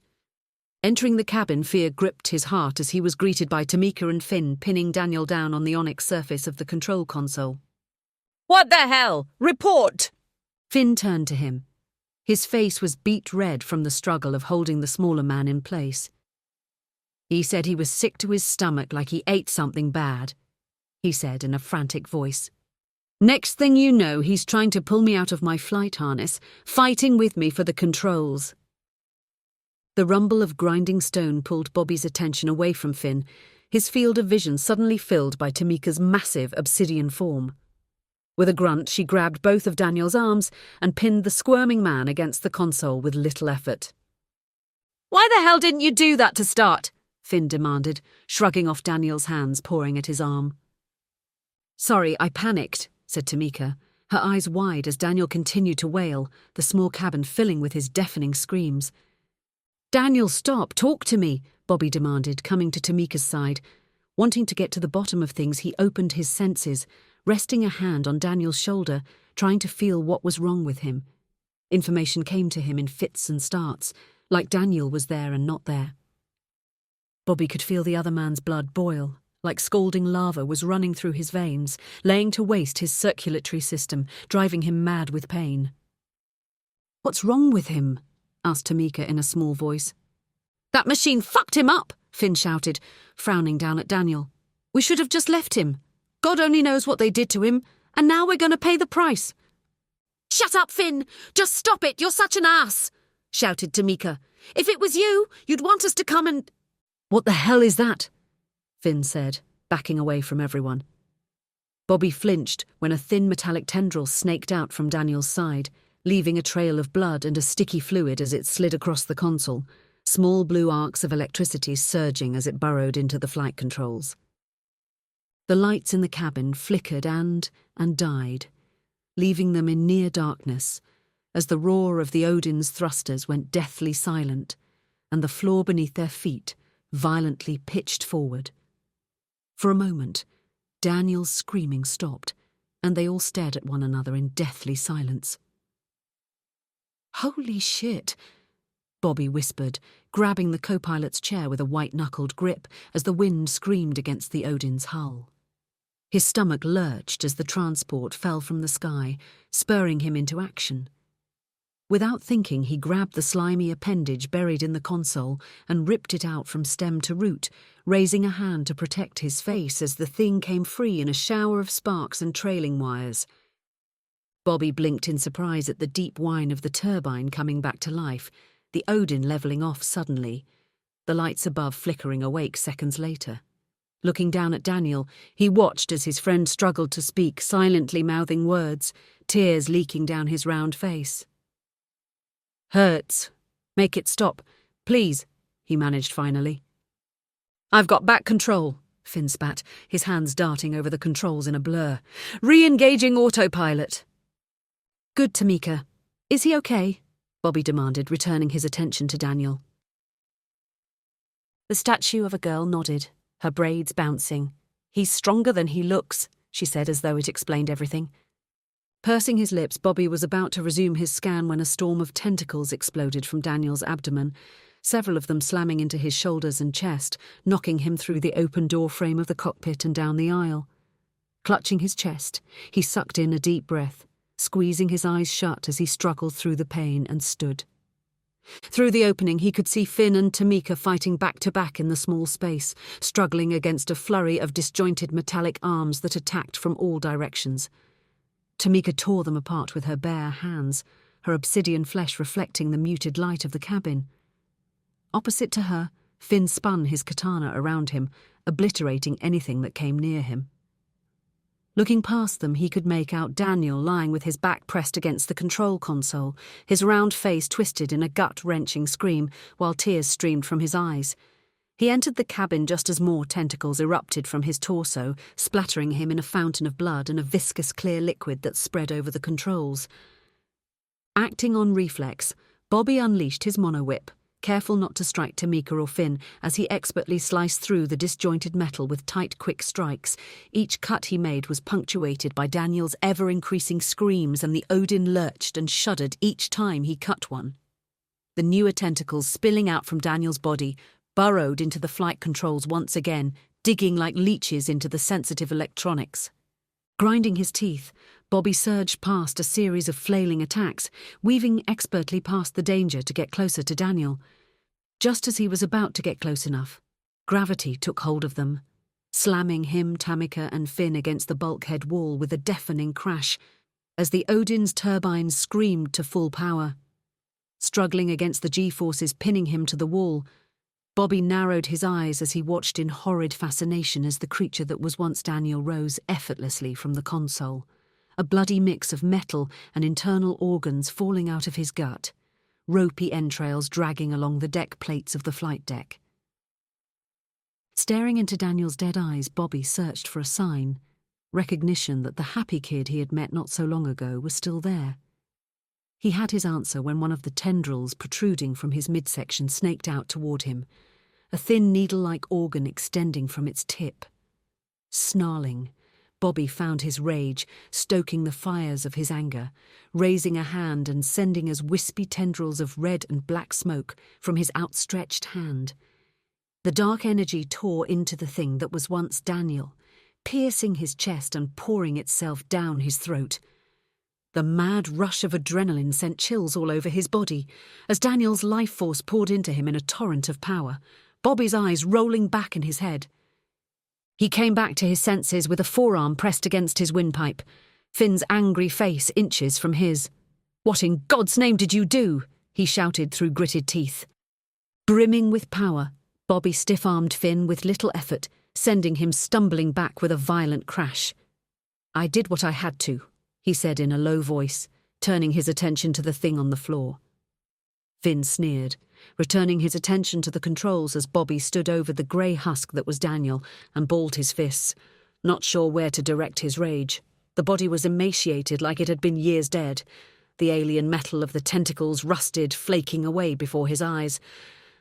"The screams," Tamika said in a small voice, shrinking down to her normal, lithe form, her large eyes bright from unshed tears. "I've never heard something so horrible." Without a word, she dangled her hand beside his, awkwardly grasping for Bobby's fingers. Bobby flinched, pulling away for a moment before coming to his senses. Letting out a shuddering breath, he returned her touch, wanting nothing more than to slump to the floor in guilt. Wondering how many more times history would repeat itself, how many more times would he be forced to kill people he cared about. "I should have found another way," he said, bowing his head.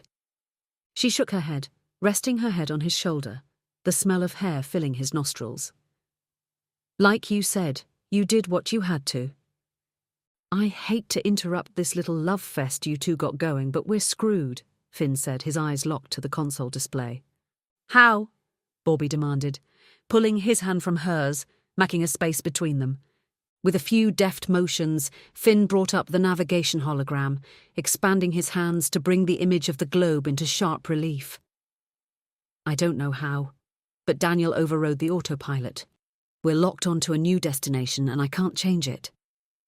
Narrowing his eyes, Bobby stared at the image, brushing a hand across his face.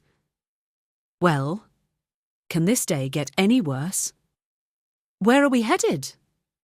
Finn shrugged, worry in his eyes. "I don't know. I have only basic control over most systems. I'm locked out of the rest." As if in response to his question, the hollow image of the globe appeared, shimmering like a kaleidoscope of shifting colours, until finally coalescing into a mirage of a city of tall spires and crystal walkways.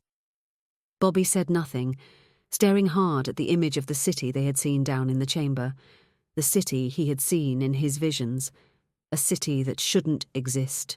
Chapter 24, Equal Under the Law, 2063. The small faces pressed against the chain-link fence stoked the fires of Bobby's rage. Everything about the detention centre made him want to tear down the cages with his bare hands and rip apart the arrogant men who stood by and did nothing. "This is the reason I'm running for president," Pastor Warren said, strolling between the cages while followed by a clutch of reporters on his heels, recording his every move.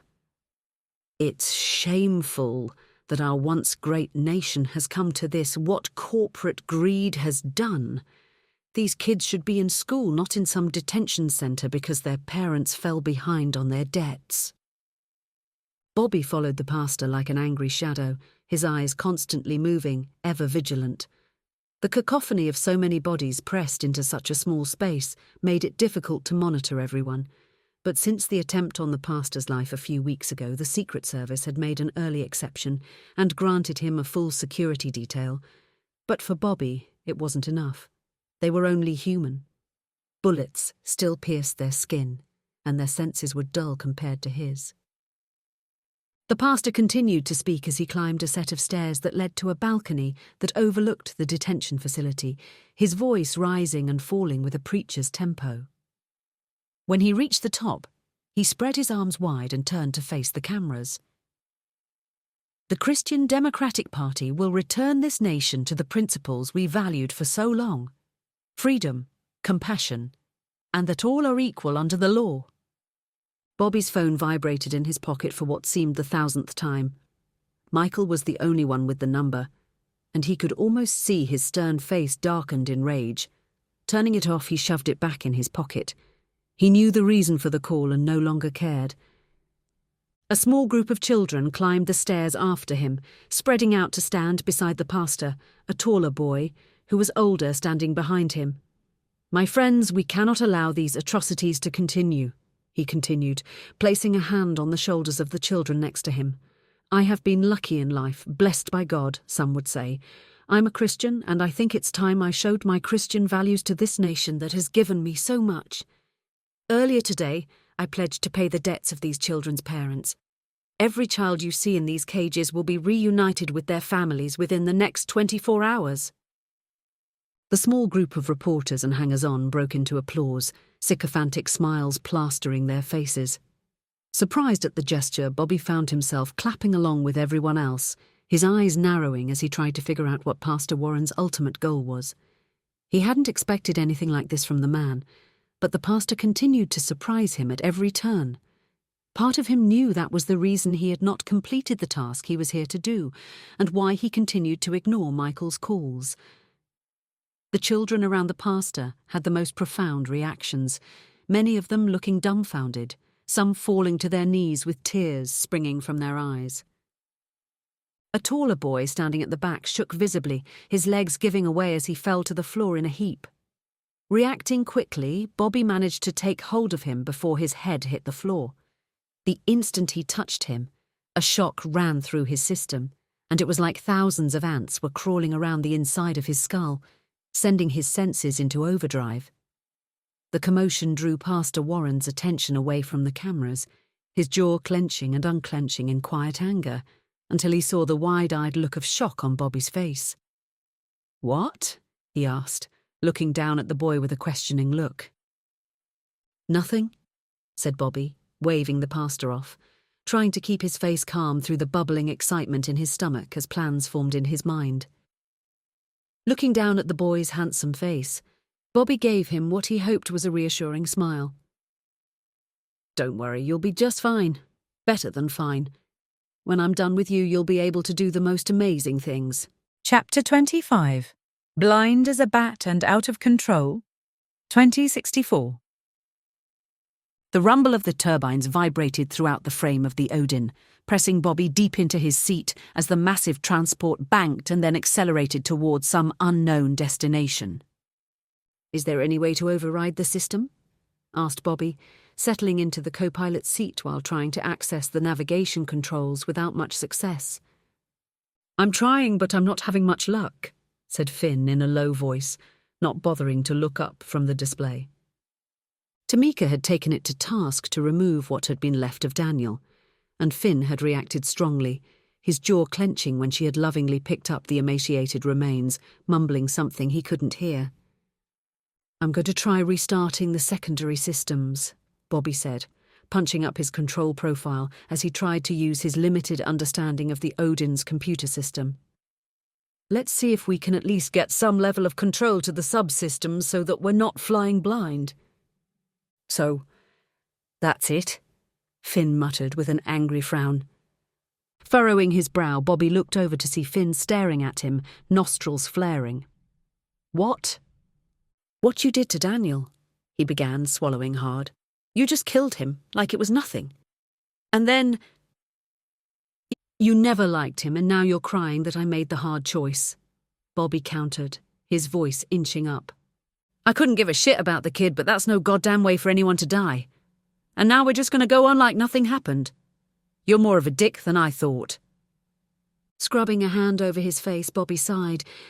"You think this is easy for me, that I don't care? I recruited Daniel, went to his house, and took him from his parents. I told them their son would be okay.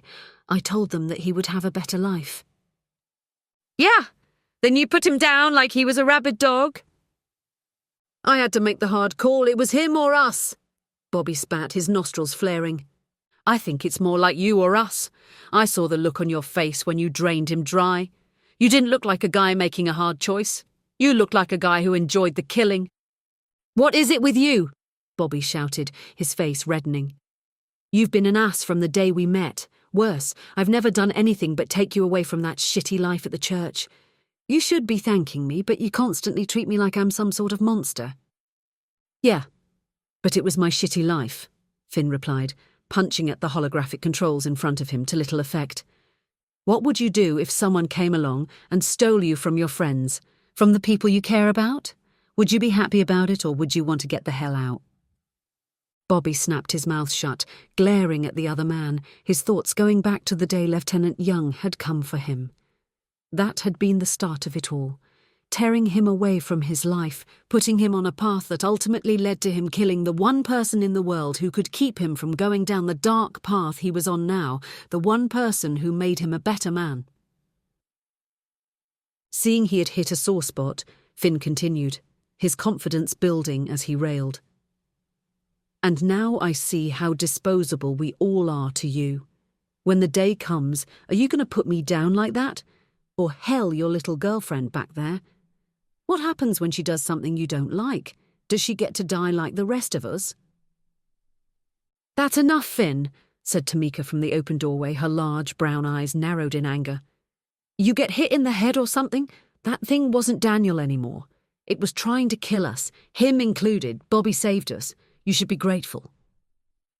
Finn stared at her for a moment before mumbling an apology, and then returning to the controls. "Thanks," Bobby whispered, the realization of what he'd just done sinking in. "You know what? I gotta clear my head. I think I'm going to take a walk and try to regain access from the panel in the back near the cargo door." Unclamping the harness from the seat, he brushed past Tamika, patting her on the shoulder. His stomach began turning when he realized how much blood was on his hands. Daniel was just the most recent. All those nameless people from Blackwood Church, the hundreds of people in Boston, friends he'd killed. It all weighed on him. He was a murderer, a bad person, and there was no denying it, no matter how hard he tried.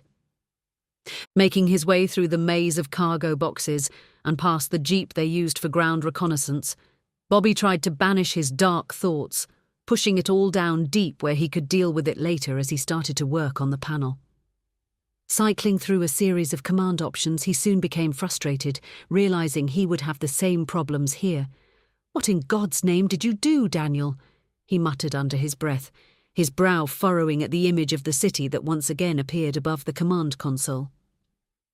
Bobby slapped his palm against the smooth black glass after a minute of fighting with the controls, his anger bubbling. A moment later, the image began to fluctuate and flicker like static, like an old-style TV. Cursing, he banged on the side of the console a second time, his frustration growing. "Can you stop doing that, please?" said a disembodied voice over a burst of static.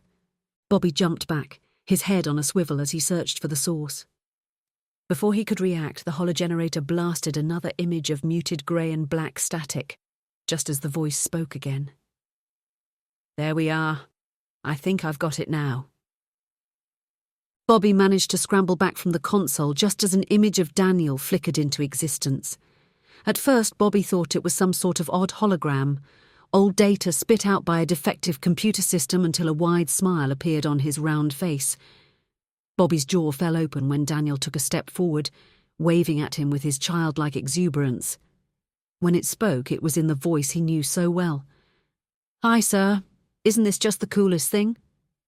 Chapter 26, Rodrigo, 2063. What's your name? "Rodrigo," said the boy, his name dancing off his tongue with a thick Italian accent. "I don't remember my last name. In the cages we just had numbers, like this." Bobby cringed as the former prisoner rolled up his sleeve, showing the barcode printed on his forearm. "Rodrigo, what if I told you that from today I can change your life?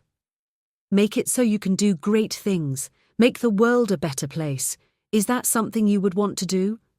"I don't know," the young man said, his large eyes darting in all directions. "Until this morning, the detention centre was all I knew. That and working to pay off my parents' debts. This is all a lot to take in." Bobby could understand. The boy's simple grey jumpsuit stood out in stark contrast given the opulence of the motorcade's luxury SUV. The soft leather and polished wood were a sharp contrast to the grey cinder block and iron cages of the detention centre. Pastor Warren was wealthy enough that even this early in his campaign he travelled with a full motorcade. Bobby, in overseeing his security, had no trouble commandeering a vehicle for himself and the boy, and ordering the Secret Service to manage the pastor's safety for a few hours. "How long have you been locked away?" Bobby asked. "Since I was 5 or 6, it's been so long. I can't really remember," he said, looking down at his hands. "My parents came over trying to escape the war in Europe, hoping for a better life in America. And it was until my father got laid off, and the bills piled up. When the debt collectors came calling, and he couldn't pay, they locked us all up." Bobby nodded along, seeing hints of Italian or maybe Greek ancestry in his dark eyes and high forehead, slicked back jet black hair and bold beak of a nose.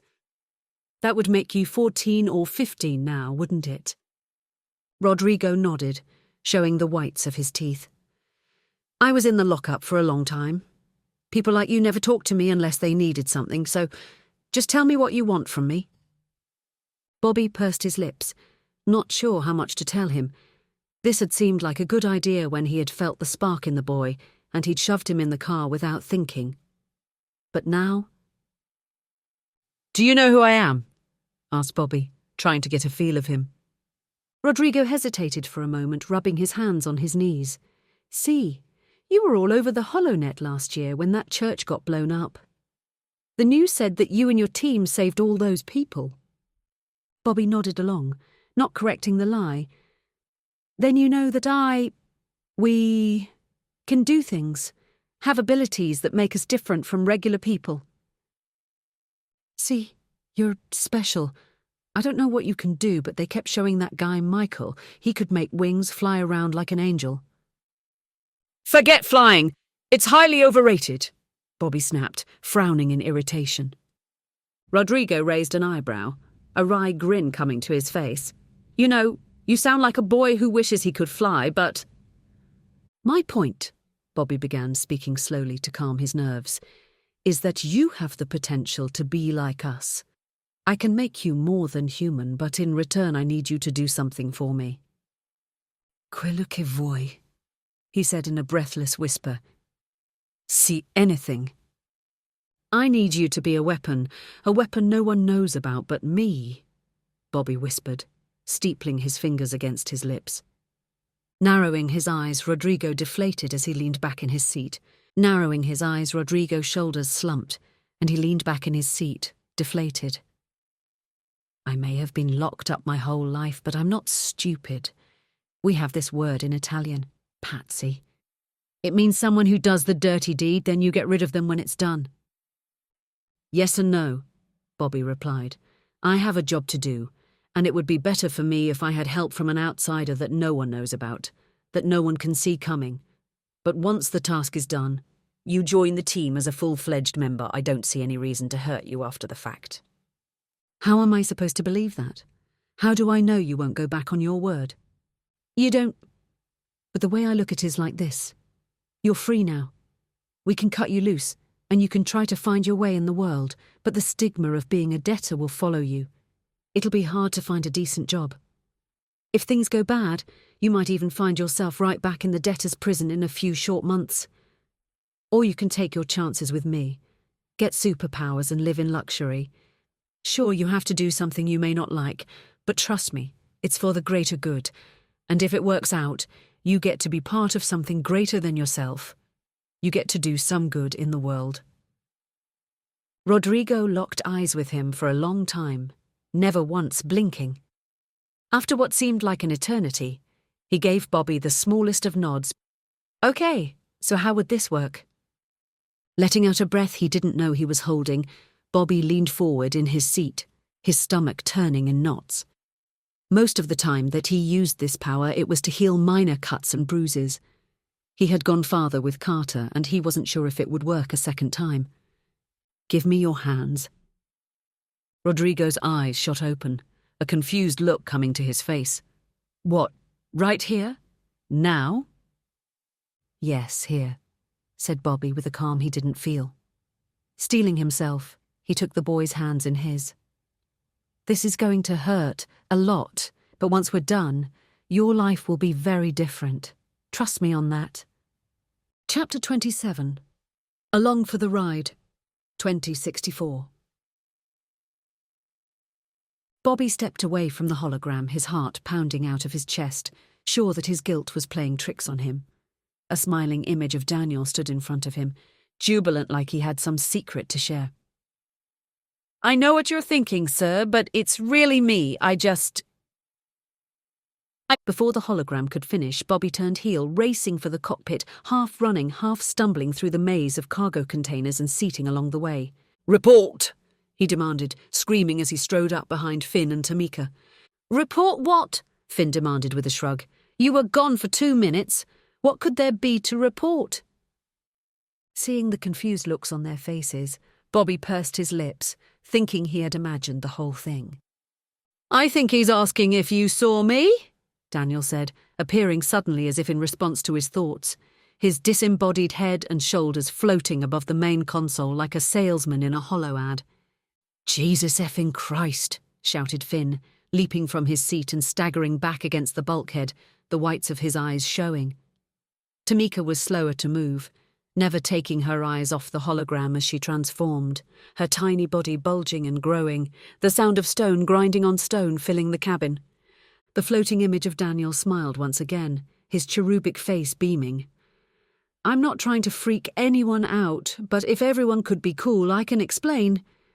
Too freaking late, shouted Finn, his face going beet red as he reached to unsheath his katana. Guessing that Finn was about to put his weapon through the controls, Bobby put a restraining hand on his shoulder as he stepped forward, his eyes narrowing. He had no clue if the hologram was real or not, but given what he'd done to poor Daniel, part of him wanted it to be him. He wanted some part of Daniel to be still alive. You've got 30 seconds. Make it good, or I'll let him use the katana. Thank you, sir. I'll do my best, but I don't understand it all myself, Daniel said, scratching his head. I knew something was wrong from the minute I was freed down in the pit. I could hear whispering in my head, but I thought it was... You should have said something, said Finn, talking over him. Now we're screwed because you couldn't come clean. Let him talk, Finn, Bobby said in a stern tone. Thanks, sir. Anyhow, by the time we were taking off and the pain started, I was really worried. I knew something was in my head, making things in my body, and I did my best to fight it. The pain was so bad it made thinking impossible. I just wanted to get away from it. I would have done anything to make it stop, so I looked for a way out. Then somehow I ran away from all the hurt, and I found myself wandering around the Odin's computer systems. Tamika crossed her arms, staring hard at Daniel. You know how crazy that all sounds, right? Bobby stepped forward. narrowing his eyes. "Who made the call?" Daniel scrunched up his face, looking confused. "What?" "The call that brought me to your door. Those records are sealed, not in the general databases. Which one of your parents did it?" "My mum," said Daniel in a whisper, bowing his head. "And what did she say when you finally accepted it, when you were leaving?" "She said Skid Row was no life for me. She told me she wanted me to do better than her." "That's him," said Bobby, nodding along as a strange sense of relief fell over him. "Are you what's locking us out of the navigation system, controlling the autopilot?" asked Tamika. Watching her out of the corner of his eye, Bobby marvelled at how quickly the matter was closed for her. She trusted so easily, but then she was a much happier person than he was. He was still amazed that the boy's mind was in the computer system of the transport, and part of him was still suspicious that it was all some kind of trick. The hologram of Daniel flickered again, the entire image waving like an old-school television as he looked directly at Tamika. "I don't think so. I can see the intelligence the creature put in here. I've done my best to avoid it." "Can you disengage the autopilot and give us back control of the ship?" said Bobby, his voice inching up an octave. The hologram looked around, its eyes darting in all directions like it was seeing more than the cockpit. It's kind of cluttered in here. There's a ton of data, and to be honest, I don't know how this stuff works. I figured out how to make the projection system work so I could talk to you." "You know you're dead right," said Finn. "And this is all bullshit. You're not really here." Daniel shook his head, his smile never wavering. "My body is gone, but I feel like me. I guess it doesn't really matter for now." "Daniel, we need to get control back. We have no clue." "Wait!" shouted Daniel, his image bouncing with excitement. "I can't restore navigational control, but I can see where we're going. Holy crap!" "What is it?" asked Tamika, slipping into the co-pilot's chair. "There are places in the navigation system that I don't understand, and the globe is all wrong. Everything looks out of place, look." The image of Daniel vanished from view. His image was replaced by a hologram of the Earth. "It looks like we're heading for northern Africa, the Sahara Desert. But it's covered in jungle. And according to this, there are a bunch of cities where it should be just sand." "Look at Antarctica," whispered Tamika, pointing at the floating sphere. "There's no ice. It looks like cities are covering the entire continent." Staring at the strange globe, Bobby could see the familiar. The shapes of North America, Europe and Asia were all the same, but the rest looked so different, so strange. "This is where the nav computer is locked into," he said, tracing their flight plan with his finger.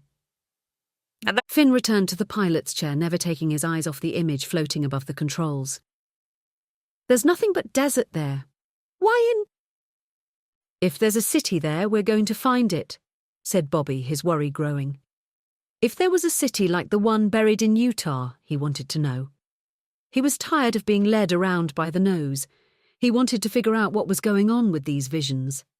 With the technology that Michael was so desperate to find, he would find a way to stop him.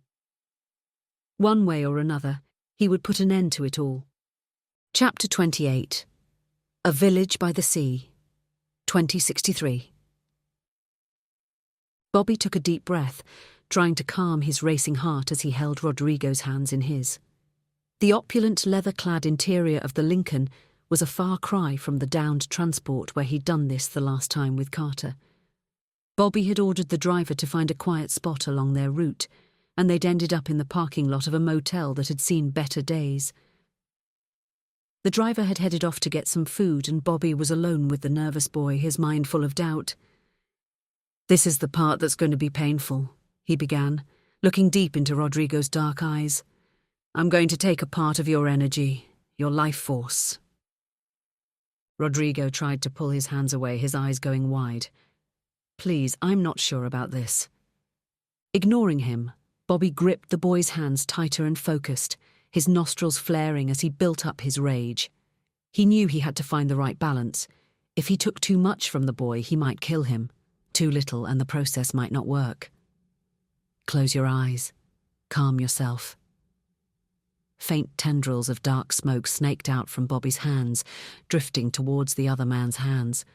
The moment the tendrils brushed against his olive skin, Rodrigo opened his mouth in a silent scream, and tears sprang from the corners of his eyes as his life energy seeped out of him.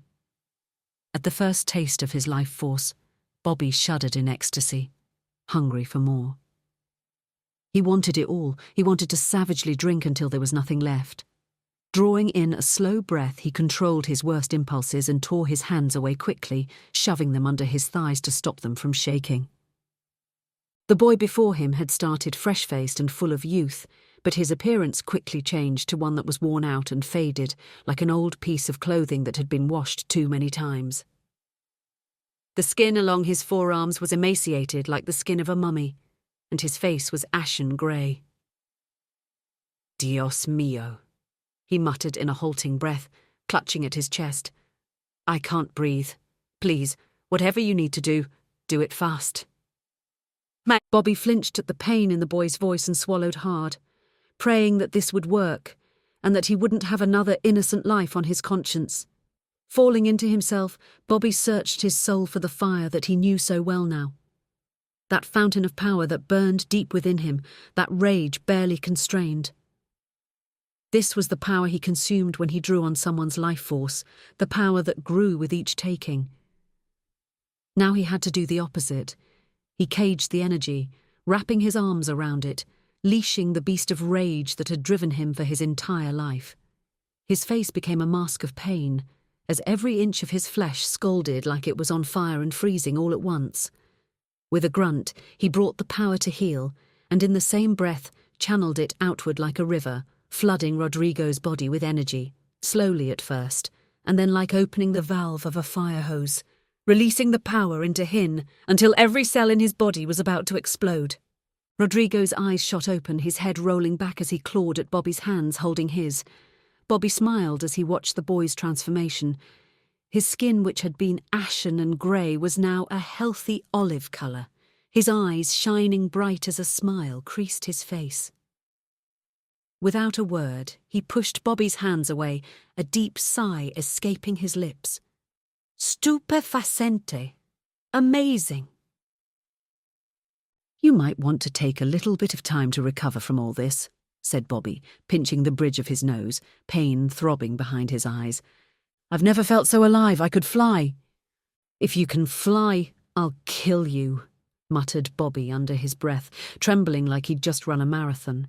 He wouldn't be surprised if every ascended he made would be able to fly just to piss him off. "What?"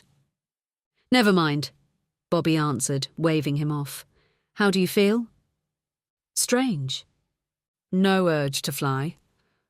"No, but I feel—" Before Rodrigo could finish, his features darkened, his body shimmering like ripples on a still lake under a moonless sky. He raised his hands, flipping them over as all colour faded, and they became little more than dark silhouettes. The rest of him followed suit a heartbeat later, as if he'd been submerged in a dark pool of strange liquid. Then he vanished, and the imprint of his weight in the leather was the only sign of him being there. Despite his fatigue, Bobby shot up in his seat, his mind racing. Was the boy dead? Had his making Carter been just a one-off, a fluke of a desperate situation he couldn't replicate? His confusion only grew when he thought he saw a flash of the Italian beside the car, and then again on the motel's roof. Stepping out of the car, he scanned the parking lot, catching an occasional glimpse of a shadow that appeared and vanished so quickly he was sure it was just fatigue playing tricks on his mind. When the rippling shadow appeared next to him, he jumped in his skin, stifling a scream. Without a word, the shadow grasped his arm, sending waves of bone-chilling cold up and down his body. The world around him vanished, and he found himself in the dark void, clawing for breath, his lungs burning as a devious, biting cold seeped into his bones. Bobby panicked, flailing his arms like he was trying to swim, desperate to find the surface for just a taste of air, as his body went numb from the cold. Then it ended just as quickly as it began, and Bobby found himself on a rocky cliff overlooking the ocean, crashing waves frothing white on the rocks, a clear blue sky overhead. He fell to his knees, clutching his chest to try and steady his breathing. Beside him, Rodrigo stood with his face to the sun, eyes closed, and a small smile on his thin lips.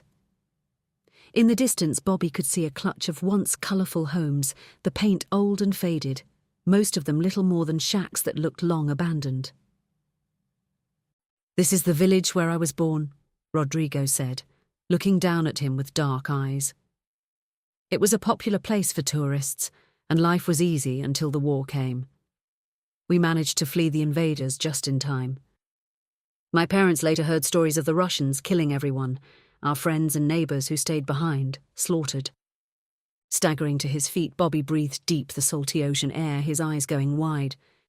"Is this real, or is this some kind of illusion?" "Si, very real," Rodrigo said softly.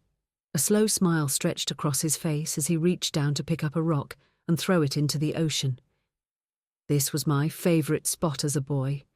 I would spend hours here every day, throwing rocks into the ocean or just sitting here and imagining what my life would be. I never thought to be here again." "So you can just hop from one place to another, transport yourself anywhere?" Bobby asked. Rodrigo nodded, his eyes locked on the horizon as he continued in soft tones. "Any place I can see in my mind. I went all over the motel, back to the detention centre. But this place, this is the place I wanted to see again, to smell the air and taste the salt on my tongue. You have given me a gift beyond imagining." A plan began to grow in Bobby's mind as he stared at the boy. "I have a way you can repay me," Bobby began, clearing his throat as they stood side by side looking out at the ocean. He took in a deep breath of salt air, grateful that the process worked and feeling lucky that the boy would be useful in ways he hadn't imagined. "Anything," Rodrigo said with a nod. "Good. And thank you." Bobby sat with the boy on the cliffside, explaining what had to be done, enjoying the vague hints of hope that were growing in his heart, grateful that the future looked just a little bit brighter. Chapter 29, Mirage 2064. The heat rose in waves off the endless sea of golden sand dunes, distorting the light so that everything in the distance shimmered like an illusion. The cargo door had only just opened, and Bobby was already drenched, every pore exploding with sweat under the blistering Sahara sun.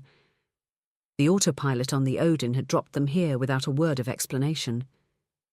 The only clue they had was the map in the cockpit that continued to switch between the image of the glass city and the single set of coordinates in the middle of the Sahara Desert, where Daniel had assured him they now were.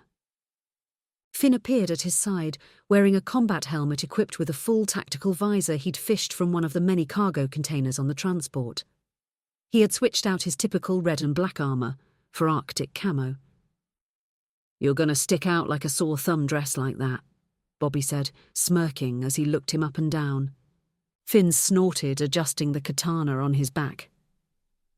"They geared us for Siberia, not the goddamn Sahara. Besides, I can be invisible. You're the idiot out here in a red leather coat." "The coat will keep most of the heat off of me," Bobby shot back, donning a tactical helmet like the one Finn was wearing. "The helmet will take care of the rest. Besides, the coat makes it easy for you guys to keep track of me in all this." "Bullshit. You like it because you think it makes you look cool, bossman." Bobby raised an eyebrow at Tamika, covering his mouth to try and conceal his smile. "Maybe a little. Aren't you going to cover up? This heat." In response, she winked at him, her nut-brown skin suddenly darkening, her entire form shifting and bulging until she towered over him, her obsidian skin glowing with the desert sun. "Stone doesn't burn." "Point taken," Bobby said, walking down the ramp, motioning for them to follow. "So what, we're just going to wander around the desert for 40 years trying to find something that doesn't exist?" She tied Finn from the top of the ramp. "My God! Finn! I didn't know you were a Bible scholar," said Bobby, raising a hand to his ear. "Daniel, are you there?" "Yes, sir. I have local communications up and running," Daniel replied, his disembodied voice coming in over the comm system. "I've set up a tactical beacon on your visors. It should lead you to coordinates on the map. But be careful, I'm still getting the hang of things in here." Do your best, Daniel. We'll keep the line open at all times. Sir, do you want me to try and get through to command, get us an evac out of here, or at least get you guys out? No, Bobby answered quickly, shaking his head. Your priority is getting flight controls up and running. We're all going home, you included. Yes, sir. Thank you. It's getting easier to move around in here, like my brain is adapting or something. I can kind of make out the infected parts of the computer. I'm going to see if it's possible to remove it. Don't be an idiot. Be careful, Finn said in a sharp tone. You already messed up once and got yourself killed. Try not to screw over the rest of us. Jesus, Finn, that's harsh. Even for you, said Tamika. The world is harsh. No sense in tiptoeing around the truth. He's dead. We're not. I'd like to keep it that way. Let's just get this done, whatever it might be, said Bobby, trudging off into the blistering heat, waving for them to follow. He'd had enough of this, and one way or another, he would end this today, and close the door on this nightmare that had started with Elizabeth going rogue. He just prayed he would be still standing at the end of it. Chapter 30. Learning to Kill, 2063. No one knows how they were made or when. The only thing we know is that the blade is thousands of years old, and it's made of a type of glass that can cut through stone. It never dulls, never breaks. Master Sergeant Cook ran a calloused hand along the leather-bound hilt of the short-bladed crystal weapon, his gaze shooting back and forth between Bobby and Rodrigo before he offered the weapon to the Italian, nodding for him to take it. There are only 3 known to exist. This one was found in Damascus, cleverly concealed in a mountain cave that overlooked the city. Dios mío, why would you give up such a weapon? He asked, taking the blade with a trembling hand. Turning away, the Master Sergeant locked his arms behind his back, his head bent in thought. Realizing that he could travel anywhere in the world in the blink of an eye, Bobby had wasted no time in asking Rodrigo to take them back to the base, wanting to take advantage of no one knowing about him for now. Together with Master Sergeant Cook, they stood in the back of the armory admiring his collection of exotic weapons, reminding Bobby of the day the Master Sergeant had given him his mono-whip. Bobby told me he had to do a job, a very difficult job. One I would do myself if I was able, said the Master Sergeant, turning down his lips in a frown. But since that's not possible, I'm going to make sure you gentlemen have the right tools to get it done. That blade is the right tool. If I had an argument with God and needed to take him out, that's the weapon I'd use. Can you teach him? Bobby asked, scrubbing a hand across his face. Master Sergeant Cook turned to face him fully, a crease forming in the centre of his head. Teach him what? To put the pointy end into the other guy. Any idiot can do that. Bobby raised a hand to silence Rodrigo, who was about to protest. I mean, teach him how to fight, like you did for the rest of us.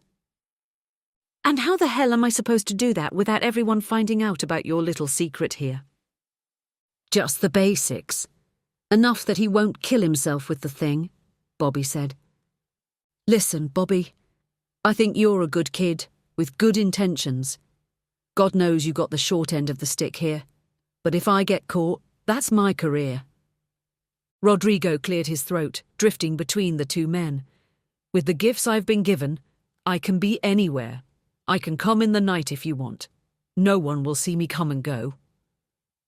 Master Sergeant Cook crossed his arms across his compact chest, a small grunt escaping his lips. It would be a shame if the kid got the chance and messed it up. Then you'll do it, Bobby asked, his brow shooting up expectantly. The Master Sergeant let out a slow breath and nodded. Yeah, God forgive me. I'll teach the kid what he needs to know. By the time I'm done with him, he'll be a killer. Let's just hope it's enough. If not, it's all our asses. Chapter 31, Shifting Sands, 2064.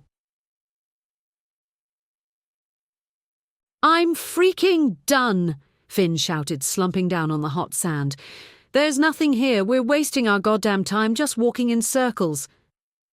It was rare that he agreed with the redhead, but looking out at the barren desert, Bobby couldn't agree more. Despite the hours spent searching, the only reward they had for their efforts was sunburned skin and blistered lips. Finn's pale skin faring the worst, having turned to a painful-looking shade of red. Only Tamika, with her obsidian skin that glowed in the afternoon sun, was unaffected by the blazing heat and scalding wind. "We're at the right coordinates.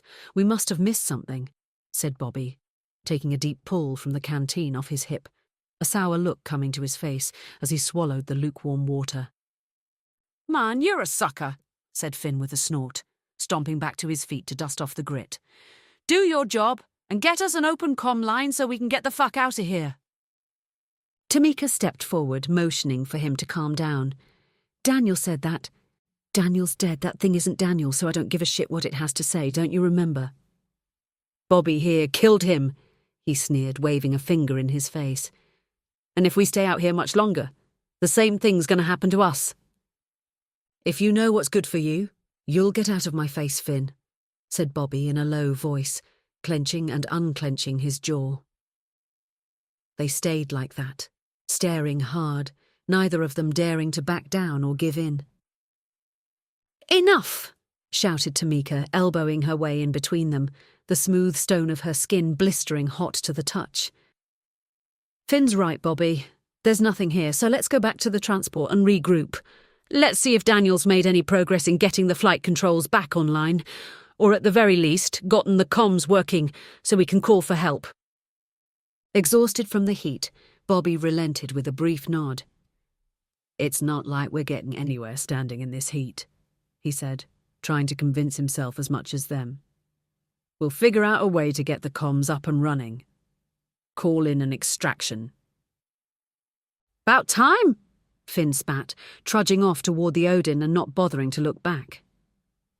Tamika gave Bobby a sympathetic look, squeezing his hand as she took off after Finn. Watching her leave, the tension in his shoulders drained away, and Bobby realized it might have all been a misinterpretation of a weird dream. The city wasn't here, it didn't exist anymore or never had. There was nothing for him to destroy, nothing he had to keep from Michael. Setting out across the desert, he raced to catch up to the others, his long strides eating up ground quickly. Letting it all go, he felt better, like a weight had been lifted from his shoulders.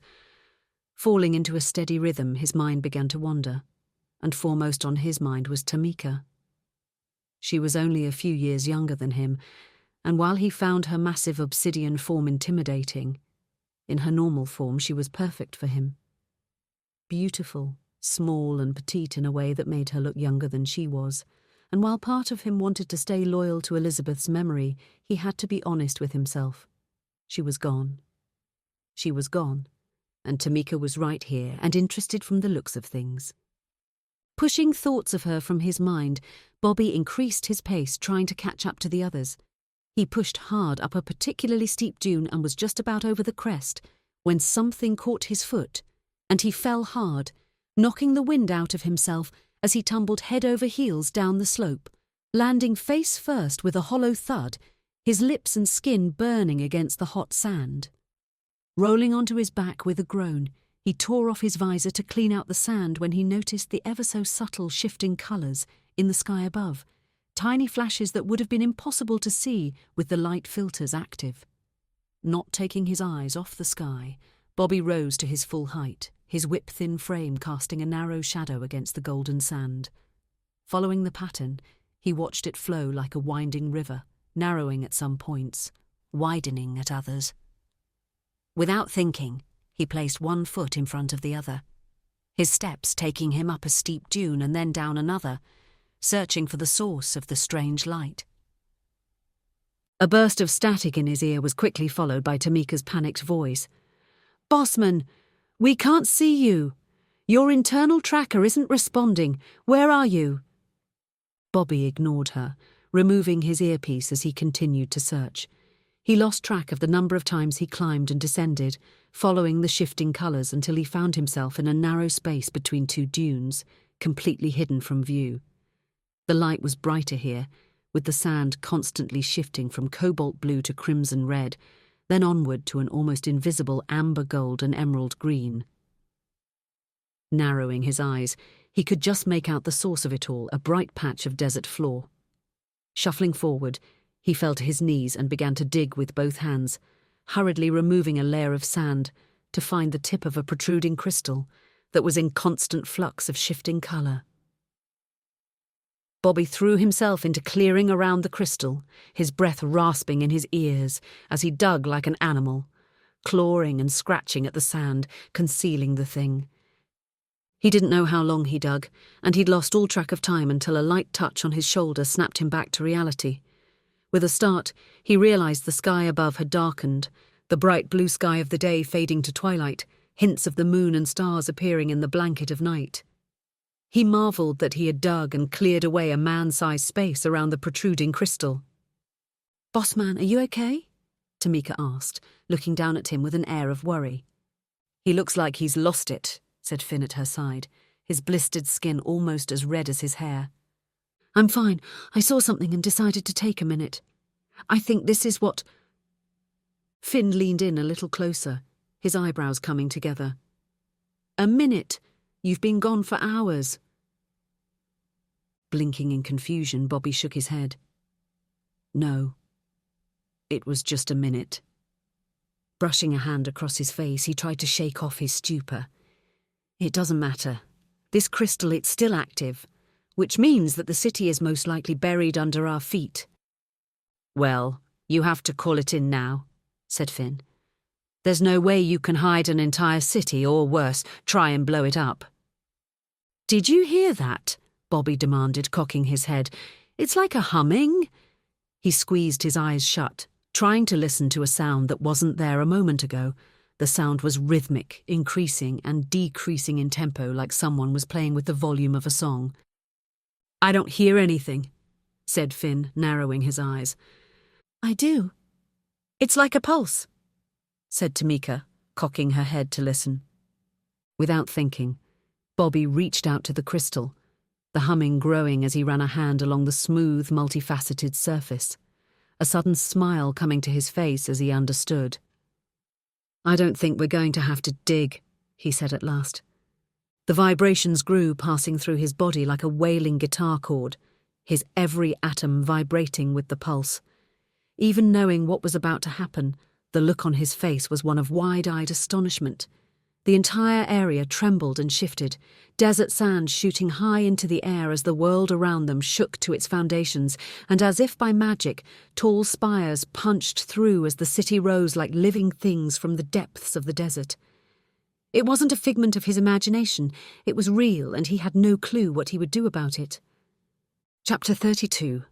Plots and Plans, 2063. "I've been informed that you've liberated one of the pieces of gutter trash from the detention centre," said Pastor Warren, not bothering to look up from the tablet he was reading. "A young man." They sat opposite one another in the back of the pastor's Lincoln, heading to another rally. "Yes, sir," Bobby said, fingering the nano-tracker he had in his hand, not surprised that the pastor had found out. He was never sure how much Pastor Warren knew or cared about. The man seemed indifferent to most things once he was out of the public eye, but when people could see him, he was the opposite, full of compassion and care. "I thought it might be good for us to give the appearance of giving someone a second chance." Pastor Warren looked up from his tablet, a wide smile creasing his freckled face. "You're getting a knack for this. Excellent idea. Just make sure to keep an eye out. People like him will steal anything not tied down." Bobby wanted to scream at the pastor that Rodrigo had never stolen in his life, and the only reason he found himself in detention at all was that his parents couldn't cover their debt call at the end of a bad month. From what he knew, the boy's parents had been honest and hard-working until the day they were locked up and separated from their children. The pastor and people like him never saw that, never cared about people who got in trouble. Everyone who couldn't pay their debt was a criminal, branded with a scarlet letter for life, never to be trusted. Only the most menial jobs were open to people like that, and no matter how hard they tried, most would never get ahead and would be trapped in a vicious cycle for the rest of their lives. "I will, sir," said Bobby simply, knowing his words would fall on deaf ears. Tamping down his anger, he activated the tractor, a shudder running through him as he felt it come apart as hundreds of near-invisible machines crawled over his palm and headed off toward the pastor. Their goal was to find multiple spots on the pastor's skin and then remain inert. The original venue for today's speech was a high school gym, but since the attack on the highway, the pastor's rallies had grown to bursting, and they had been forced outdoors to a football field that could hold the massive crowd. The public seemed to take the attack on the pastor as an attack on religion, and had come out in droves to see him. It helped that Pastor Warren was defiant, swearing that no threat or attack would deter him from bringing back a moral compass to the nation, making America the nation it once was. "Security is going to be more difficult from now on," said Bobby, wanting to change the subject, wanting to discuss Rodrigo as little as possible. It would do him no good if anyone knew the real reason he was around. "With crowds this big, a lot can happen." Pastor Warren kept reading, a bored look on his face. "Of course." "Not that it would matter," snapped Bobby, trying to keep his tone calm as a wave of irritation washed over him. "I'm not sure why you need me or anyone else, for that matter." Pastor Warren made a sour face, and with a sigh he put the tablet aside, meeting Bobby's gaze. "I thought you were beginning to understand, but it seems you are in need of a lesson. We live in a world dominated by the visual. People are more likely to believe a story they see on the holonet than a story told to them by a neighbour," he began. Bobby could only nod, knowing how true it was, having known firsthand what had happened after Blackwood. He knew people would believe any story on the net that was spun the right way. "If we give them the story they want to believe, the public will happily swallow it," continued the pastor. "So when it comes to the visual of me, people need to see me as presidential. That means a national hero to protect me and my entourage and Secret Service around me, because the president always has them." "I guess they don't need to see a guy who can take a shotgun blast to the face and just get right back up," said Bobby, crossing his arms across his thin chest. "No, they do not," he said, his attention returning to his tablet. "You orchestrated it all, didn't you? The attack on the highway, the woman with the gun," said Bobby, his mind connecting the dots. Pastor Warren looked up with a small smile. "Very good. Yes, and why do you think I did that?" "Because a personal attack on you is far more powerful than paying people to stand in the rain to cheer for you. An attack on you is an attack on what you stand for, an attack on the people of your church." "Excellent. I couldn't have said it better myself," said the pastor, returning to his tablet. Staring at the pastor's smooth, caramel-coloured skin and smattering of freckles that made him look younger than he was, Bobby found him beyond odd. Even after weeks of being near the man, he could never get a read on him. Bobby's uncanny ability to sense living creatures could never tell him anything. None of his abilities touched him. "Are you even human?" he asked, his curiosity getting the better of him. "Or are you some kind of ascended, like me or Michael?" "I'm just a man, a simple servant of God. I just want to make the country a better place," he said, not bothering to look up. Bobby sat waiting for more, some kind of explanation, but as always he was a closed book. Burling his hand into a fist, he stifled his growing rage. "I'm going to have Rodrigo join your personal detail. It will be good if the press sees him with you. Officially he'll be a body man, there to take care of your needs." "Good enough. As I said, just make sure to watch him." Bobby nodded. Part of him wanted it to be true that the pastor wanted to make the country better. Truth be told, he was giving people hope that they had not had in a long time. But the man wasn't human. Bobby could see that, and he wanted power far more than helping people, so he would carry out Michael's plan. Hopefully Master Sergeant Cook's training would be enough, and someday soon Rodrigo or himself would slip a blade between the pastor's ribs so the world could be rid of him. At the very least he had placed the tracker, and they would be able to locate him at all times. Chapter 34. Return to Charleston, 2063. Bobby fought for breath, his lungs screaming for air as he stumbled blindly through the dark. He clung to Rodrigo for dear life each time they jumped through the strange nether place, managing to walk only a few feet before returning to the normal world. But every second felt like an eternity of icy cold, darkness and death. They emerged, finally, to a sudden rush of warmth, and Bobby collapsing onto all fours, sucking in a lungful of sweet air. "Are you sure we're in the right place?" he demanded, flexing his frozen fingers as he rose to his feet, his teeth chattering. "Say, when we passed through Charleston for the rally yesterday, Pastor Warren came here. Then just after dinner today he said he would spend the evening. Something about his duties to God," Rodrigo said, staring at him with a small smile. Bobby nodded, not paying attention as he stared at the massive stadium that held such harsh memories. The last time he was in Blackwood Church was one of the most horrific days of his life. What was supposed to have been the heroic debut of the Ascension program turned into a living nightmare. "It looks the same," he said, shaking his head. Colonel Wilcott and his unit had attacked the church in protest, due to not a single member of their unit having been paid by the army in over a year while they were deployed overseas. Their initial strike had blown up half the building, and they'd taken those present for Sunday Mass hostage. Bobby and the rest of the active Ascended had been sent in to stop them and rescue the hostages. The official story told to the public made it seem like the mission was a success, with everyone saved, but Bobby and a few others knew the truth. He had lost control of his powers and damn near killed everyone inside with thousands of dead at his hand. That was the night Pastor Warren had managed to attach that strange crystal to Michael's neck, and his friend had never been the same since. Now they were back here again. The former stadium-turned-mega church had been fully repaired and even expanded in size, having every possible amenity for the faithful, including multiple gyms, swimming pools and even a holo theatre, showing many of the latest releases. It would have been almost impossible to track Pastor Warren in such a place, but Bobby had managed to place a nanocluster tracker on him. The small device was made up of thousands of tiny machines and was programmed to lie dormant, spread out across someone's clothes.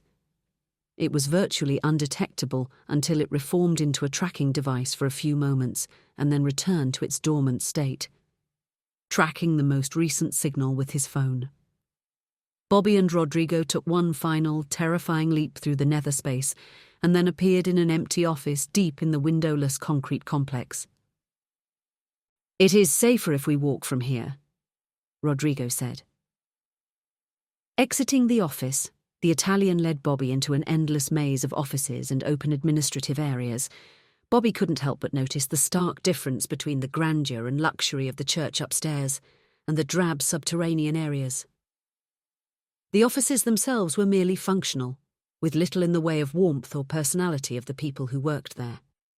The walls were painted an ugly shade of green, and the floors were scarred and scuffed, and he was sure no amount of cleaning would brighten their appearance. The corridors were mostly empty, this being the middle of the week. When they did run into anyone along the way, Bobby pulled the old trick of being polite and friendly. His mother had taught him that if you're somewhere you're not supposed to be, don't skulk or try to hide. Simply meet everyone's gaze and act like you belong there. She had told him a story about his father, about how when they were dating, his father would visit her at the hospital she worked at before it closed down. His father, never wanting to pay for parking, would pull into the police station nearby, leaving his car among the private vehicles of the officers. Whenever he would meet anyone in the lot, he would simply give them a polite nod or wave, or ask how they were doing. It worked every time, and he spent years parking for free. After a stressful journey of polite smiles and waves, they came to a corridor that was blocked off by a set of frosted glass doors, shut tight. "The signal leads this way, behind the doors," Bobby said, steeling himself for another trip through the dark ether that Rodrigo took them through. "I don't want to go through that nightmare you travel in. I think I've had enough." The tall Italian shrugged, an odd smile on his face. "It is not so unpleasant. If you prefer, we can simply go home." Bobby opened his mouth to speak when the doors suddenly swung open, revealing a long, brightly lit corridor. This area was different from the rest of the office area, with the walls and floors of dark granite, polished to a high shine. Moving cautiously through the doors, Bobby's eyes widened at the art on display. amazed by the alabaster busts of men and women with noble features and what appeared to be original paintings from Raffaello Sanzio, Pablo Picasso, and Salvador Dalí. "You might as well pick up the pace," said a disembodied voice from out of nowhere. "Now that you know about this place, I think we need to have a long overdue conversation, Robert. Follow the corridor to the end." Bobby hesitated for a moment, stopping dead in his tracks as he and Rodrigo just stared at one another. "I don't think this is going to go as planned," he muttered, his stomach twisting in knots. Rodrigo cocked his head, fingering the Damascus blade on his hip. "We can always jump away, but something tells me we won't get another chance to do this." Nodding, Bobby picked up the pace, passing through a series of luxurious rooms that Bobby could only assume were Pastor Warren's offices. When they at last came to a set of stainless steel elevator doors, he no longer knew what to expect. He wasn't sure if he was about to be killed in the most gruesome of ways or worse. "If I wanted you dead, you would be dead," said the disembodied voice, as if reading his mind. Bobby flinched when the elevator doors opened, shaking his head. "Here goes nothing." His stomach clenched when he and Rodrigo stepped on the elevator, neither of them saying a word on the long trip down. The doors opened, and Bobby braced for the worst, his brows coming together in confusion when he found himself in some sort of sterile medical facility. The white walls and high-tech equipment, biobeds and monitors seemed out of place after the bland, depressing office space above. The walls were covered with holographic projections of human anatomy, suffusing everything with a soft blue glow. "This was clever, Mr. O'Connell," Pastor Warren said from across the room, bouncing Bobby's tracking device in the palm of his hand. The caramel-coloured man stood in front of a series of canisters taller than he was, and they reminded Bobby of the chambers they used for Ascension. "Come along, don't be shy. You've managed to come this far." "What is this place?" Bobby asked, his head turning in all directions. "I've never seen anything like this, even on the holonet." "You're not likely to," Pastor Warren answered, casually removing his expensive suit jacket and handing it to Rodrigo as they stopped in front of him. "If you could hold that for a minute, I would be grateful." Bobby and Rodrigo glanced at each in confusion as the pastor continued to undress in front of them, all the while humming a pleasant tune under his breath, like his behaviour was completely normal. When he was done, he stood naked in front of them. "Sei impazzito!" Rodrigo blurted, his high forehead wrinkling as he folded the pastor's expensive clothing over his arm. "No, I'm not going crazy, Rodrigo," said Pastor Warren, wagging a finger at the tall Italian. "I must say, Bobby, I'm very impressed. The fact that you were able to ascend him without a chamber, that's unprecedented. You're going to have to explain to me how you do that." Bobby scrubbed a hand across his face, feeling like he was a fly in some convoluted spider's web. Trapped. How does the shepherd know the lamb is sick? How does the Lord know that murder is in a man's heart? "Just take it on faith that I know," said Pastor Warren, his tone no different than if he were telling them it would be a sunny day tomorrow. Beside him, Rodrigo crossed himself, his olive skin taking on a sickly shade of green. "I don't know what—" Bobby began. "Oh, don't lie to me, Robert. It degrades you," interrupted the pastor, keying in a series of numbers on one of the tall chambers in front of them, smiling at him from over his shoulder. "You and Michael have to forget this silly plan to kill me. I know it wasn't your idea. And I am impressed at your resourcefulness." "You know," Bobby whispered, the world spinning like the floor was falling away. The pastor shrugged, a frown coming to his face. "In the old days, I would be all about fire and brimstone, punishment and making an example. But these days I find that makes for poor tools. No, I think it's better to show you how futile your attempt would be." "And how would you do that?" Bobby demanded, not liking where this was going. "If you're going to kill one of us, make it me. Rodrigo is only here because—" A sharp bark like a hyena's laugh escaped the pastor's throat, and his mocking laughter sent a chill down his spine. "You're very brave, Robert, but no, you don't punish children for their ignorance." The pastor stepped forward, viper quick to unsheath the crystal blade hanging off Rodrigo's hip. Then, with a deft twist, He flipped the blade over, offering it to Bobby. "Take it." Bobby eyed the weapon like it was a snake, not daring to touch it. "What do you want me to do with that?" "The Damascus blades are ancient," Pastor Warren answered, his eyes locked on the clear crystal. "According to legend, they can cut through anything, shave electrons off atoms or some such thing. I want you to put it through my heart." Swallowing, Bobby stared hard into the pastor's green eyes, looking for any trace of deception, desperate to find the trick, the con. "You're insane," he whispered, his eyes going wide. "All flesh is grass," the pastor said by rote, forcing the blade into Bobby's hand. Bobby sucked in a sharp breath, his arm trembling as the pastor, with a strength well beyond his own, plunged the Damascus weapon deep into his own heart. "The spirit is eternal. I am eternal." Chapter 35. Battle on the Sands. 2064. The creature facing them was unlike anything Bobby had ever seen. It was built like a child, small and compact, yet exuding an air of menace. It was covered from head to toe in jagged crystal armour that pulsed a deep shade of crimson, flashing brightly in the dim moonlight. It glared at them with eyes that were a sickly shade of amber that drew in the light instead of reflecting it, the remainder of its face hidden from view by thick plates that burrowed into its skin. It attacked with a wordless roar, moving toward them faster than the speed of thought. Razor-sharp limbs whirled like a dervish, blindingly quick, and Finn somehow managed to block its first strike just in time to keep his head attached, his katana vibrating from the titanic blow. Moving like a dancer, the redhead spun away, his feet a blur as he ducked and dodged a wild fury of blows from the thing, each attack of crystal on steel echoing across the desert. Finn glanced at him for an instant, and Bobby understood, giving him a knowing look in reply. As a team, they struck back, their attacks flowing as if a single mind was directing the three of them. Tamika charged in to cut the creature off, ignoring its heavy blows, glancing off her dense obsidian limbs and massive frame.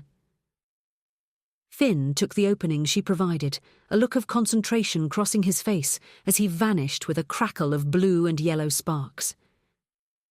Bobby did the same, breathing deeply to find the rage that burned within him, wrapping himself in anger as he extended his hand. With a roar, he let loose a stream of twisting black and red energy from his splayed fingers, the snake-like tendrils striking at the creature's chest and face, only to have no effect, simply vanishing like water falling on parched soil. Bobby swallowed hard when the creature somehow grew brighter, moved faster, and struck harder. Before he could understand what happened, Finn appeared behind it, only the upper portion of him visible as his katana and wakizashi moved in silver blur, striking high and low with deadly precision. The blades sparked blue, arcs of electricity suddenly dancing along the strange crystal armour. Without turning, the abomination smashed an elbow past Finn's wall of steel, its monstrous blow slamming Finn dead centre of his forehead. The redhead fell like a marionette with its strings cut, his eyes rolling back into his head. It turned to stomp on Finn's crumpled body, but Tamika managed to wrap her massive hands around its throat, lifting it over her head and then slamming it to the ground with enough force that the crystal beneath their feet cracked. The impact booming like a hammer, pounding an anvil. Just as Tamika raised a foot to crush it, the crystal-clad monstrosity slammed a fist against the ground, and both of them were knocked back by a deafening shockwave. Bobby was thrown high, tumbling head over heels before landing in a crushing heap a dozen feet away with his ears ringing. Staggering to his feet, he searched for Finn, only to find Tamika and the abomination trading blows, the air around them hissing and imploding with each titanic strike. Shaking off his dizziness, Bobby raced forward, deftly unclipping the worn steel baton of his hip, uncoiling the near-invisible filament inside. Once he was close enough, he leapt high, flipping overhead and attacking with his mono-whip, the line slicing deep into the armour on the creature's shoulder. It reeled back, and Bobby gave no quarter, landing smoothly and then attacking from behind once more and slicing into a gap in its armour.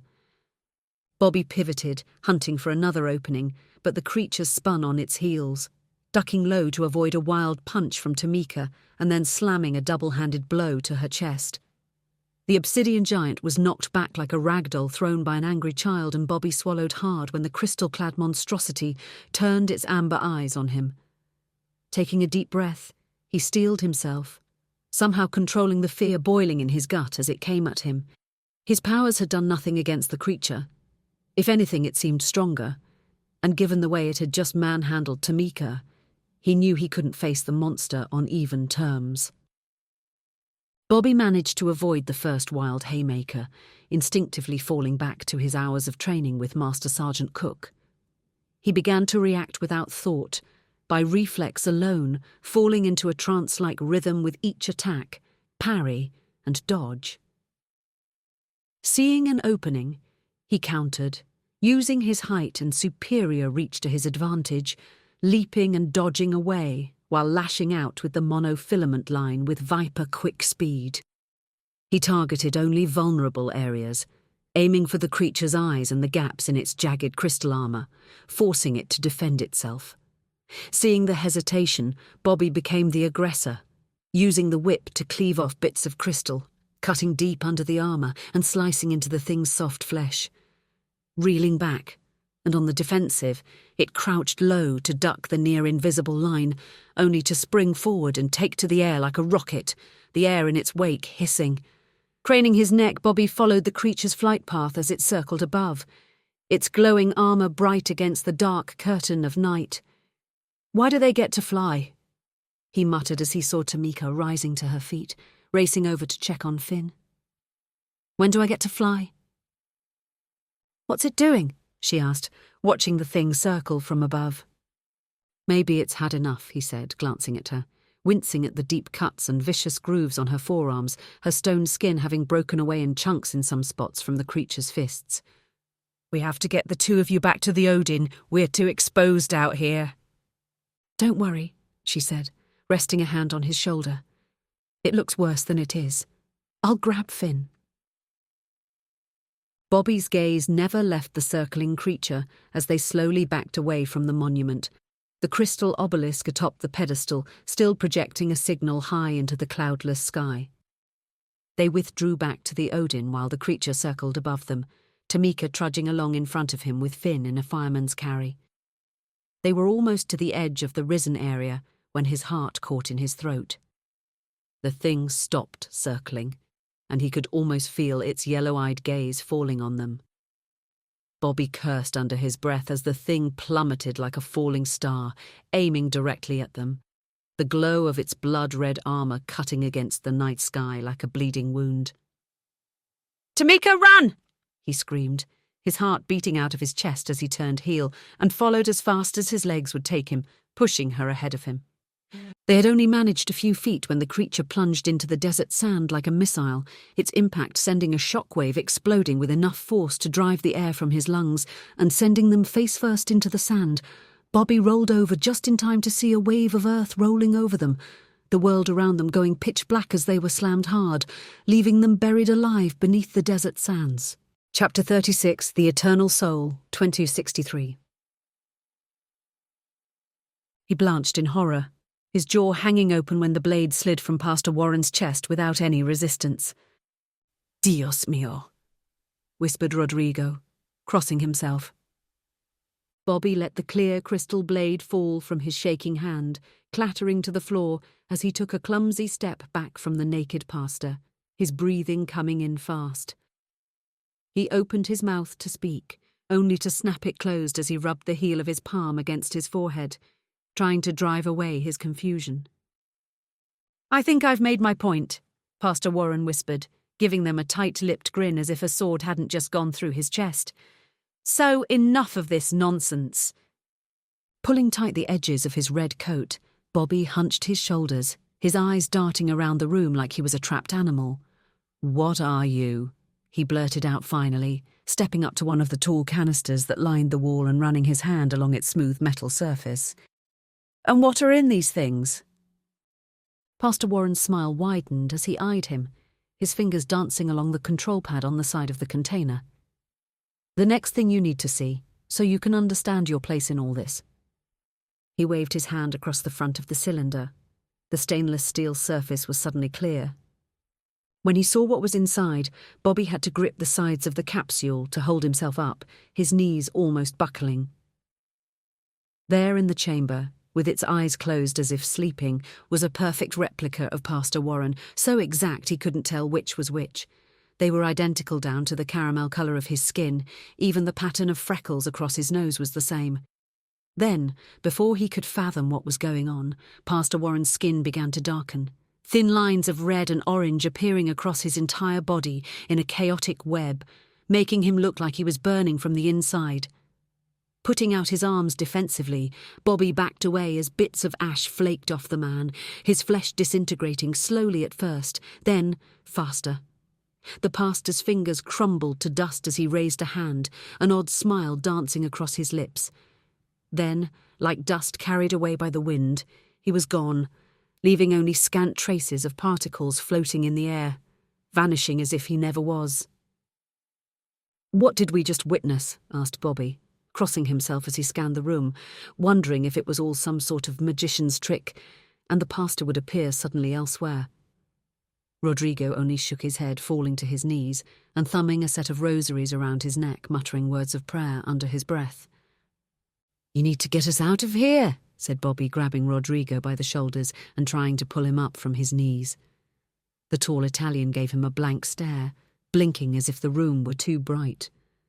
A sharp hiss pulled his attention away from thoughts of escaping, and he turned to see as the cylinder's transparent cover glided open. Bobby flinched when the eyes of the replica snapped open, Pastor Warren's gaze falling on them. "Do you see now?" he said, stepping out from the cylinder and spreading his arms wide. "Nothing you do will make an ounce of difference, so it would be best for you if you were with me and not against." Staring at the cylinders lining the wall, Bobby imagined they were full of lifeless versions of the pastor, perfect replicas just waiting for his soul to bring them to life. "I understand," he said in hollow tones, bowing his head. Part of him wanted to collapse to the floor, give up, and just do as he was told like a broken man. "Good," said Pastor Warren, nodding to himself with a pleased smirk as he took his fine suit from a trembling Rodrigo. "Your ability to find more like yourself, coupled with the fact that you have this amazing gift of transforming those with potential into ascended, well, that makes you worth keeping around despite your shortcomings." Bobby mumbled vague words under his breath, numb to it all. Pastor Warren's demonstration had done its job. Hope had fled. He finally understood what Michael did not. They would be trapped in this life forever. The pastor would never let any of them go, him most of all. "I'm glad you came around, Robert. Not like those traitors you eliminated for us last year," he said in a casual tone, buttoning his shirt. "It was a shame to lose 3 ascended in one go like that, but thankfully you delivered the justice they deserved." "Justice?" Bobby muttered, his head snapping up. "Absolutely," the pastor proclaimed, taking his blazer from Rodrigo. "I'm grateful you were able to put the needs of the country above childish friendships." "Childish friendships," Bobby muttered, his eyes narrowing. "I didn't do it for the goddamn country. I killed them because you and Michael put this chip in my head. I killed Elizabeth, the only person I ever loved, because she stood against you. Yes, it was a shame. That. By the time she used her powers to destroy her implant, it was too late. We had no way of stopping her besides sending you after them."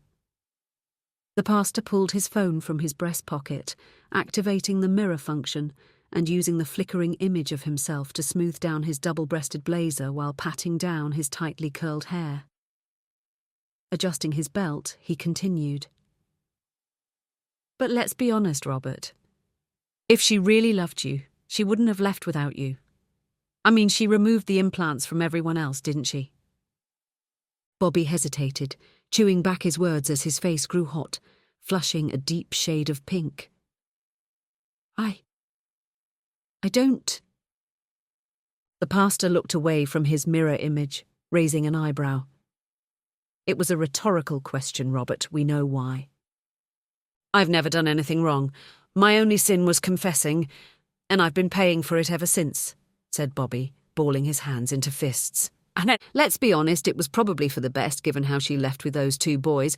It's clear to everyone that she was a whore and you're better off without her. Bobby wasn't sure if it was his words or his smug smile, but something in him snapped and with a roar he exploded into motion. Before the pastor could react, Bobby slammed his fist into his face, a grim smile decorating his lips as he smashed the other man's nose flat. He followed up an instant later with another roundhouse, connecting to the side of his head, the pastor's neck snapping back with a satisfying crack. The well-dressed man did nothing to stop the relentless attacks, absorbing every wild swing and brutal jab without so much as a blemish or a bruise. Pastor Warren let it go on for a few seconds more, all while having a bored look on his face. Then, without appearing to move, he caught Bobby's fist and twisted slightly to throw him off balance. Bobby cringed as the bones in his hand cracked and twisted as he was forced to his knees, straining against the pastor's iron grip. Pastor Warren twisted further, his eyes never blinking. Bobby's arm snapped, and a breathless shriek exploded from his throat as spots appeared in the corners of his eyes, the pain making the room spin. "Enough," Pastor Warren said. "I can break both of them if you want. Or how about I cave in that skinny little chest?" "Do it," Bobby said through clenched teeth, sweat bursting from his pores and rolling down his temples. "I've had it. I don't want to be part of this anymore. I'm not the monster, not the weapon you people want me to be." Pastor Warren cocked his head, a half grin on his lips. "You've always been a monster, Robert. That's what makes you such a good weapon. I'm just making it so you don't have to hide anymore." "That's not true," he said, slumping down, tears leaking from the corners of his eyes as he fought to hold them back. Until his ascension, he'd never hurt anyone. His only goal was to have a life better than the one he was born into. He wanted a family that wouldn't have to struggle the way he did, a family that wouldn't have to wonder if they would have a roof over their heads or where their next meal was coming from. "You are," Pastor Warren shot back, grabbing his other arm. "You have a gift for murder. It comes so easily to you. All those lives snuffed out here last year, and again in Boston, and just the other day on the highway. You say you weren't in control, but every time you're pressed, you kill." "No, I'll fight it every time. I want to be better," Bobby said, shaking his head. "It doesn't matter what you say anyway. You're not even human, so why should I give a shit what you think? You know, Michael likes to use the implant in your head to keep you in line, but me, I prefer the old methods," Pastor Warren said with a tusk. "I think I'm going to have to break you and rebuild you into something worthy." The words had barely left his mouth when the pastor slammed his knee into Bobby's sternum, and something in his chest snapped, the blow driving all the air from his lungs, the coppery taste of blood filling his mouth. Bobby's lungs rattled with every short, sharp breath, and he felt like he was drowning as the pastor pushed him over and he fell in a heap, his face pressed against the cold tile. Bobby rolled onto his side, trying to put his good arm under himself so he could stand. The shift in position brought Rodrigo into view, and he cursed under his breath. The Italian was on his knees, frozen in prayer, his only movement the clicking and counting of the rosary in his hand. "Don't try and get up, Robert," Pastor Warren said in a menacing tone, his hard-soled shoes loud against the tile. "I may need you for now. Your abilities are useful, and so far you've proven yourself, so I've allowed you a great deal of freedom. That may continue if you simply fall in line, do as you're told." And Bobby shook his head, spitting a glob of blood on the other man's fine shoes. "I've never been good at that," he muttered, sneering at the blood staining the pastor's shoes. "It's such a shame. You have more potential than anyone I've ever met," said the pastor with a snort, the deep shade of anger on his face, betraying the calm facade he normally projected. With the last of his strength, Bobby sat up, clutching at his chest, as he pushed himself back against the open cylinder that the pastor had exited. The simple movement had been almost too much to bear, and rivers of sweat rolled off his temples as he fought to keep the darkness at bay. "Sorry to disappoint you," Bobby said, his tone full of sarcasm. Bobby screamed as the pastor lifted him bodily by his short scruff of hair, the roots threatening to tear out. Grunting, he threw him like he weighed nothing into the cylinder he'd just vacated. Waves of pain shooting through, he slammed against the metal surface and slumped to the floor of the odd machine. "Let's see how long before you break, shall we?" said Pastor Warren, entering a series of commands on the control panel for the device. "This capsule can provide for all of your physical needs while keeping you conscious. Can you imagine being trapped in here for weeks, months? With proper instructions, I can make it that you could survive for years, alone in the dark." A surge of adrenaline gave Bobby the strength to lunge to his feet as the cover hissed closed, his fists pounding against the transparent metal with a hollow thud. "No. Please." "It's past time for begging, Robert," said Pastor Warren, his voice muted through the cover. "You'll learn one way or another."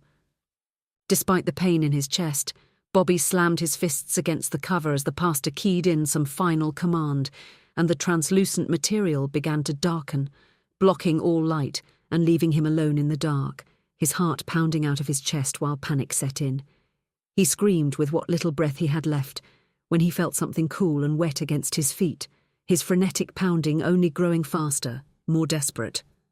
When the liquid passed his testicles, he gasped in shock and stopped hitting the cover, feeling around in the dark to find a way up, away from the cold, only to find nothing, no escape, the walls perfectly smooth. He didn't want to die like this, alone in the dark. He wanted a life. Was that so wrong?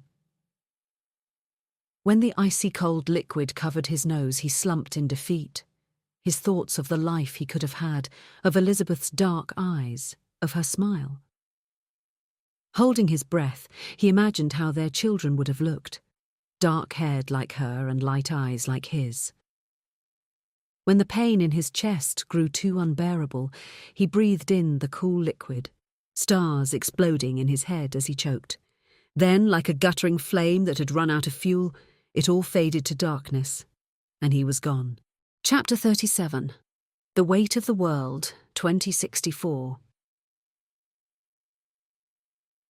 A massive weight pressing down on his back and a sharp pain threatening to pierce his side told him he was still alive despite the pitch blackness and dead silence. It took him a heartbeat to realize that Finn was directly beneath him, the hilt of his katana digging into his side. The smooth obsidian against his skin told him that Tamika was on his back. Bobby gasped for breath, the still hot desert sand stinging his nostrils. He took a moment to try and get his bearings, lost as to which way was up or down. "Tamika, are you there?" he asked around a mouthful of sand. "You're okay, thank God," she said.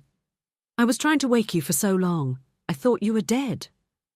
"Might as well be," he said, shifting to move the katana hilt pressing against his ribs. "How long have I been out?" 10 minutes or so. It felt a lot longer, though. I was so scared." Despite being buried alive, Bobby felt strangely calm, flashes of déjà vu running through his mind. He had been trapped like this last year in Boston, only much worse with an entire building on top of him. "How are we still alive?" "I don't know," Tamika said, shifting slightly. "I don't need to breathe when I'm like this, and I guess that my large frame on top of us made an air pocket." Bobby nodded. "Don't worry, it's just sand. We can dig. We need to get my phone, get some light and check our bearings so we don't dig a hole to China." "Will you two idiots quit prattling?" grunted Finn from beneath them, elbowing Bobby in the jaw as he struggled to turn over with little success. "Damn, you people are heavy. What the hell did you idiots get me into?" "Are you never not a jerk, Finn?" said Tamika, pushing away from them in an attempt to give them more space. "The thing we were fighting flew up, then fell from the sky like a meteor. The shockwave buried us." "Have you morons tried calling Daniel for help? The sand won't block a comm signal." "I thought you said that thing wasn't Daniel," Bobby shot back, wanting nothing more than to pummel the mouthy ginger. "Besides, what can he do? He's a hologram." "I don't care right now. If he can call for help, send a drone, or blow the whole area to Kingdom Come, I don't give a shit.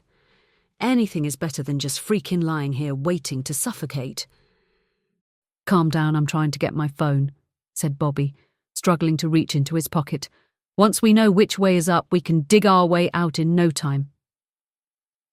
A sense of relief washed over him as the tips of his fingers brushed up against his phone.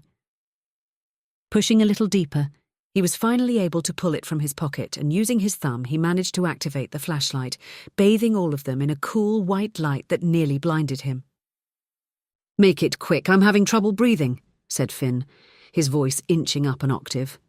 From behind him he felt Tamika shifting around, sighing in irritation. "The less you talk, Finn, the faster we'll be—" "What the hell was that?" "What was what?" said Bobby, a cold sweat beading down his forehead despite the heat. "Don't you hear the scratching? It's coming from somewhere behind me." Bobby took a deep breath to calm his nerves, trying to make out anything in the deathly silence. The last thing they needed was for panic to set in. Any one of them freaking out would only make matters worse. "I don't hear anything." Tamika's sudden scream nearly punctured his eardrum, and her weight suddenly vanished from on top of him. Moonlight banished the darkness, and Bobby was a hair's breadth too slow to grasp Tamika's reaching hand as she flew upward. Tamika rocketed skyward, her eyes wide, full of panic as Bobby watched powerless. "Get the hell off me, man!" shouted Finn, pushing Bobby aside and bounding to his feet. He looked worse for wear, with his red hair dishevelled and an ugly bruise just above one eye. With a sneer, his entire body began to crackle as a wave of coiling amber electricity crept over every inch of him. Seconds later he was gone, invisible to the naked eye. Up above, Bobby felt a surge of hope as Tamika used her great size and strength to lock her legs around the creature's torso, using her weight as leverage while unleashing a flurry of overhanded blows to its shoulders and chest, making it fly like it was in a drunken stupor. Just when he thought she had the upper hand, the crystal armor covering the thing exploded with a violent pulse. Raising a hand to shield his vision, he staggered back, wincing from the burning sensation in his eyes. Blinking away the after-images of the strobe, he looked up in time to see Tamika plummeting to the desert sand, her impact sending a plume of dust high into the air and shaking the ground beneath his feet.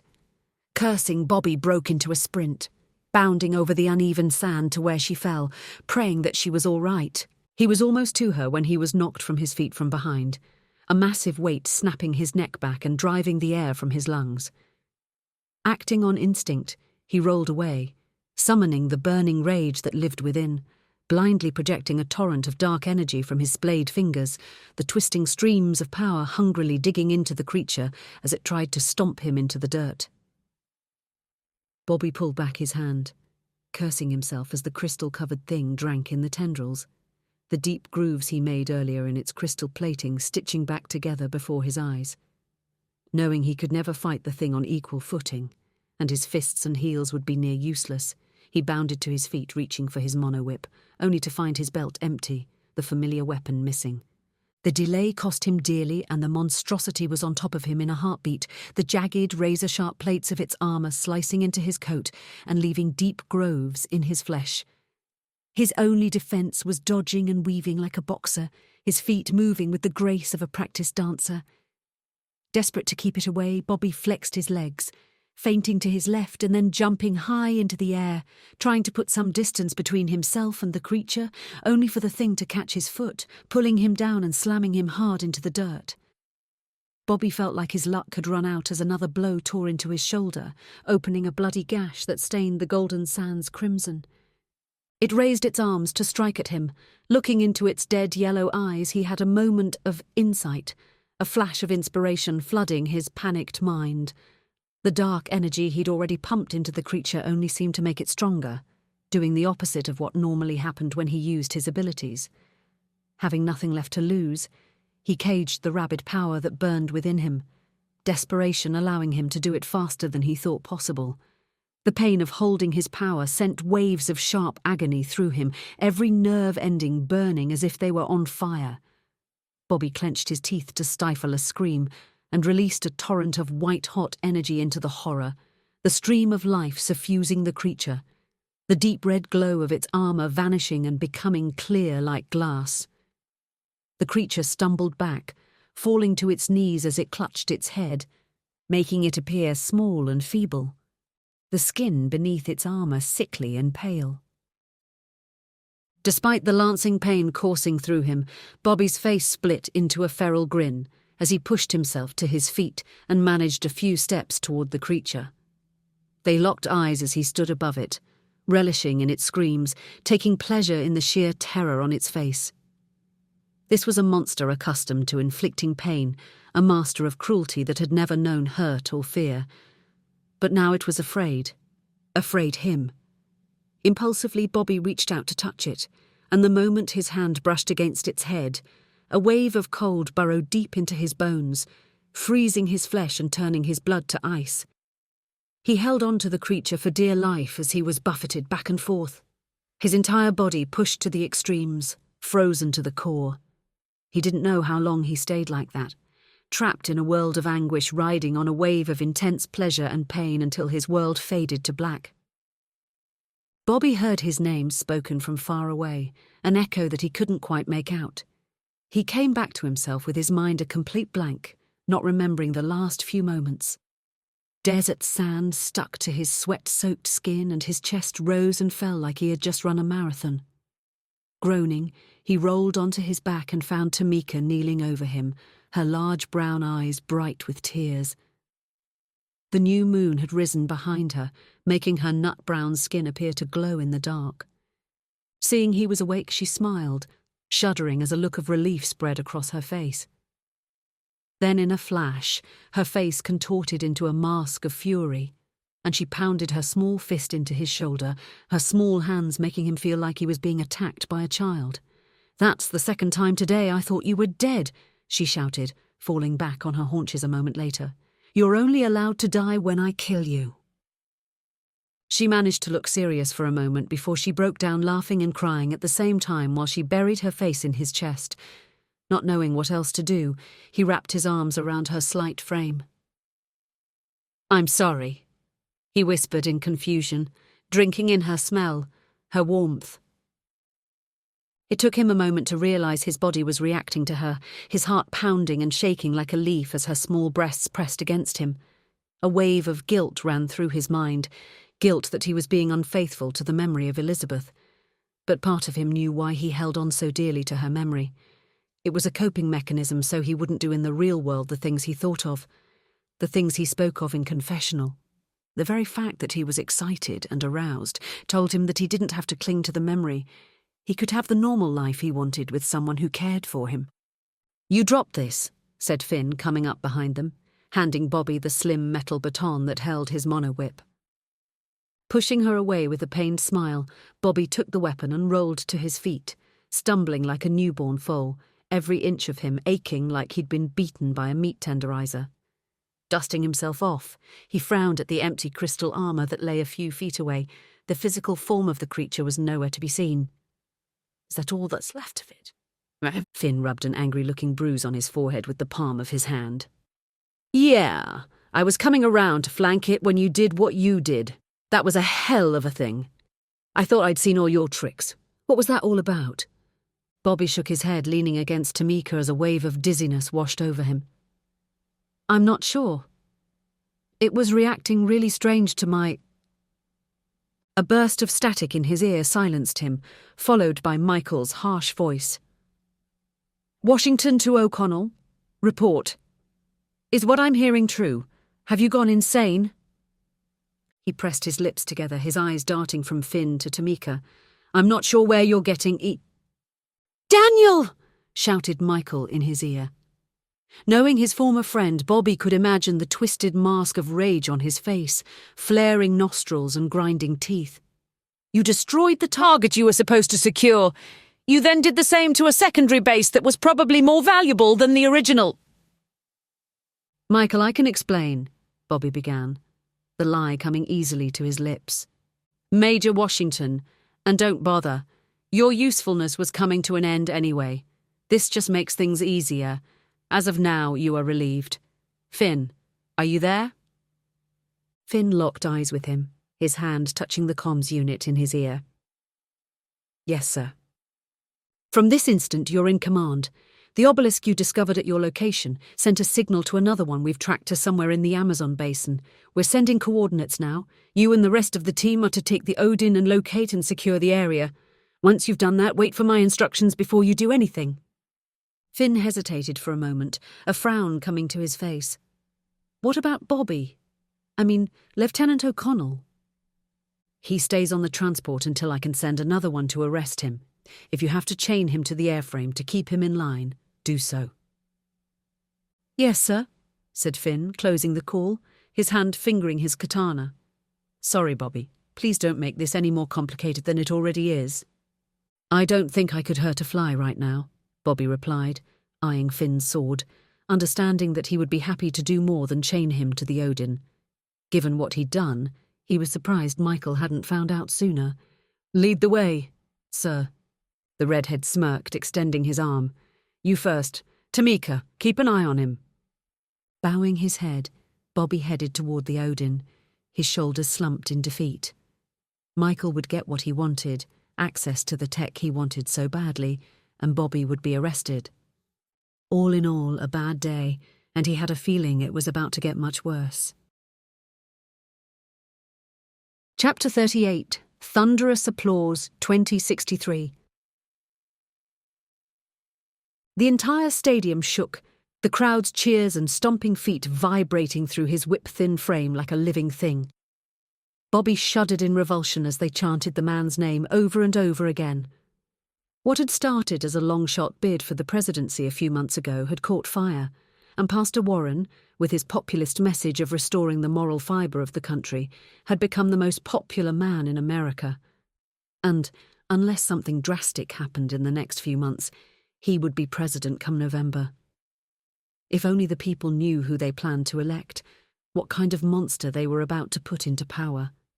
They would be terrified. Bobby sat on a folded chair behind the main stage, alone with his thoughts, watching as Pastor Warren whipped the crowd into a frenzy. Tamika and Finn had been put in charge of security during Bobby's absence, and they stood like twin shadows just behind the pastor while he spoke, his words echoing over the loudspeaker so that the screaming crowd could hear his every word. Tearing his gaze away from the stage, he took a shuddering breath and uncoiled his mono-whip. Letting out a slow breath, he squeezed his eyes shut in anticipation. The familiar weapon in his hand gave him a strange sense of comfort, and with practiced ease, he dragged the near-invisible line along his inner arm, gritting his teeth through the pain. Bobby blew out his cheeks, slumping in relief when a thin line of blood appeared, flowing like tears from the fresh wound. He had done this every day without fail since he'd come out of the cylinder, just to make sure he was still human, still himself. He had lost a month, floating between accepting his fate and clawing at the impenetrable walls for the brief spurts.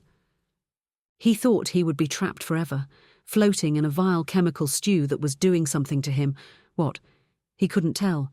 It was a shock when one day the cover went from opaque to clear without warning, pain shooting through his eyes like he was staring at the midday sun.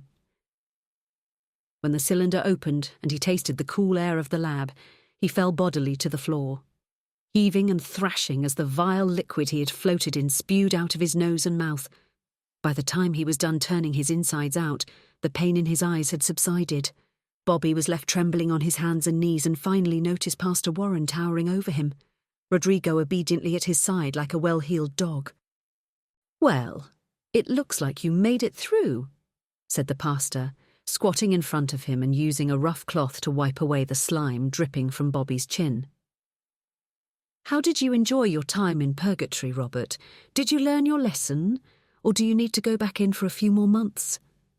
Glaring into Pastor Warren's green eyes, hate and revulsion bubbled in his belly, and for a brief moment he wanted nothing more than to spit in his arrogant face.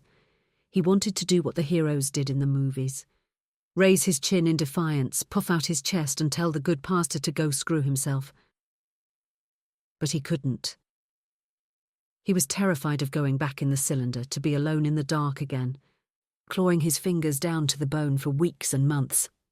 "No more," he begged, bowing his head in shame. "Good, very good," Pastor Warren said, standing up and putting a hand on Rodrigo's shoulder. "Now our friend here will take you back to base. I expect you to resume your duties of finding me more like yourself. Time is short, so Rodrigo here will be travelling with you to speed up the process." Oh, and just in case you get any ideas, the pastor tapped the tall Italian on his shoulder, making a vague motion. Frowning, Rodrigo pulled aside his shirt, revealing the small pulsing crystal at the base of his neck just above his shoulder blade. Staring hard into the Italian's dead eyes, Bobby sobbed, his entire world spinning into oblivion. That had been the last straw. Pastor Warren had won, and Bobby knew he didn't have a choice but to do as he was told, because nothing he did would matter. He was beaten. It had been a week since he had come out of Pastor Warren's tank, and he was still afraid to close his eyes, terrified that when he opened them he would be trapped in that small space once again, his mouth and nose stuffed with that awful chemical, the very thought of him bringing the taste of bile to the back of his throat. He had spoken to Michael briefly, telling him in no uncertain terms that he was done, and that if he wanted the pastor dead he could do it himself. Unsurprisingly, his former friend didn't argue, and strangely enough, gave him a sad look. Another roar from the crowd pulled him back from his musings, shaking off his stupor. Bobby rose from his seat as Pastor Warren made his final waves and backed away from the podium. He approved him with a wide smile on his face, Tamika and Finn on his heels. "Did you see that, Robert?" "Yes, sir," Bobby replied, staring at his high black boots, not able to meet the pastor's eyes. Pastor Warren frowned at him. "I know I've been hard on you, but you should be happy. In a few months I'll be president, and you and your friends will work alongside me, work to make a real change to this nation that we can all be proud of." A chill ran through him, his shoulders growing tight at the thought of Warren in charge, knowing that he was something beyond human, unnatural. What inhumane things could he do with the power of the presidency? "You still have to win, sir," said Bobby, locking his hands in front of him. Pastor Warren chuckled to himself, turning back to look out at the stadium full of people still milling about. "I've given these people hope for the first time in a generation. You can see that, can't you? Come election day, they'll be an unstoppable force with unlimited potential, I guarantee you." Bobby nodded politely, a tight-lipped smile stretching across his face as he fell in line with Tamika and Finn. Taking one last look at the departing crowds, Bobby shook his head. Pastor Warren would be president, and nothing could stop that. The man had thought of everything, from the massive HoloNet coverage to peppering the crowds with just enough of his own people to get them going in his direction.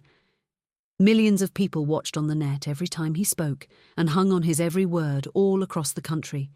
Nothing short of a miracle would sway them. He was going to win. Then, staring out at the empty stadium, it hit him like a wild surge of electricity burning through his mind, an idea so profound that he stopped in his tracks and smiled to himself for the first time since he got out of the cylinder. He had a way to stop this. It was so simple, and it would only cost him everything, including his life. Chapter 39. Transatlantic, 2064. "Do you really think chaining me to the wall will make a difference?" Bobby asked, rattling the handcuffs attached to the emergency release lever of the cockpit bulkhead. "It's a compromise, arsehole," Finn shot back, sneering at him from over his shoulder. "The Odin is a transport, not a prison ship. I don't know what the hell Michael thought we were going to do with you, but there's no way I'm taking my eyes off you." "Michael isn't thinking at all because Michael isn't himself," Bobby said, shifting to adjust his standing position. He was still exhausted from his fight with the armor-clad creature, and the surface of his skin was still sore and tender. Worse was he was fighting waves of dizziness and nausea, so much so that he blacked out from the G-forces when the Odin rocketed into the air.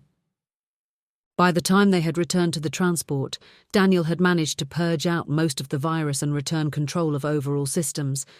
They had taken off without incident and were now barreling over the Atlantic at supersonic speeds.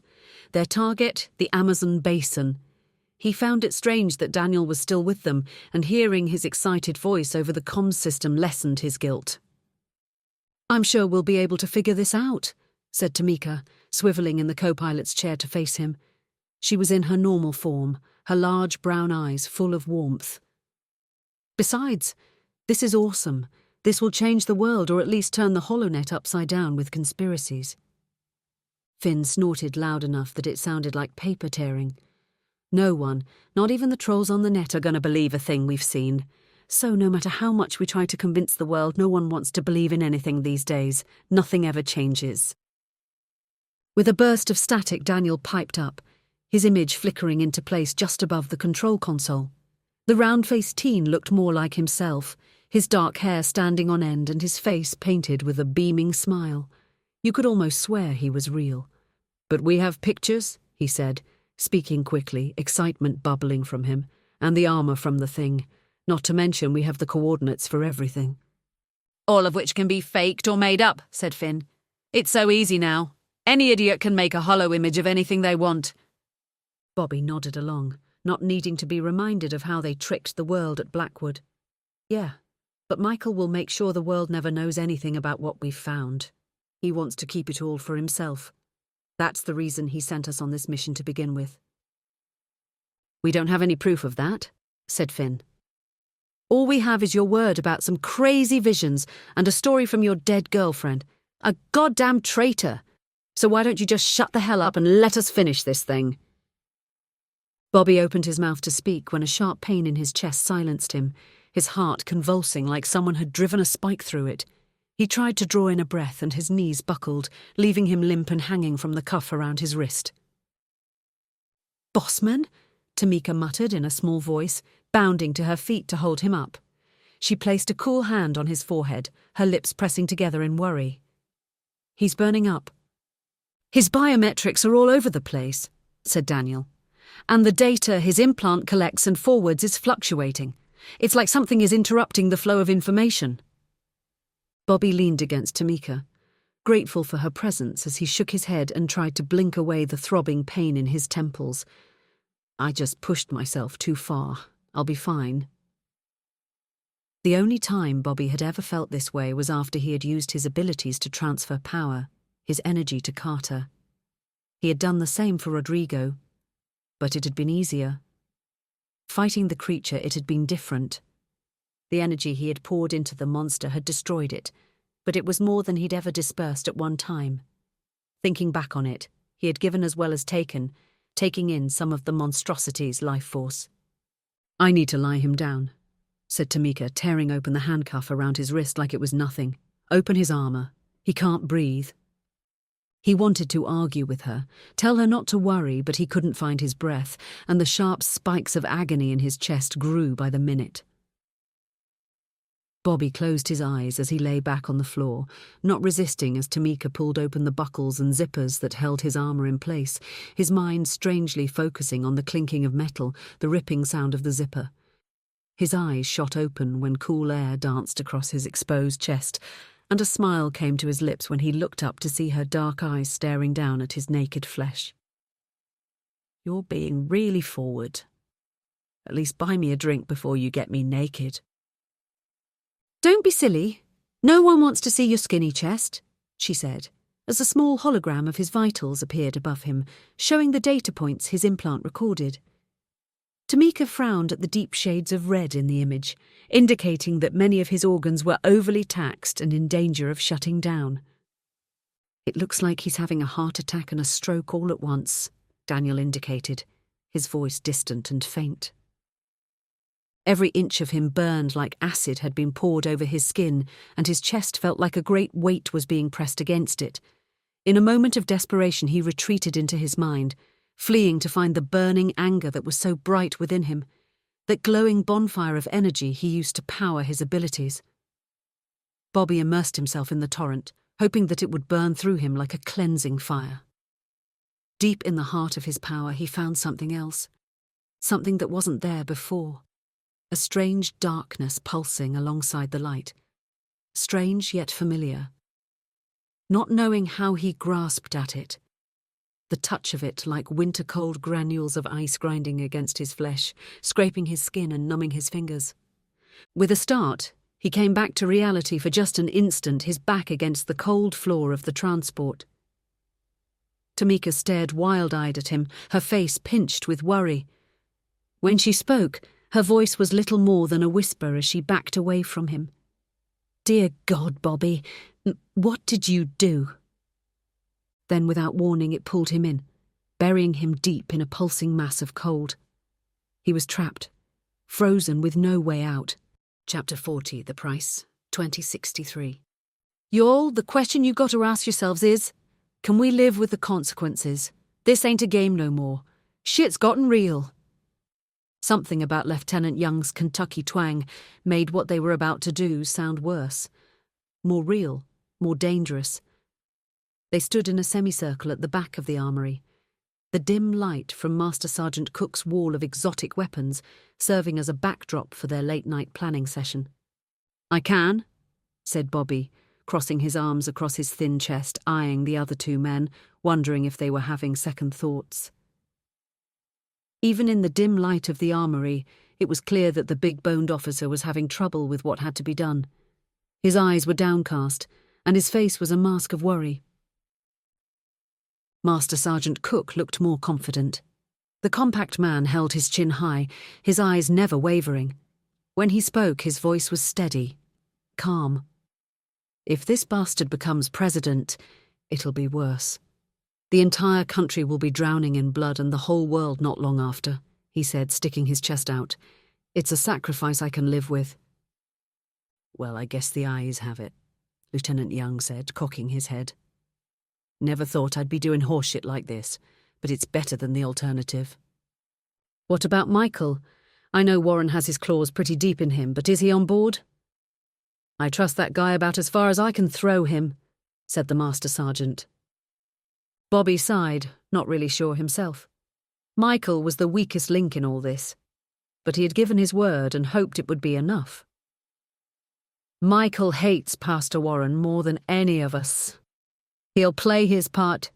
His father has friends who work for the network, and he's called in a favor.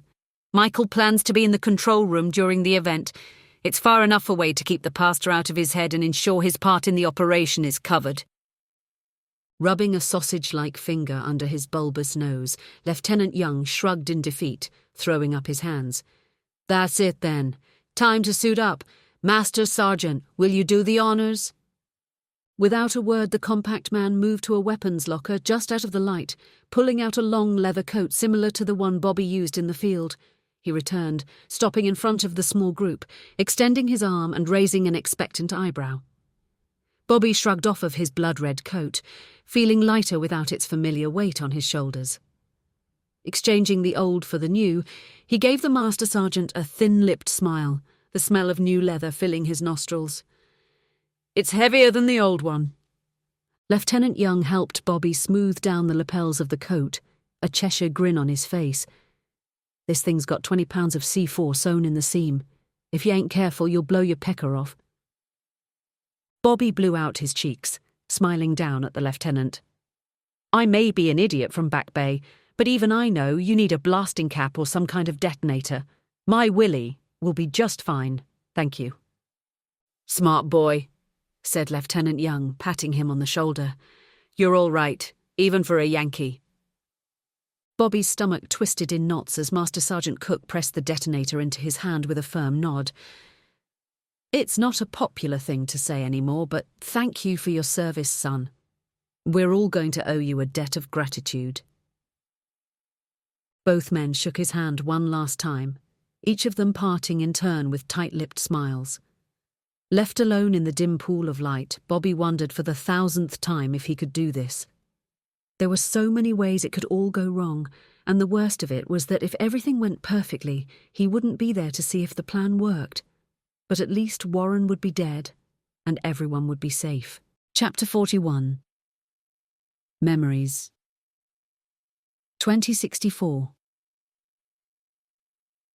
Bobby slipped through a dense curtain of inky blackness, repulsed by the alien sensation against his flesh, almost as if a snake was slithering over his naked flesh. When he finally pushed through, his jaw fell open, and he was surprised to find himself standing in front of the chancel of Trinity Church, the very spot where Father Gary beat him within an inch of his life. He inhaled deeply, drawing in the odour of beeswax from the candles. At the back of his throat, he could almost taste the lemon oil used to polish the wood. Everything was as he remembered, yet different. The patterned gold walls with their remarkable stained glass windows glowed in the late afternoon light, and the marble altar was a brilliant white with inlaid threads of dark grey and black marbling. "It's not like this anymore," he muttered in a low voice, turning in a circle while trying to remember why he was there. The fluttering of pigeons escaping through broken stained glass pulled his attention, the afternoon sun dimming to twilight as he blinked. The finely polished wooden pews crumbled before his eyes, and the brilliant walls of gold faded to a dull silver. Right before his eyes, the pristine stained glass faded to nothingness, leaving behind gaping maws open to the sky. Blinking in confusion, he focused on a darkened alcove at the back of the hall, half expecting to see Elizabeth emerge. "You can come out. I can feel you there in the corner. Your memory of this place is strong, stronger than any other," said a shadow emerging from the alcove. Frowning, Bobby wandered toward it, slipping in between the broken pews. Eyeing the creature, he frowned at the childlike creature's sloped head and dark skin covered with odd geometric patterns. It wore a simple white cotton robe that fell past its knees and brown leather sandals on its feet. Digging deep in his memory, he knew it wasn't supposed to be here. Elizabeth was. They'd fought here that day he had won. She had fled, setting into motion a series of events that didn't end well for either of them. "I don't know you," Bobby said, narrowing his eyes. "You seem wrong somehow." The small creature shrugged, and a smile creased its odd face.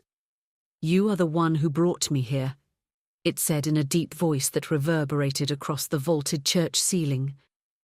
"Brought you here? I don't understand." "In your mind," the creature said matter-of-factly, vaguely gesturing with its hands at its surroundings. "Among my people, it was a rare talent. How a primitive hominid like yourself managed such a feat, I don't know." "Hominid?" Bobby asked, taking a step back, hunting for his mono-whip on his belt, frowning when he found the weapon missing. "That's the word in your simple language, Haas," it spat, giving Bobby a sour look. "That is what you are." "You can leave if you want," Bobby said, wrinkling his nose in disgust at the creature's rancid odour which grew as he got closer. "You dragged me in here," it snarled, its hands flexing into claws as it stalked closer. "Let me out, or I'll make you let me out."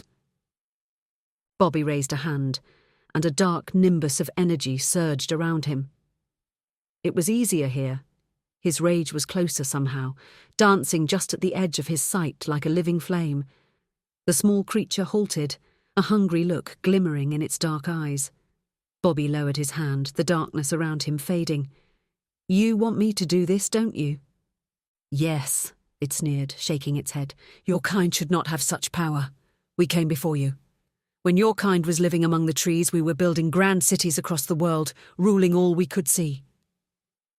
"And then someone took it from you," Bobby continued, a flash of understanding coming from his visions. "Traitors and thieves," it spat, its eyes taking on a yellow cast. "Malcontents not satisfied with the kindness we showed them. I've seen this, like living through a memory. You and your people grew stagnant, complacent," Bobby said, remembering the visions he'd had in Siberia. "You brought war on yourselves through your cruelty and greed. I'm going to take what's yours, make you pay for your ignorance when I bury you deep within your mind," it said, lunging at him, razor-sharp nails narrowly missing him and leaving a line of narrow cuts in his leather coat.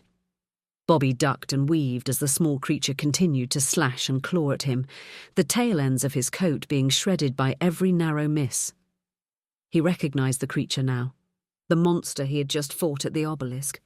Somehow it had survived, living on within him after he had drained all of its life. Bobby dodged another swipe, only too slowly this time, paying the price with a deep gash on his cheek, warm blood suddenly spraying wide. A surge of adrenaline poured through him, the pain in his cheek a lesson to move faster. When the creature came at him again, he twisted and rolled around it, grabbing one of its outstretched arms in his, snapping it back and almost tearing it from its socket. The creature wailed in pain, its high-pitched screams nearly shattering his eardrum. It attempted a futile attack with its other hand, and Bobby caught its razor-sharp claw in his hand, using his greater height and reach to force it down to its knees. "Your people are long gone, dead. No one knows you, no one cares, and I plan to keep it that way." Ignoring the creature's flailing claws tearing at his coat, he wrapped his hands around its throat, locking eyes with it and squeezing with all his strength, so hard he could feel the bones of its neck grinding together. The church around him dimmed as the light faded from the creature's eyes, the broken pews and broken stained glass fading to nothing. Bobby was left alone in a dim pool of light as the creature itself faded, leaving him empty-handed, his head on a swivel as he searched for it, expecting an attack at any moment. He woke with a start, his heart pounding out of his chest as Tamika and the hologram of Danielle looked down at him, their eyes wide with relief. He sat up, brushing a hand through his hair. Finn appeared in his field of vision, and Bobby wasn't sure what was going on, only knowing that they all stared at him with wide-eyed looks of terror. Tamika reached out to touch his naked chest with a shaking hand, only to pull back like she'd touched an open flame. "What?" he snapped. Tamika shook her head, backing away to let Finn move in closer, and when he spoke, Bobby was surprised to hear worry in his tone. "Crystals, a thin sheen of them," he said, pointing at Bobby's chest. "As far as we can tell, they're all over your arms and legs." Blanching in horror, Bobby looked down at his exposed chest to see a thin layer of smooth crystal covering his narrow chest. Feeling around to his back, he could tell there were more there too. In a hurried panic, he pulled up his sleeves, his stomach sinking as he found more around his forearms and lower legs. He wondered for a moment if the creature had won and would take over his mind along with his body, but he didn't feel it anymore. If anything, he felt more like himself if that was possible. "I'm fine," he said, swallowing hard. "Better than fine." Tamika pressed her lips together, bowing her head as her tiny frame shifted and twisted, the entire cockpit filled with the sounds of stones grinding together as she grew into her obsidian form. "I'm sorry, Bossman, it gets worse. The order came through while you were unconscious." "What order?" he said, pulling his armor closed. The hologram of Daniel could only shake his head, flickering in place.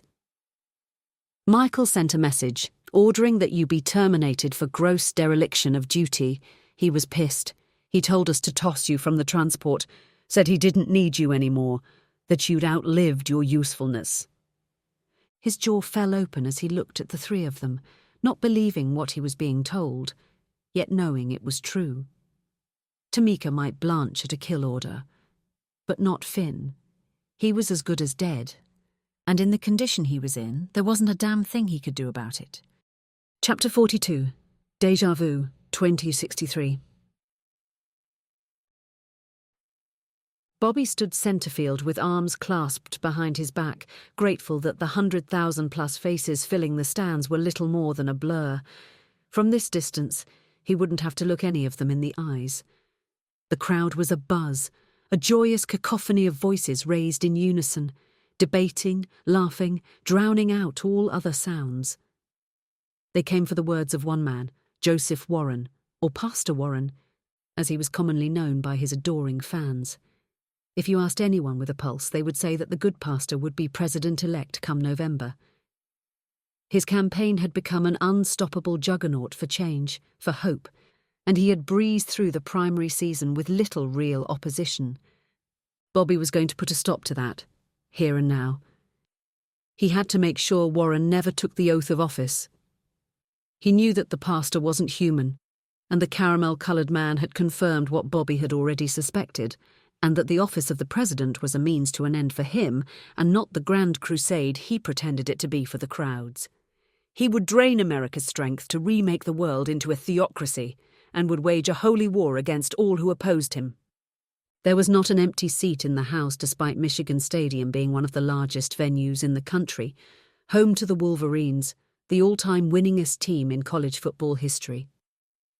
The massive stadium was one of the few places that would accommodate the crowds that Pastor Warren was drawing, and they'd crafted a circular stage midfield with a massive hollow projector just above it, so everyone in attendance could catch a glimpse of the great man, no matter where they sat.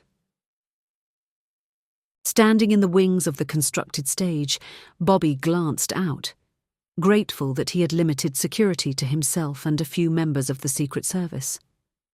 These men were single and without families. He had made sure that Tamika and Finn were as far away as possible, assigning them to crowd control near the outside entrance, not wanting them to suffer for his sins. Circling above the stage were micro-drones, each with tiny holographic cameras that would record every minute detail of the entire event, from the crowds to the pastor himself, all in perfect 3D, then project everything in exquisite detail over the HoloNet. A burst of static in his ear drew his attention away from the preparations. Washington to O'Connell. Report. I'm in place. Michael, Bobby confirmed with a smirk coming to his face at the slight. They were allies here, not commander and subordinate, and he was sure that addressing Michael without his rank would get under his skin. How are things on your end? There was a sharp intake of breath on the other end of the line, and he swore he could hear Michael's teeth grinding, but to his surprise his former friend didn't take the bait and replied in a cool, professional tone. As planned, I have full control of the newsfeed. The signal will not be interrupted once you start. Brushing a hand through his hair, Bobby tried to push the stadium full of people from his mind, blocking out the noise as he wondered for the 1,000th time if he was really going to do this. As if hearing his thoughts, Michael spoke up, his deep voice full of resentment. Don't get cold feet now, Robert. We only get one chance at this, and if we fail, we're both dead men. It's not that simple, Bobby began. It is, Michael shouted in his ear. Just do what's in your nature. You were born for this. Before he could respond, a thrum went through the crowd, a surge of energy like a living thing. Bobby turned to see Pastor Warren striding to the stage, his expensive pinstripe suit flawless, his skin and hair perfectly coiffed. One of the things the people seemed to love about the man was that there was no fanfare about him. He didn't need sycophants to introduce him or sing his praises before he spoke. He would simply walk onto a stage and begin. His message was always simple, driving to the heart of the matter. He stood at the podium, his hands casually draped against the sides, waiting with patience for the buzz of the crowd to die down. When he began, his voice was powerful and resonant, and the crowd calmed, like a breeze suddenly stilling on the ocean. My friends, I could do like my opponent and spend my time in front of you focusing on the problems of our great nation, how we have fallen, how we are in pain. But we know this already. We live it every day. Despite the heat, Bobby wore his red leather coat, his balance off due to the extra weight of the plastic explosive hidden in the lining. He tried not to think about it too much, knowing what was about to happen. Master Sergeant Cook had assured him that the blast radius would be enough to incinerate everything within about 30 feet, including Bobby himself. Together we will restore the moral fibre of this nation. We will purge the predators from our midst and make America a place we can be proud of again. A place the world will look to as a beacon of hope and enlightenment, that shining city on a hill. It's time, Michael said, his deep voice in Bobby's ear drowning out the pastor's booming voice. Acknowledged, said Bobby, nodding to himself while gathering his courage. Closing his eyes, he dug deep, focusing on the blazing torrent of anger that was always just beneath the surface of his emotions. His mind delving into harsh memories. The bad luck of his birth parents, who never loved one another, who all but abandoned him to the harsh life of the streets of Back Bay. He mired himself in his disgust with himself.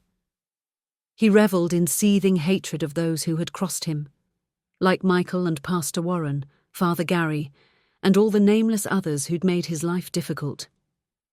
The last time he had made a field this big, he was straddling the line between life and death. It had been a reflex, but now Now he felt it grow, spreading out from him like a pack of hungry wolves, clawing and rending, desperate for the kill. His power touched the Secret Service men on the stage first, the pain driving them to their knees, teeth gnashing, hands clutched to their temples as Bobby absorbed the divine spark of their lives.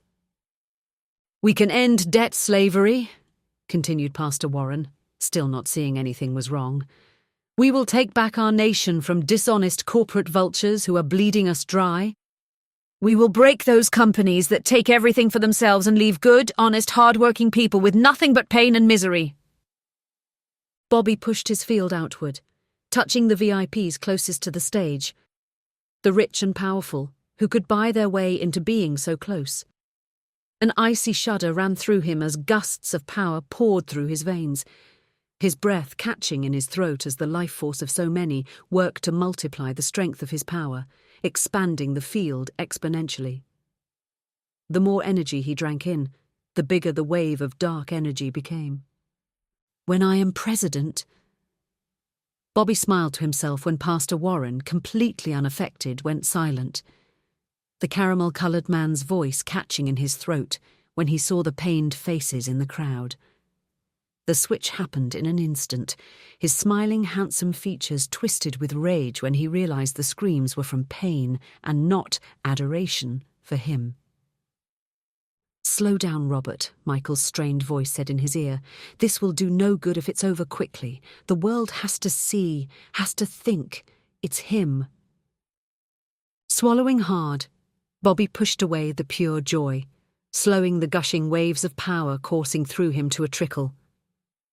Looking around him, he wasn't surprised that the Secret Service men closest to him were little more than dried-out husks, brittle bone and emaciated flesh that looked years dead.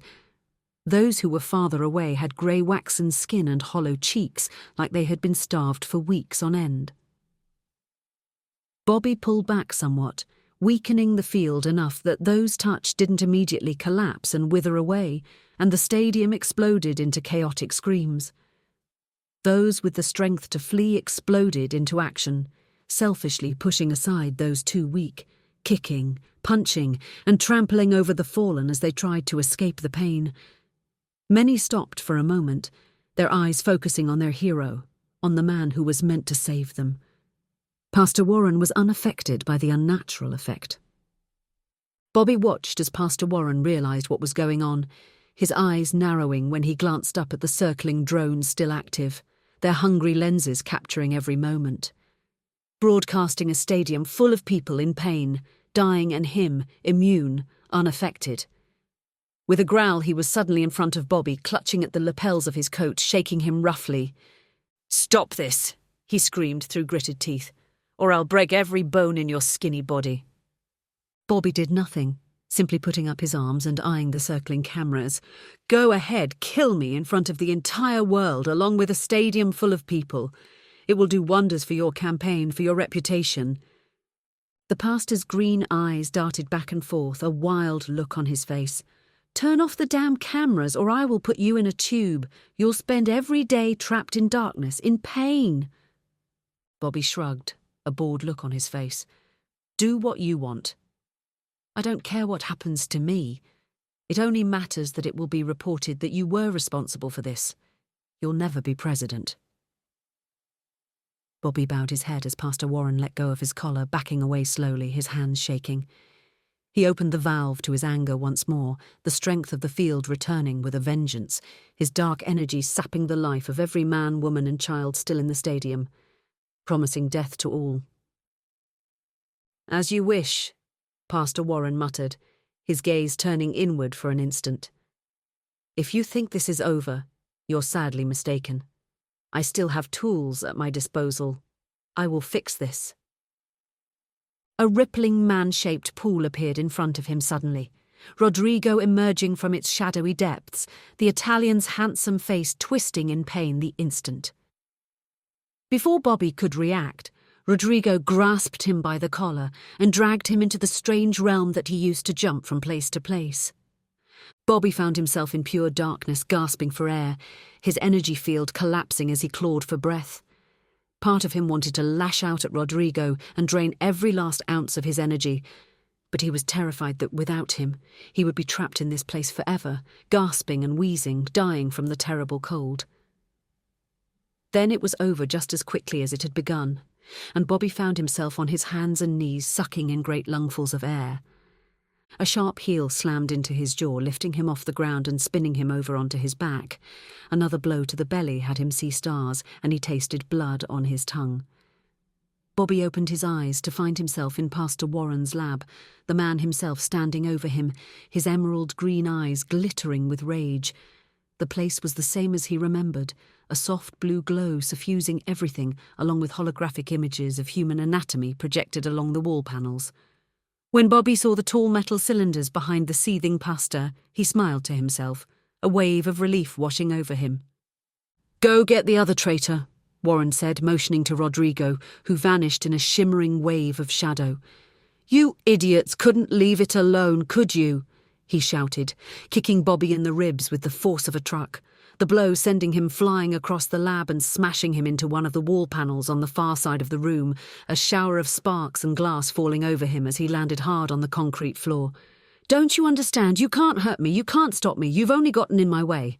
For that, I'm going to punish you for the rest of your miserable existence." Bobby laughed through the pain, rising to his feet while clutching at his broken ribs.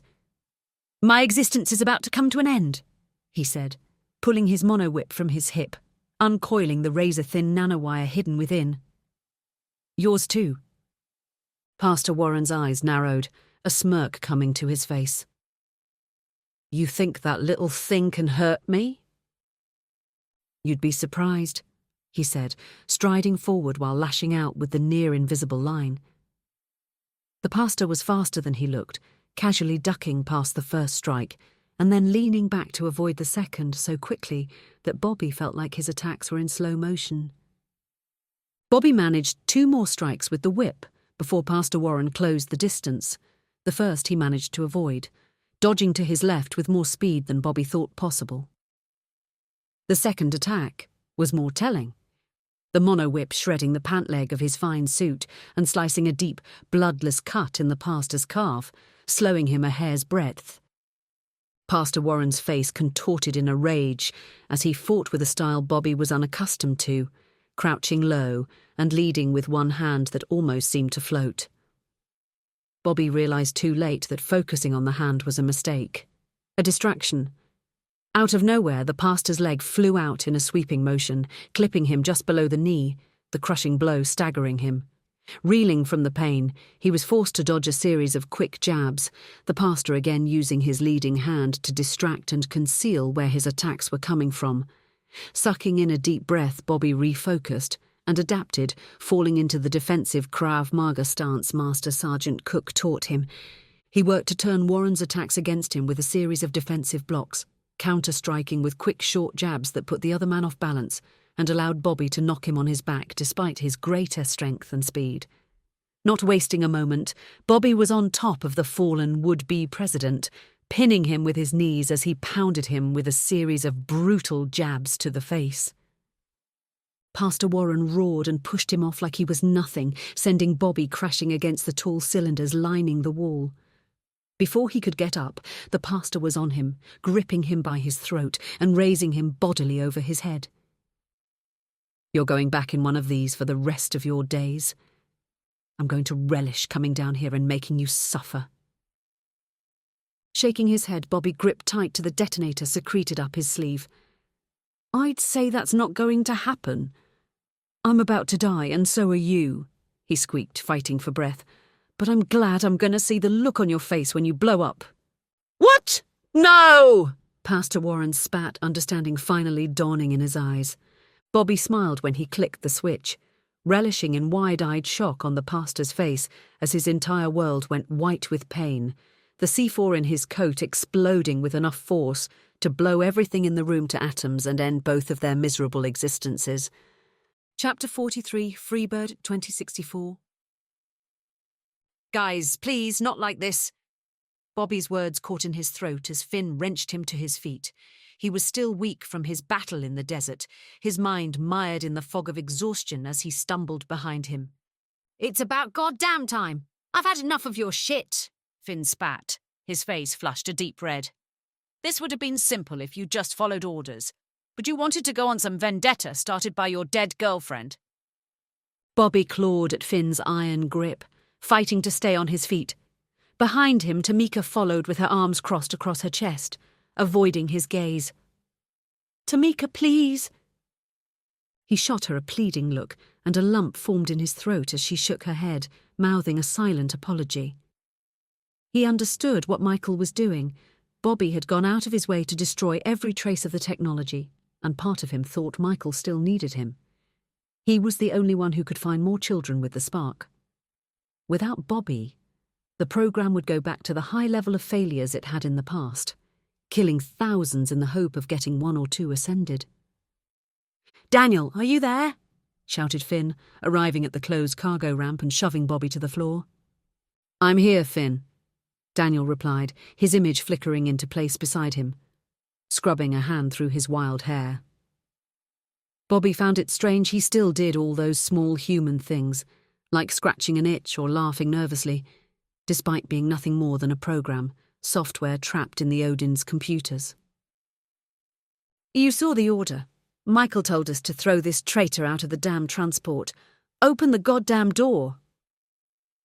The hologram shook his head, a frown coming to his round face.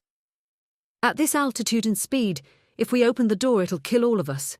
Except me, of course. I'm dead already. But who's counting?" "Then drop altitude and slow us down," said Finn, shaking Bobby by the collar. "I've seen paratroopers jump out of these things by the hundreds, so stop stalling."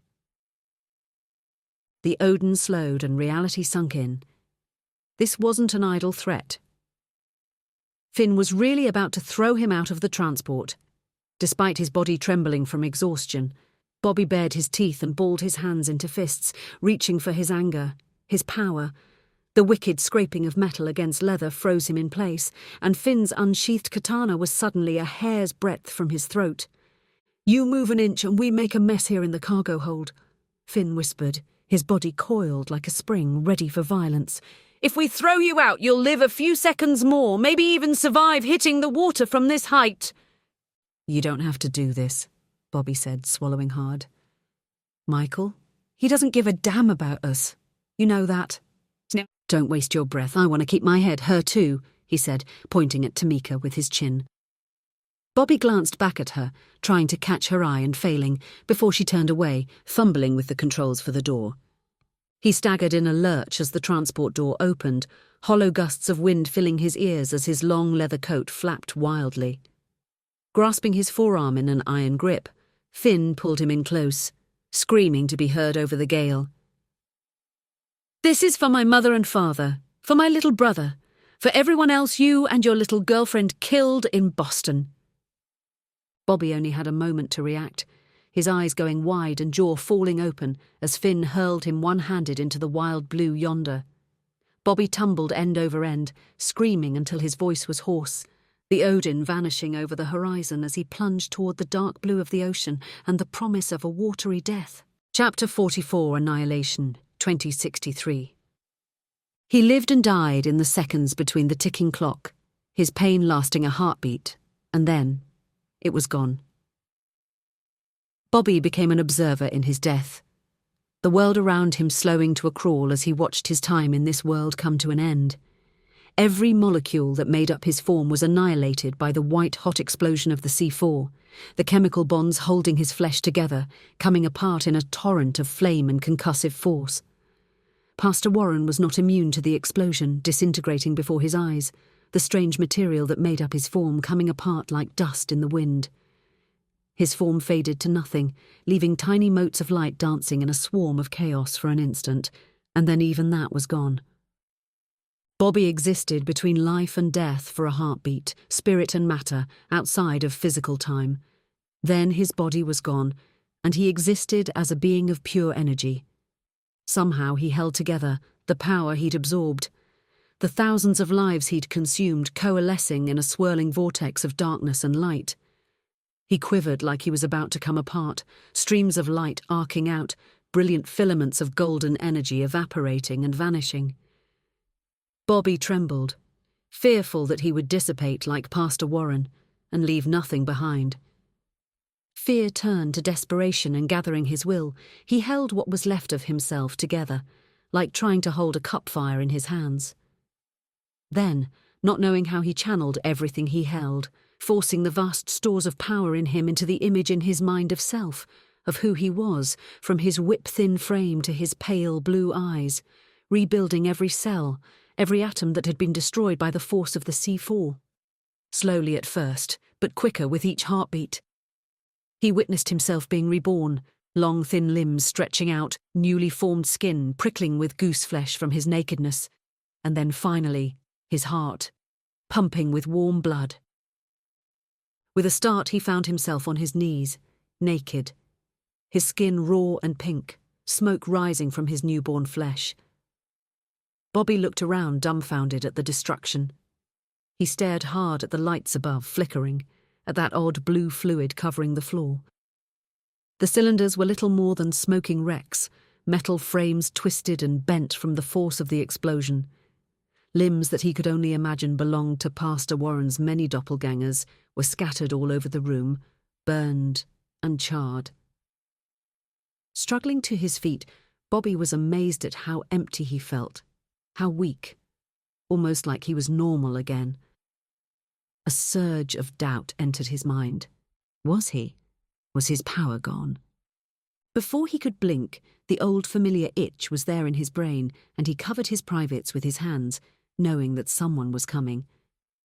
Rodrigo's familiar ripple appeared suddenly, like water shimmering in the moonlight.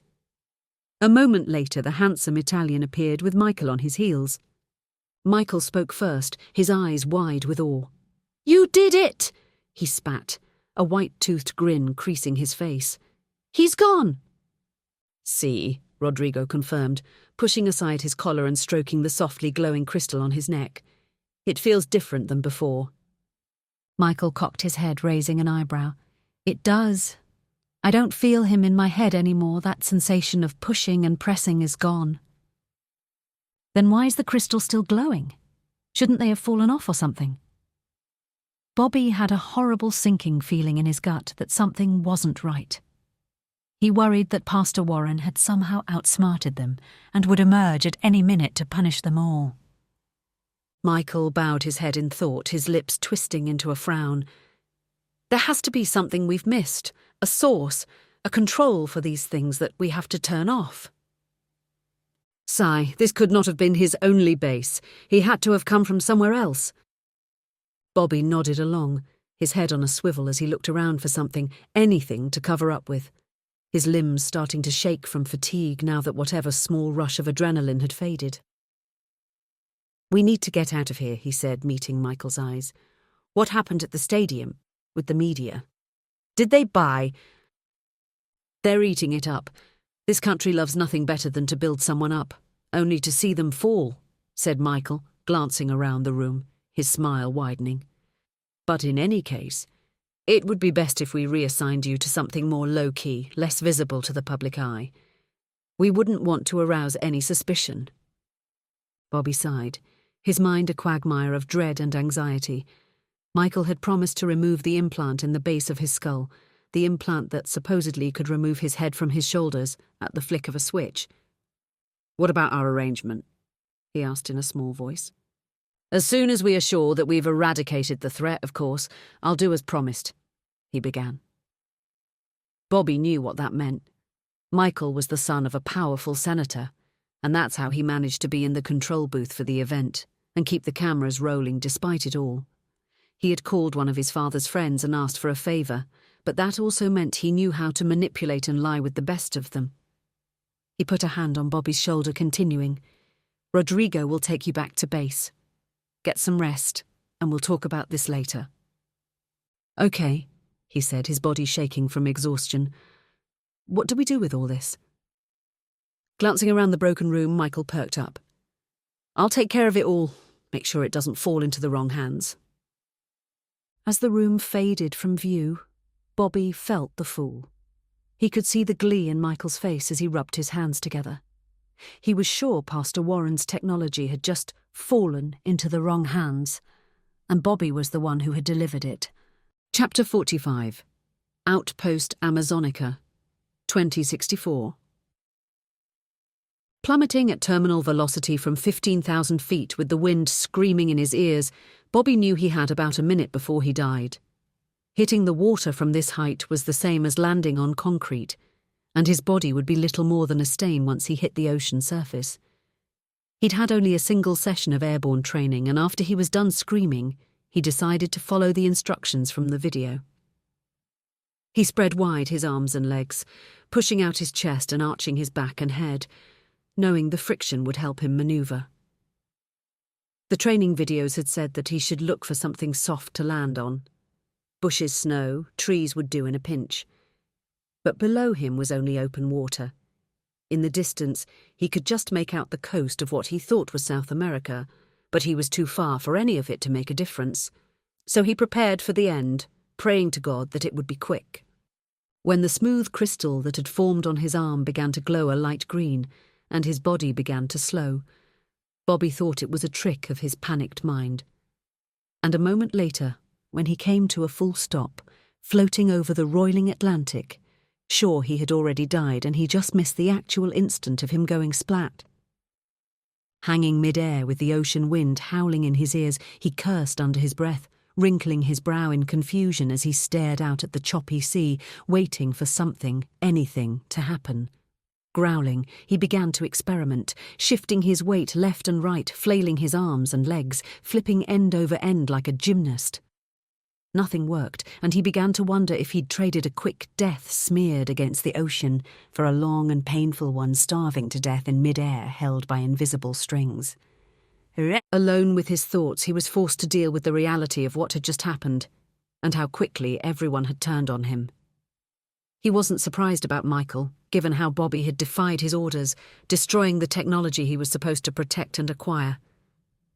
Finn never liked him, and now he knew why. But it was Tamika turning away, unable to meet his eyes that hurt the most. He thought there was something more between them, and for the first time in a long time, he had that spark of hope for a better tomorrow. Bobby hung there for hours, forced to face all his failings and his many sins, hating himself more with every passing minute. Just when he began to despair, he lurched forward suddenly, tugged by some unseen force, his whip-thin frame racing along toward the land. The only indication that something had changed was the soft glow on his skin intensifying. He was just starting to make out the dense jungle in the distance when he began to slow, a pang of worry in his belly as his altitude began to drop off, the dark surface of the water rapidly approaching. He took a deep breath just as he plunged into the Atlantic, the ice-cold water putting his teeth on edge. He had no idea where the force that was pulling him was taking him, and in a short time he was deep enough that the sun and surface were only a distant glimmer above him. For the second time in the last hour, Bobby was sure he was about to die. This deep, there was no way he could make it back to the surface, even if he somehow managed to escape whatever had him in its grasp. He plunged deeper into the murky ocean depths, and by the time he saw the subtle glow, his lungs were burning and spots danced in his vision. The light intensified, and he could make out the source, a tall obelisk of smooth crystal that sprung directly from the bedrock. Just as he was about to black out, he was pulled toward a widening crack near the high point of the tower, and as it rotated open, he passed through some sort of energy field that held back the water. Bobby fell to his knees as the field disappeared, his eyes wide with amazement as he drank in deep, sweet-smelling air, his chest rising and falling with the rapid pounding of his heart. Getting to his feet, he found himself on a circular platform as wide as he was tall, illuminated by a ring of small white crystals that did little to push back the inky darkness. Tired of waiting for something to happen, Bobby opened his senses, extending outward and trying to feel if anything or anyone was out there in the dark. What he found confused him, the odd itch in his brain, sensing life, but not what he was accustomed to. This felt alien, like dipping his hand in sewer water. Slick and vile. A sudden chill washed over him as a ghost of an image flickered to life in front of him, wavering and translucent. The diminutive creature was similar in appearance to those he saw in his visions. but more closely resembling the bodies they had found in Siberia. Small-bodied like a child with dark skin covered in geometric patterns, a sloped forehead, and dark eyes that never seemed to blink. "Guardian, it is fortunate that you arrived," the ghostly image began, its tone more mechanical and human, like hundreds of voices speaking in unison. "Although I was not aware that any of the Guardians had survived to this age. You are most welcome in this time of need." Crossing his arms over his thin chest, Bobby's mind raced to understand what the hologram was talking about or why it seemed to know him. He guessed it might have something to do with the sheen of crystal that had formed on his body after he had absorbed the energy of the creature in the desert. Not knowing what else to do, he decided to not aggravate the situation and played along. "Can you clarify the need?" he began, keeping his voice neutral. "There has been a breach of the outer stasis chambers by the enemy. Several pods have been infected by their nanovirus, and they are actively working to enter the inner ring. They must be stopped, Guardian." "Are they here?" asked Bobby, narrowing his eyes as he peered into the darkness. "I don't understand." "Negative. This security outpost was designed to serve as an early warning system during the hibernation cycle. The primary base was once part of Amazonica City before the culling, and the inhabitants had managed to hide those that were worthy. As per the Imperial directing, the lowborn were left exposed. Now the enemy has returned to finish what it started." "Can't you stop this enemy from here?" The diminutive image looked away, flickering with static. "The weapons and energy systems of the outpost were depleted during the previous processional cycle. Our resources are severely limited." Bobby wasn't sure if it was the glassy look of fear in the creature's eyes or the worry in its voice, but something about it made him want to help, despite his dire situation. Pressing his lips into a thin line, he shook his head, knowing he would regret this. "Can you give me a visual? Show me where they've breached?" "Affirmative. I have a probe available." The image of the small creature was replaced by an overhead projection of dense jungle that quickly zoomed in on a deep gash in the earth, diving deep into a tunnel that looked out of place in the rainforest. The probe raced down a slick-walled corridor, cool and metallic with lighting that came from evenly spaced crystals along the floor. It looked like something out of a holovid of what people thought the future should look like.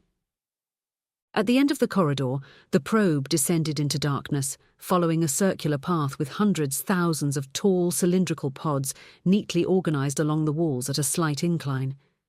Bobby could see some sort of movement on the surface of the pods, almost like the feed was going in and out of focus. "What's wrong with the image?" he asked, squinting at the feed. The disembodied voice of the hologram took on a worried tone, dropping to little more than a whisper. "Nanobots, millions of them, eating, consuming the life energy of those who sleep." Without being prompted, the probe zoomed in, expanding the visual to the microscopic level. He cursed under his breath, balling his hands into fists. There, on the surface of the pod, was an infinite number of miniature machines, like those they had fought in Siberia, like the one that had attacked Daniel, silver-bodied with a single glowing red eye, thousands of thin ropey tentacles spitting out from their central core. "Is this all there is? These things managed to breach the base all on their own?" The hologram zoomed out once again, allowing him to see more of the chamber before it shifted positions, descending into the darkness. "Negative. Like in the past, there was an infected host, and in this case it had help from unidentified subjects." "Show me," Bobby ordered, leaning in to get a better look at what he was seeing, his curiosity growing by the moment.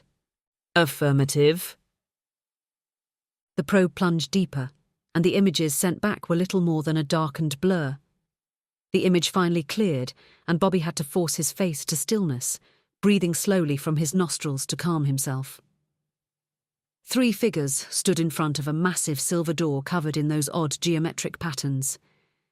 He knew Tamika immediately, her obsidian frame towering over the other 2 men. Behind her, Finn paced back and forth, his familiar scowl somehow comforting. The last of the trio was the one who put his teeth on edge and made his stomach twist into knots. A near-perfect machine replica of Daniel stood with them, identical even down to his wild shock of hair and round face. Its skin was bright silver, and its hair looked like it was made with some sort of fibre optics. A series of thin ropey tentacles snaked from his arm, plugging into an open control panel beside the door. "Is that the infected creature?" he asked, already knowing the answer. Affirmative. "And the other two?" asked Bobby, holding his breath, cursing at himself for worrying about them, even after they had thrown him to his death. "They are at the early stages of infection," it said, reappearing beside him, its dark eyes focusing on the feed the probe was sending back. "Given time, the infection will spread deeper, taking full control of their nervous systems. For now, they are prone to suggestion, doing what they are told, with minimal resistance." "How did it spread? I mean, how come I didn't catch it? I was with them in Siberia." The hologram flickered once again, its image replaced by a darkened humanoid form, an image of one of the nanobots beside it. "The individual bots on their own are harmless, and once they have killed, All available hosts go dormant. It is only when they detect a host with a high-functioning cerebral cortex that they will combine into a larger creature and attempt to infect it. That's what happened to Daniel in Siberia, but we beat it back, destroyed it, and freed him," he said, raising an eyebrow. That is the insidiousness of the infection. Once in a host, they lie dormant, using the genetic material of the host to replicate themselves over and over again. Oftentimes, the host seems perfectly normal. "And once it's strong enough, it attacks again, spreading to additional hosts," finished Bobby, thinking back to what happened on the Odin with Daniel. "But I killed it there too." It may have migrated into the computer system, infecting the other subjects later. Somehow you missed being exposed. Realizing what had happened, Bobby had never been so grateful for being thrown out of a plane. He was about to ask if they could be saved when the image switched, showing some sort of X-ray that revealed a swarm of nanobots on the trio's skin, in their blood, and even concentrations in their brains and spines. Grinding his teeth, he nodded to himself, his resolve growing.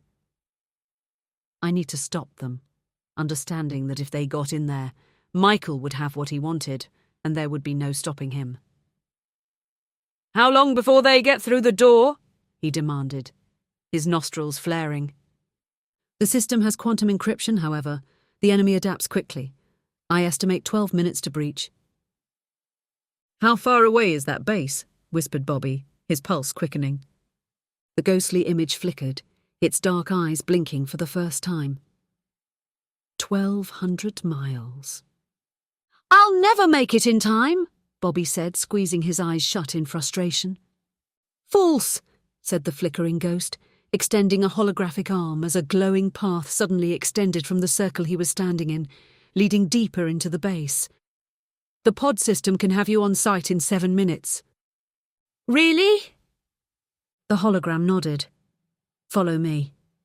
Following the hologram, a surge of rage ran through him, his blood growing hot when he thought of how he had been manipulated and used, treated like a monster, even by those he considered friends. He would finish this once and for all, and he would kill all of them. Then when he was done, he would find Michael and tear his heart out. He would enjoy watching him die. Chapter 46. Old Friends, 2064. Bobby stepped from the transport pod onto what looked like a spotless subway platform, shaking slightly and reeling from how fast he had just travelled. The hologram had tried to explain how it all worked, something to do with magnetic levitation in a vacuum. But Bobby had stopped listening the moment he'd been crushed into his seat by the massive G-forces. He had spent the rest of the short trip white-knuckling it, holding the railings of his seat so hard that he crushed the metal in his hands. "How do I get to access the point they're trying to break into?" Bobby demanded in a rush, scanning the platform for a way out. The hologram flickered into place beside him, appearing more solid. "They are attempting to penetrate from one of the upper levels," it said in its mechanical tone, a holographic map of the facility projected in front of them as they walked. "We are currently at the midsection here. temporary living quarters meant to be used when the long sleep was over. Below us are stasis pods, holding the bulk of the population. There is a lift that can take you to the upper levels, it said, just as a line of crystals along the wall began to glow, guiding him. What's on the upper levels? Manufacturing, storage, security.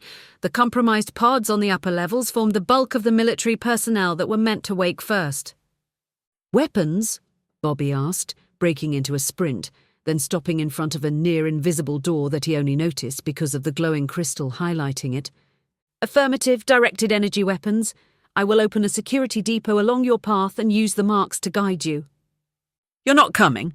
Bobby demanded, raising an eyebrow. Negative.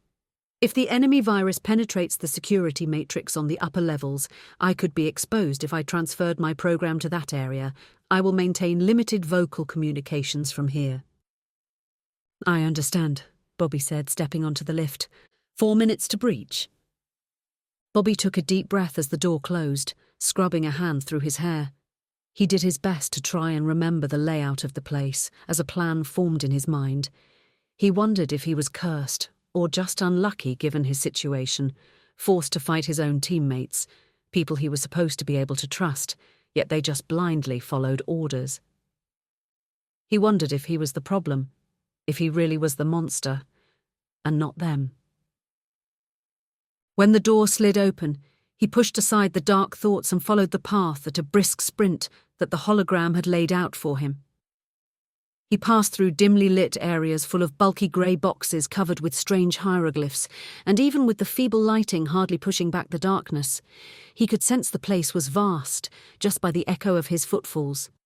He skidded to a halt when he came to a glass wall with a series of small doors that led into a narrow corridor. Ducking his way in, he continued to follow the glowing path, arriving moments later at another glass door that led to a machine shop of some sort. This area had multiple levels of what looked like conveyors, along with machinery similar to the 3D printers he'd seen in modern factories. A door to his right suddenly slid open with a hiss, and Bobby jumped in his skin when he heard the voice of the hologram in his ear. That room is a security station. There should be several rifles along the wall to your right as you enter. Entering the small room, he found the weapons rack just as described, filled with a series of short golden rods about as thick as his wrist and a little longer than his forearm. Hefting one, he found it light, almost intuitive to use, with a simple button built into the base.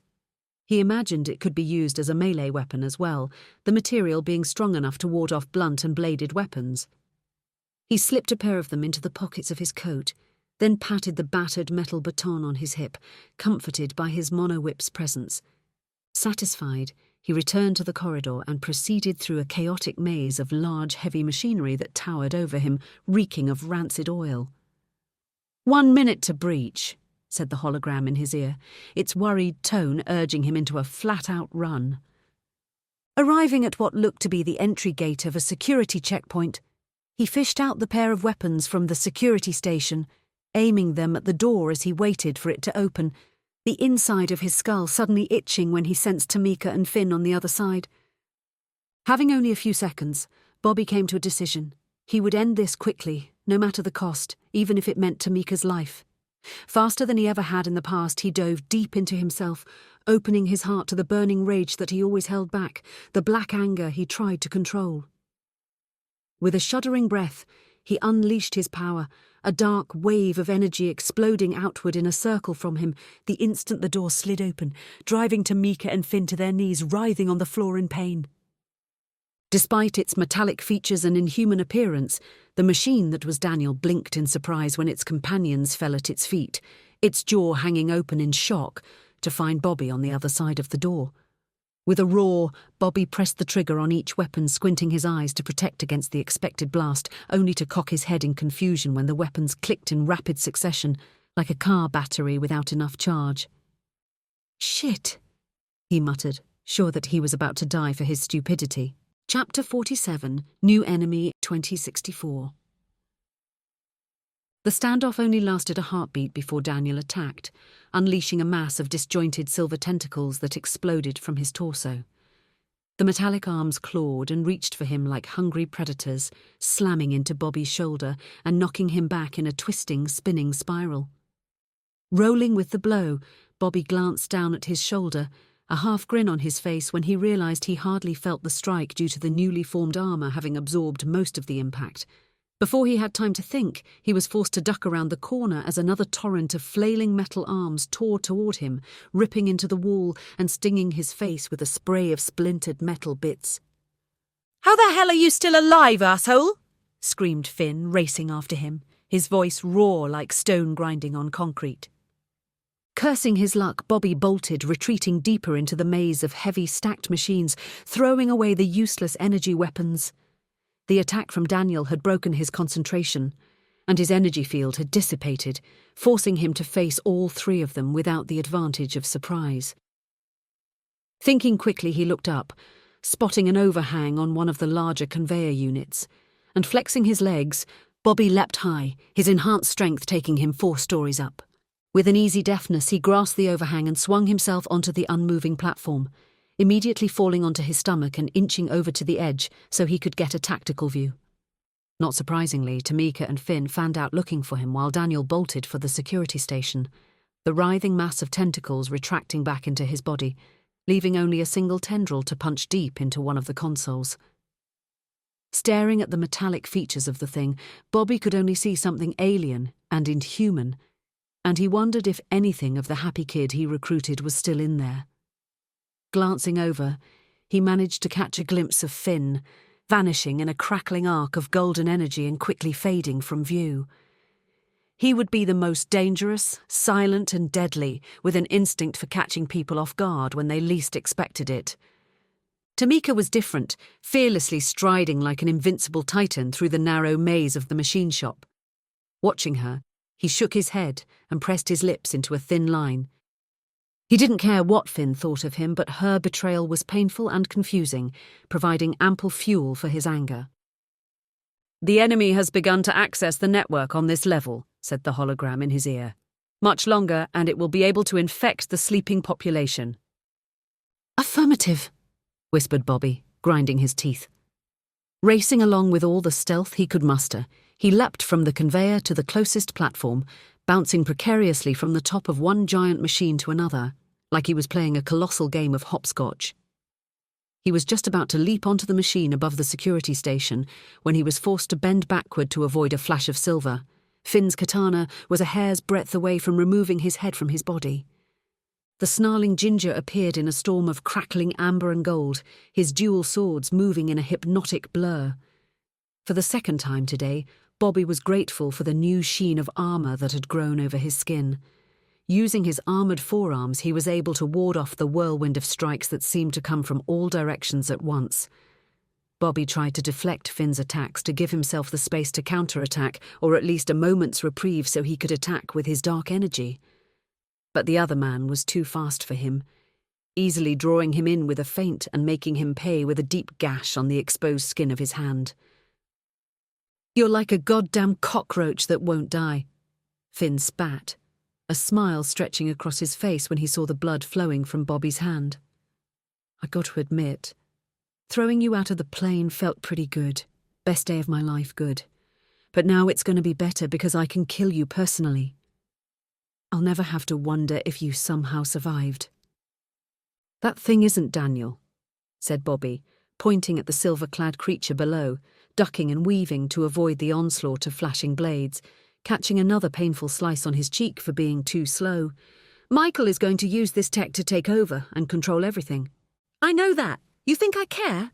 shouted Finn, bringing both blades down in a V pattern toward Bobby's shoulders. "Michael can do whatever the hell he wants, but I go free after today. The explosive in my head goes away. That was my price." Needing some breathing room, Bobby leaped back, landing precisely on a narrow beam connecting 2 machines that spanned over a precarious drop into the darkness below. Uncoiling his mono-whip, he waited for Finn to follow. The ginger took the bait, landing on the beam beside him. Finn slashed and weaved with perfect symmetry, forcing Bobby to leap away again, with Finn following. both men engaged in a wild dance high above the machines, bounding from one narrow beam to another, attacking and parrying, blocking and dodging. Neither landed a killing blow, and neither was willing to back down. Jumping to the side, Bobby managed to clip Finn beneath his chin with his boot, sending him sprawling on top of one of the conveyors. Skidding to a landing, he charged, thinking he had the upper hand, only to have him vanish in a chaotic scattering of amber light, leaving him alone in the dark, his eyes darting in all directions. Moving purely on instinct, Bobby spun his monowhip in a figure-8 pattern front to back, stepping gingerly, waiting. He sensed he was in the clear for the moment, and not wasting time, he sprinted back to the edge of the machine where he had last seen Daniel. Bobby dropped from the top of the machine and struck, neatly sliced through the tentacles buried into the security terminal. Daniel spun away from a hail of sparks exploding from the console, his smooth silver face twisting into a snarl. Seizing the momentum, Bobby attacked again with the near-invisible line, easily lopping off tentacles raised in defense and leaving deep gashes in Daniel's chest and shoulders.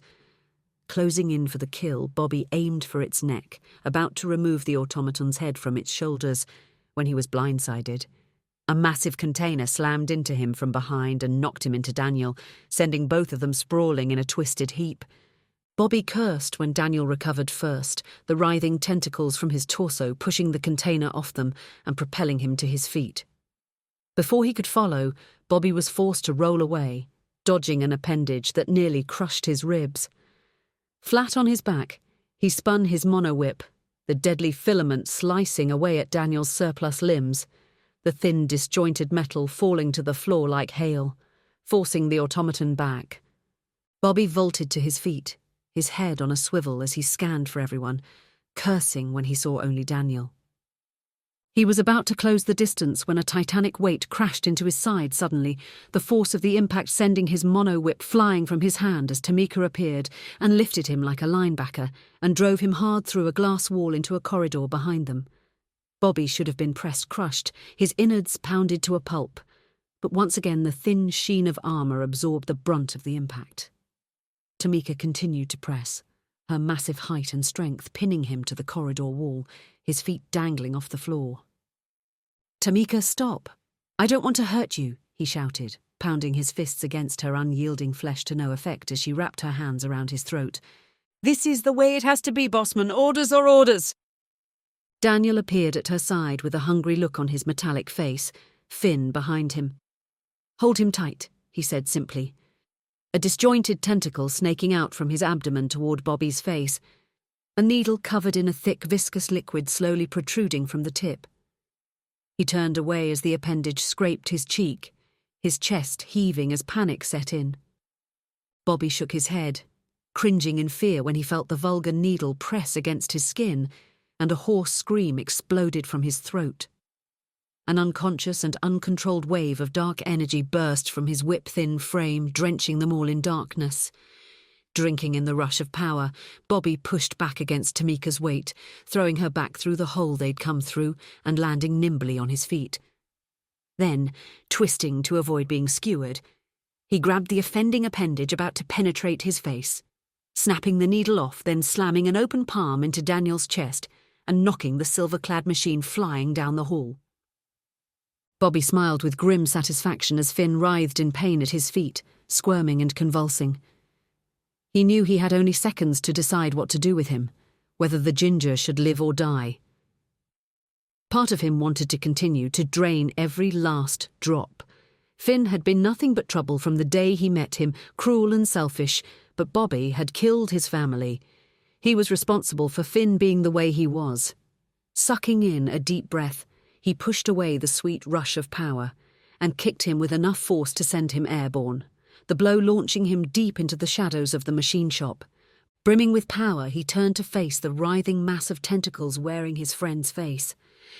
Daniel attacked with more disjointed silver appendages than Bobby could count, clawing and scraping after him with promises of pain. When the first attacks connected with his armoured skin, Bobby smiled, feeling nothing. The armour protected him physically and amplified the energy he drew in, making him stronger and faster. He let the attacks go on for a moment more before retaliating, tearing through the metal, ripping it apart like paper mache. Roaring, he charged forward, slamming into the automaton and driving it back like Tamika had done to him, his powerful fists driving through its chest and leaving gaping holes in its midsection, drenching him in a shower of sparks and mechanical fluid. "Bobby, please," and the creature whispered suddenly, using Daniel's voice. Bobby hesitated, holding his killing blow and leaving his fist shaking. "I'm still here. I can't control—" "Daniel," Bobby whispered, the words catching in as he stared hard into the thing's silver eyes, hunting for any trace of his friend buried deep in the machine. "Yes, I'm here. Only bits and pieces, though, like I've been shredded." "I'm so sorry, Daniel," Bobby said, bowing his head. "If I didn't—" "It doesn't matter," Daniel answered, his voice picking up strength, like some sort of last gasp. "The machine inside me doesn't want me to tell you. It's not over. They are coming. War is coming." "What war?" Bobby demanded, narrowing his brow. "Hidden. All over the globe. Factions, never ending. Infection. It's coming. Please, end me. I can't." Without warning, Daniel's jaw fell open in a silent scream as a mass of tentacles erupted from his mouth, the ropey appendages clawing at Bobby's face. Pulling away in disgust, he pounded his fist into the creature's skull, crushing it against the wall behind it. He backed away as the body fell to the floor, the light in its silver eyes slowly fading. Bobby hung his head, his eyes bright with tears, while the thing at his feet dissolved like it had been immersed in a bath of acid, its constituent parts melting away into nothingness. He leaned against the wall, not sure what to do, guilt threatening to overwhelm him. He was about to sit and wallow in self-pity when the voice of the whole chimed in his ear. "Warning! Additional infected units coming online. Threat imminent." What? "We have 7 minutes before infected personnel are no longer dormant." You mean Tamika and Finn?" he demanded, sucking in a sharp breath, suddenly alert. "Affirmative," said the hologram. "Can we stop it?" asked Bobby, pushing away from the wall and heading into the machine shop, his lips pressed into a thin line. "Affirmative. If subjects are placed in a hibernation pod for a short duration, early infections can be removed." Bobby understood, his mind going back to when the pastor had broken his arms. He had been placed in a chamber, and when he awoke, his injuries were gone. "Then what the hell are we waiting for? Lead the way," he said, breaking into a sprint, praying he was fast enough to save his friends, to save everyone. Chapter 48. Mission Critical, 2063. "As we discussed, I'm thinking it might be a good idea if you were out of the public eye for a while," said Michael, pressing his steepled hands to his lips while lounging behind the massive oak desk in his office. "We had a deal," Bobby shot back, his nostrils flaring as he fought to keep his tone level. He had told himself that he would remain calm for this meeting and not let Michael get the upper hand. Blowing out his cheeks, he continued, "I did what you asked. Now I want my life back." Michael shook his head, giving him that brilliant politician smile Bobby had seen too many times. "Do you think you can just go back to being a regular person? People know your face. They've seen you standing behind Pastor Warren for months on end. You need to lie low, vanish from the public eye for a little while." "I don't see why that matters," said Bobby, brushing a hand through his hair. "I was security, nothing more." "You stood beside the man wearing a bright red coat," said Michael, standing up, keying a button on his desk. With a mechanical whine, a holo projector descended from the ceiling, the bright, multifaceted sphere pulsing in a rainbow of colours. "Besides, I'm not sure the job's done." Bobby turned away, glaring at the forming image on the holo projector from the corner of his eye, a bubbling sensation in his gut warning him that Michael was about to screw him. Again. "What the hell is that?" he asked, as a faded grey building came into view, a single story tall, sitting in the middle of an icy field the colour of winter. "This is where we think Warren started," said Michael, locking his arms behind his back. "At least the records we found in his lab identify this place as important to him." "You've been back to his lab?" Bobby muttered, swallowing hard, his eyes flickering back and forth between the hollow projection and his former friend. Yes, fascinating place. Even its secrets have secrets, he said, an odd half-smile stretching across his dark features. In any case, if this base is anything like the lab, he may have additional copies of himself there, and he is simply waiting for us to drop our guard and come storming back when we least expect it. Where is it? He asked, sucking in a deep breath, already knowing he would have to go. He couldn't risk Warren coming back. Siberia. Jesus Christ, whispered Bobby, turning to face Michael with a raised eyebrow.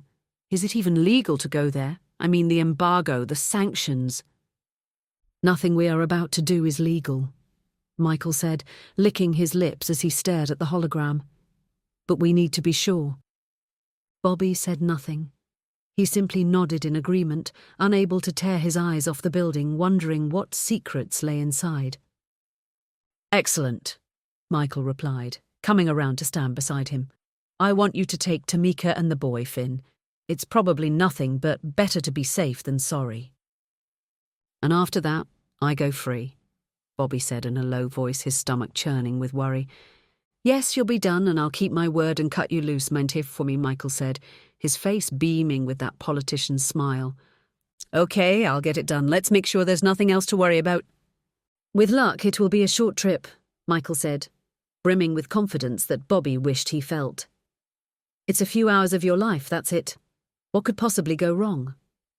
Chapter 49, 15 minutes, 2064. Infection in the female has been eliminated, the hologram chimed, flickering in and out of view. The infection in the male subject will require additional time to resolve. Thank you, Bobby said, his lips pressing into a thin line. Thank you, Bobby said, his lips pressing into a thin line. He wondered what he would say and do when Tamika and Finn finally woke up. He was confident enough in his abilities that even if they attacked him, he was sure he could overwhelm them, and given how he had found them, he wasn't sure if they would be in fighting shape anyway. Both had been unconscious when he'd found them, twitching and spasming. They were in the final stages of the incubation period according to the hologram, and Bobby had only minutes to rush them to the medical station on this level. He didn't hesitate, dragging them bodily while following the highlighted path along the floor to this room. The room was similar to the lab Pastor Warren had beneath Blackwood Church, with a series of tall cylinders lined up against the wall, along with a scattering of beds that had oddly not rotted away. Warning, there is an unstable device implanted in the skull of both subjects. It is linked to the dorsal posterior insula. Do you wish for it to be removed? The dorsal posterior insula? Bobby questioned, his brows drawing together. In most hominids, this area is commonly known to induce pain if properly stimulated. There is also an explosive component. Bobby scrubbed a hand across his face, nodding to himself. It was the implant used to control them, he was sure. The implant was responsible for every horrible thing Michael made him do. Remove it. From both of them, he said, grinding his teeth, not wanting anyone else to suffer, no matter how disagreeable they were. Affirmative, the female is ready to, emerge from the pod, the hologram confirmed, its voice cracking and breaking with static. Bobby frowned and was about to ask what was happening when Tamika's pod opened with a soft hiss. The moment she opened her large brown eyes, he forgot everything but her, a smile spreading across his face while his pulse quickened. She was in her normal form, lithe and beautiful, radiant. She looked lost for a moment, like someone who had taken a wrong turn somewhere and had no clue where she was. When she at last focused on him, her eyes narrowed, her perfect features twisting to anger. Seeing her reaction, Bobby immediately put up his hands, palms out. Don't worry, everything's okay. You're safe. Offering her a hand, she hesitated for a heartbeat, her brow furrowed in confusion before taking his hand and stepping out of the pod on unsteady legs, a palm on her forehead. What happened? What was the last thing you remember? He asked, not wanting to go too deep into what had happened. Throwing you out of the transport from 50,000 feet, she said, a small smile growing on her lips. After that, it's all a blur. I have these vague flashes, something to do with Daniel, but he's all dressed in silver, landing in the jungle, and... I think I kicked your ass, she said at last, shaking her head. That sounds about right, he said, a wry smile coming to his lips. How do you feel? Looking around, she took a deep breath, blinking in confusion. I feel okay, but my head is spinning like I just woke up from a bad dream, she said, looking around. Where are we? What is this place? Bobby's lips pressed to a thin line while shrugging his shoulders. I'm not sure I understand myself, but it all has to do with Pastor Warren. All these places we've been running around to, the labs in Siberia, the obelisk we found in the desert, they're all connected to him somehow. Bobby watched as she absorbed it all, her jaw hanging open. And what happened to Daniel? Was he part of all that somehow, she asked. I don't think so. The computer that runs this place said that they were under attack by some sort of virus, nanobots of some kind. He infected you and Finn. Tamika nodded, locking eyes with him. I remember now. Not long after we got rid of you, he told us he had a surprise for us. He guided us to the back of the cargo hold, showing us how he had used some of the materials from the Odin to make a body for himself. I remember being so happy I hugged him. Then nothing. Everything else is kind of a blur. It's okay, said Bobby, swallowing hard. Listen, you saw how dangerous all this stuff is, right? We can't let Michael... Jesus, this again, she said, rolling her eyes. This almost got you killed. Just let it go, let Michael have what he wants.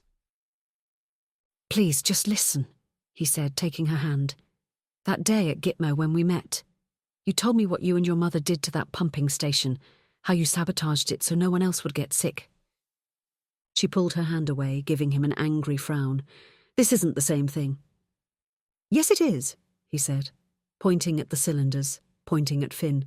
Both of you almost died from an ancient virus that the world has no clue about. Who knows what other nasty surprises we'll have to deal with if Michael starts playing around with this technology? Yeah, but... Warning. Cycle nearing completion, but the pod has been compromised, said the hologram appearing from nowhere.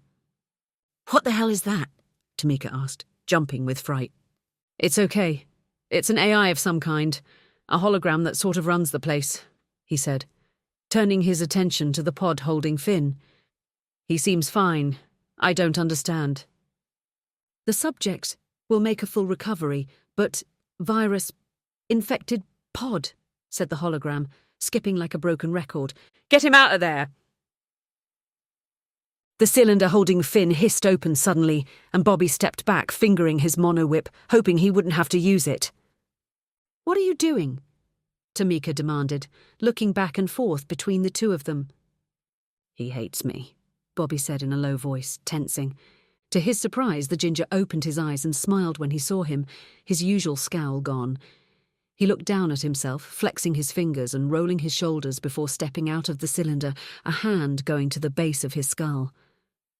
It's gone? Bobby nodded, giving him a sidelong glance. Yes, I told the AI to remove it. I heard it all from inside the pod. How? No clue, but I was awake for the whole thing. Don't think this makes us even now. Like I owe you or something? No, I know. That's not why I did it. The less control Michael has over us, the better. Finn looked back at the cylinder, letting out a deep breath. That's for damn sure. So what now? He asked, circling away from them, scanning the room. Now we blow this place and go home, Bobby said, not daring to take his eyes off Finn, mirroring his movements. I'm not going back, he said with a snort. Now that I have the explosive out of my head, I'm done. I think you should do the same. Use the pod back there to get rid of the damn explosive and go your own way. Bobby looked over at the hologram, raising an eyebrow. Is that possible? Can you do for me like you did for him? Remove the explosive. Affirmative. Finn smiled, looking pleased with himself. What about you, Tamika? You done being Michael's bitch? Tamika nodded, wrapping her arms around herself. I want to go home. My family's farm is just outside Spokane. Maybe I can get my life back. Finn bowed his head, giving her a soft smile. Then go have a life. Stop wasting your time on this shit. I've always wanted to see New York. Tamika opened her mouth to speak when suddenly a deep resonant alarm sounded, the lighting in the room dimming to a dull red. The hologram began to flicker faster now, like a dead channel. Warning! Additional infection detected. Tensing, Bobby cursed under his breath, his mono whip easily coming to his hand. Has someone else come into the base? Negative, said the hologram, its gaze fixed on him. You are the current source of infection, Guardian. Me, Bobby whispered, the room suddenly spinning. His heart began to pound in his chest and he felt nauseous. Tamika, you and Finn need to get out of here. Move. Finn moved quickly, grasping a shaking Tamika by the arm and pulling her along with him as he made for the door. Sorry, Bobby. Tamika reacted instinctively, her small form growing and twisting until her tiny form was replaced by the towering stone giant he knew so well. The AI, can it fix you? Like it fixed Finn and me? She asked the hologram with large, pleading eyes. Affirmative. The infection is in the preliminary stages and should be simple enough to eradicate, it said, waving a hand. The cylinder Tamika had been in came to life once more, glowing a soft blue from the inside. I do recommend evacuation by the remaining subjects to avoid further infection. You go, I'll be right behind you guys, he said, walking backward to the pod, forcing himself to look away from Tamika, his stomach twisting into knots as she and Finn exited the room. Taking a moment to steel himself, he blew out his cheeks, hoping this would be over quickly. How long will this take? 15 minutes? I'll be right behind you guys. Nodding to himself, he stepped into the pod, a chill running down his spine as he squeezed into the small space. This pod was different from the one Pastor Warren had placed him in, brighter with a heads-up display and controls on the interior. The back of the pod was padded, almost comfortable. When the door to the cylinder closed with a hiss, Bobby fought to control his breathing, grateful that he would be in the pod only for a few minutes and not a heartbeat longer. Initiating, said the hologram in his ear, followed by a burst of static. 15 to total viral elimination. Without warning, the heads-up display became a jumble of hieroglyphs, a wave of cold washing over him as the temperature of the pod dropped, almost like a winter's day in Siberia. Is everything okay? Asked Bobby, his breath frosting in the small space. Is it supposed to be like this? The hologram was silent for a few moments, and Bobby wondered if it couldn't hear him for some reason. Affirmative, it said at last, the static growing more intensive. 15 hours to viral elimination. Blinking in surprise, Bobby struggled to make heads or tails of the display in front of him, his mind sluggish from the cold. Why is it so cold? He asked, flexing his fingers. In front of him the display settled into place, a timer of some kind counting down. The hologram flickered into place in front of the pod, its image twisting and changing colour. Beginning deep viral cleanse, long-term cryosleep engaged. Fighting to keep his eyes open, Bobby tried to shake off the cold, pounding on the pod door with the strength of a child. Let me out, he mumbled. Cancel, stop, please stop. Warning. Viral infection detected on additional levels, initiating defensive protocols, locking down all systems, said the hologram, the image solid without static for just an instant, before returning to the twisting myriad of colours. Bobby cringed inside as the heads-up display changed again, the timer switching to a modern digital display. His heart fell when he puzzled out the time left on the counter. Time remaining on viral elimination? He asked in a small voice, his eyes growing heavy. The hologram had told him the virus was cunning. He understood now that it had somehow gotten into the AI itself, infecting him along the way. Hell, he might have been the one to infect it when he arrived. Sterilizing base. Time for total viral decontamination. 15 years. Bobby pawed at the door, digging deep for a spark of rage, anything, a hint of power, but he was too tired. The fight in him was gone, frozen out as the temperature plunged. 15 years. The world would be different. He would be forgotten, little more than a memory. This would be his end. His last thoughts were of Elizabeth, of walking along the common by the duck ponds, enjoying a spring day.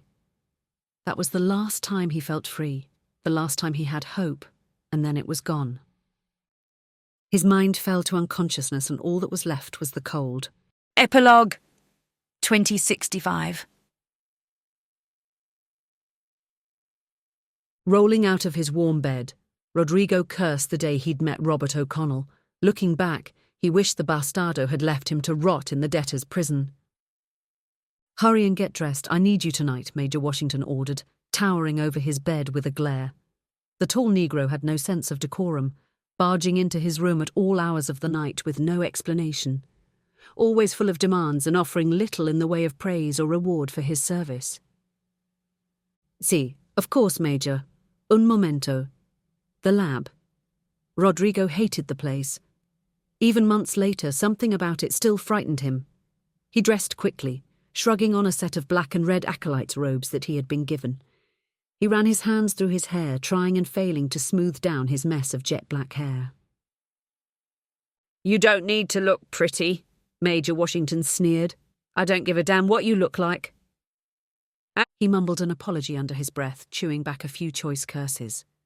His father, in the short time he had lived with the man, had taught him that people judged you every minute of your life, and a man must always look his best, no matter the circumstances. At last, feeling somewhat ready, he turned to the Major, giving him his most polite smile.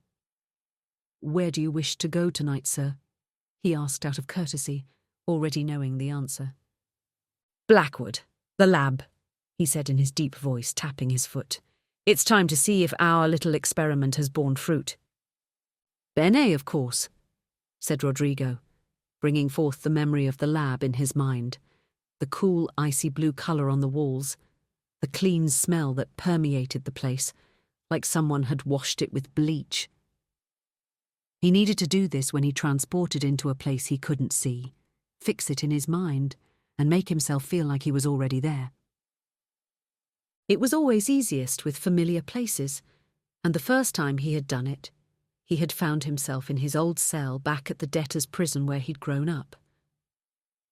He remembered being shocked and sad at the same time, understanding that a prison was the place he knew best in his life.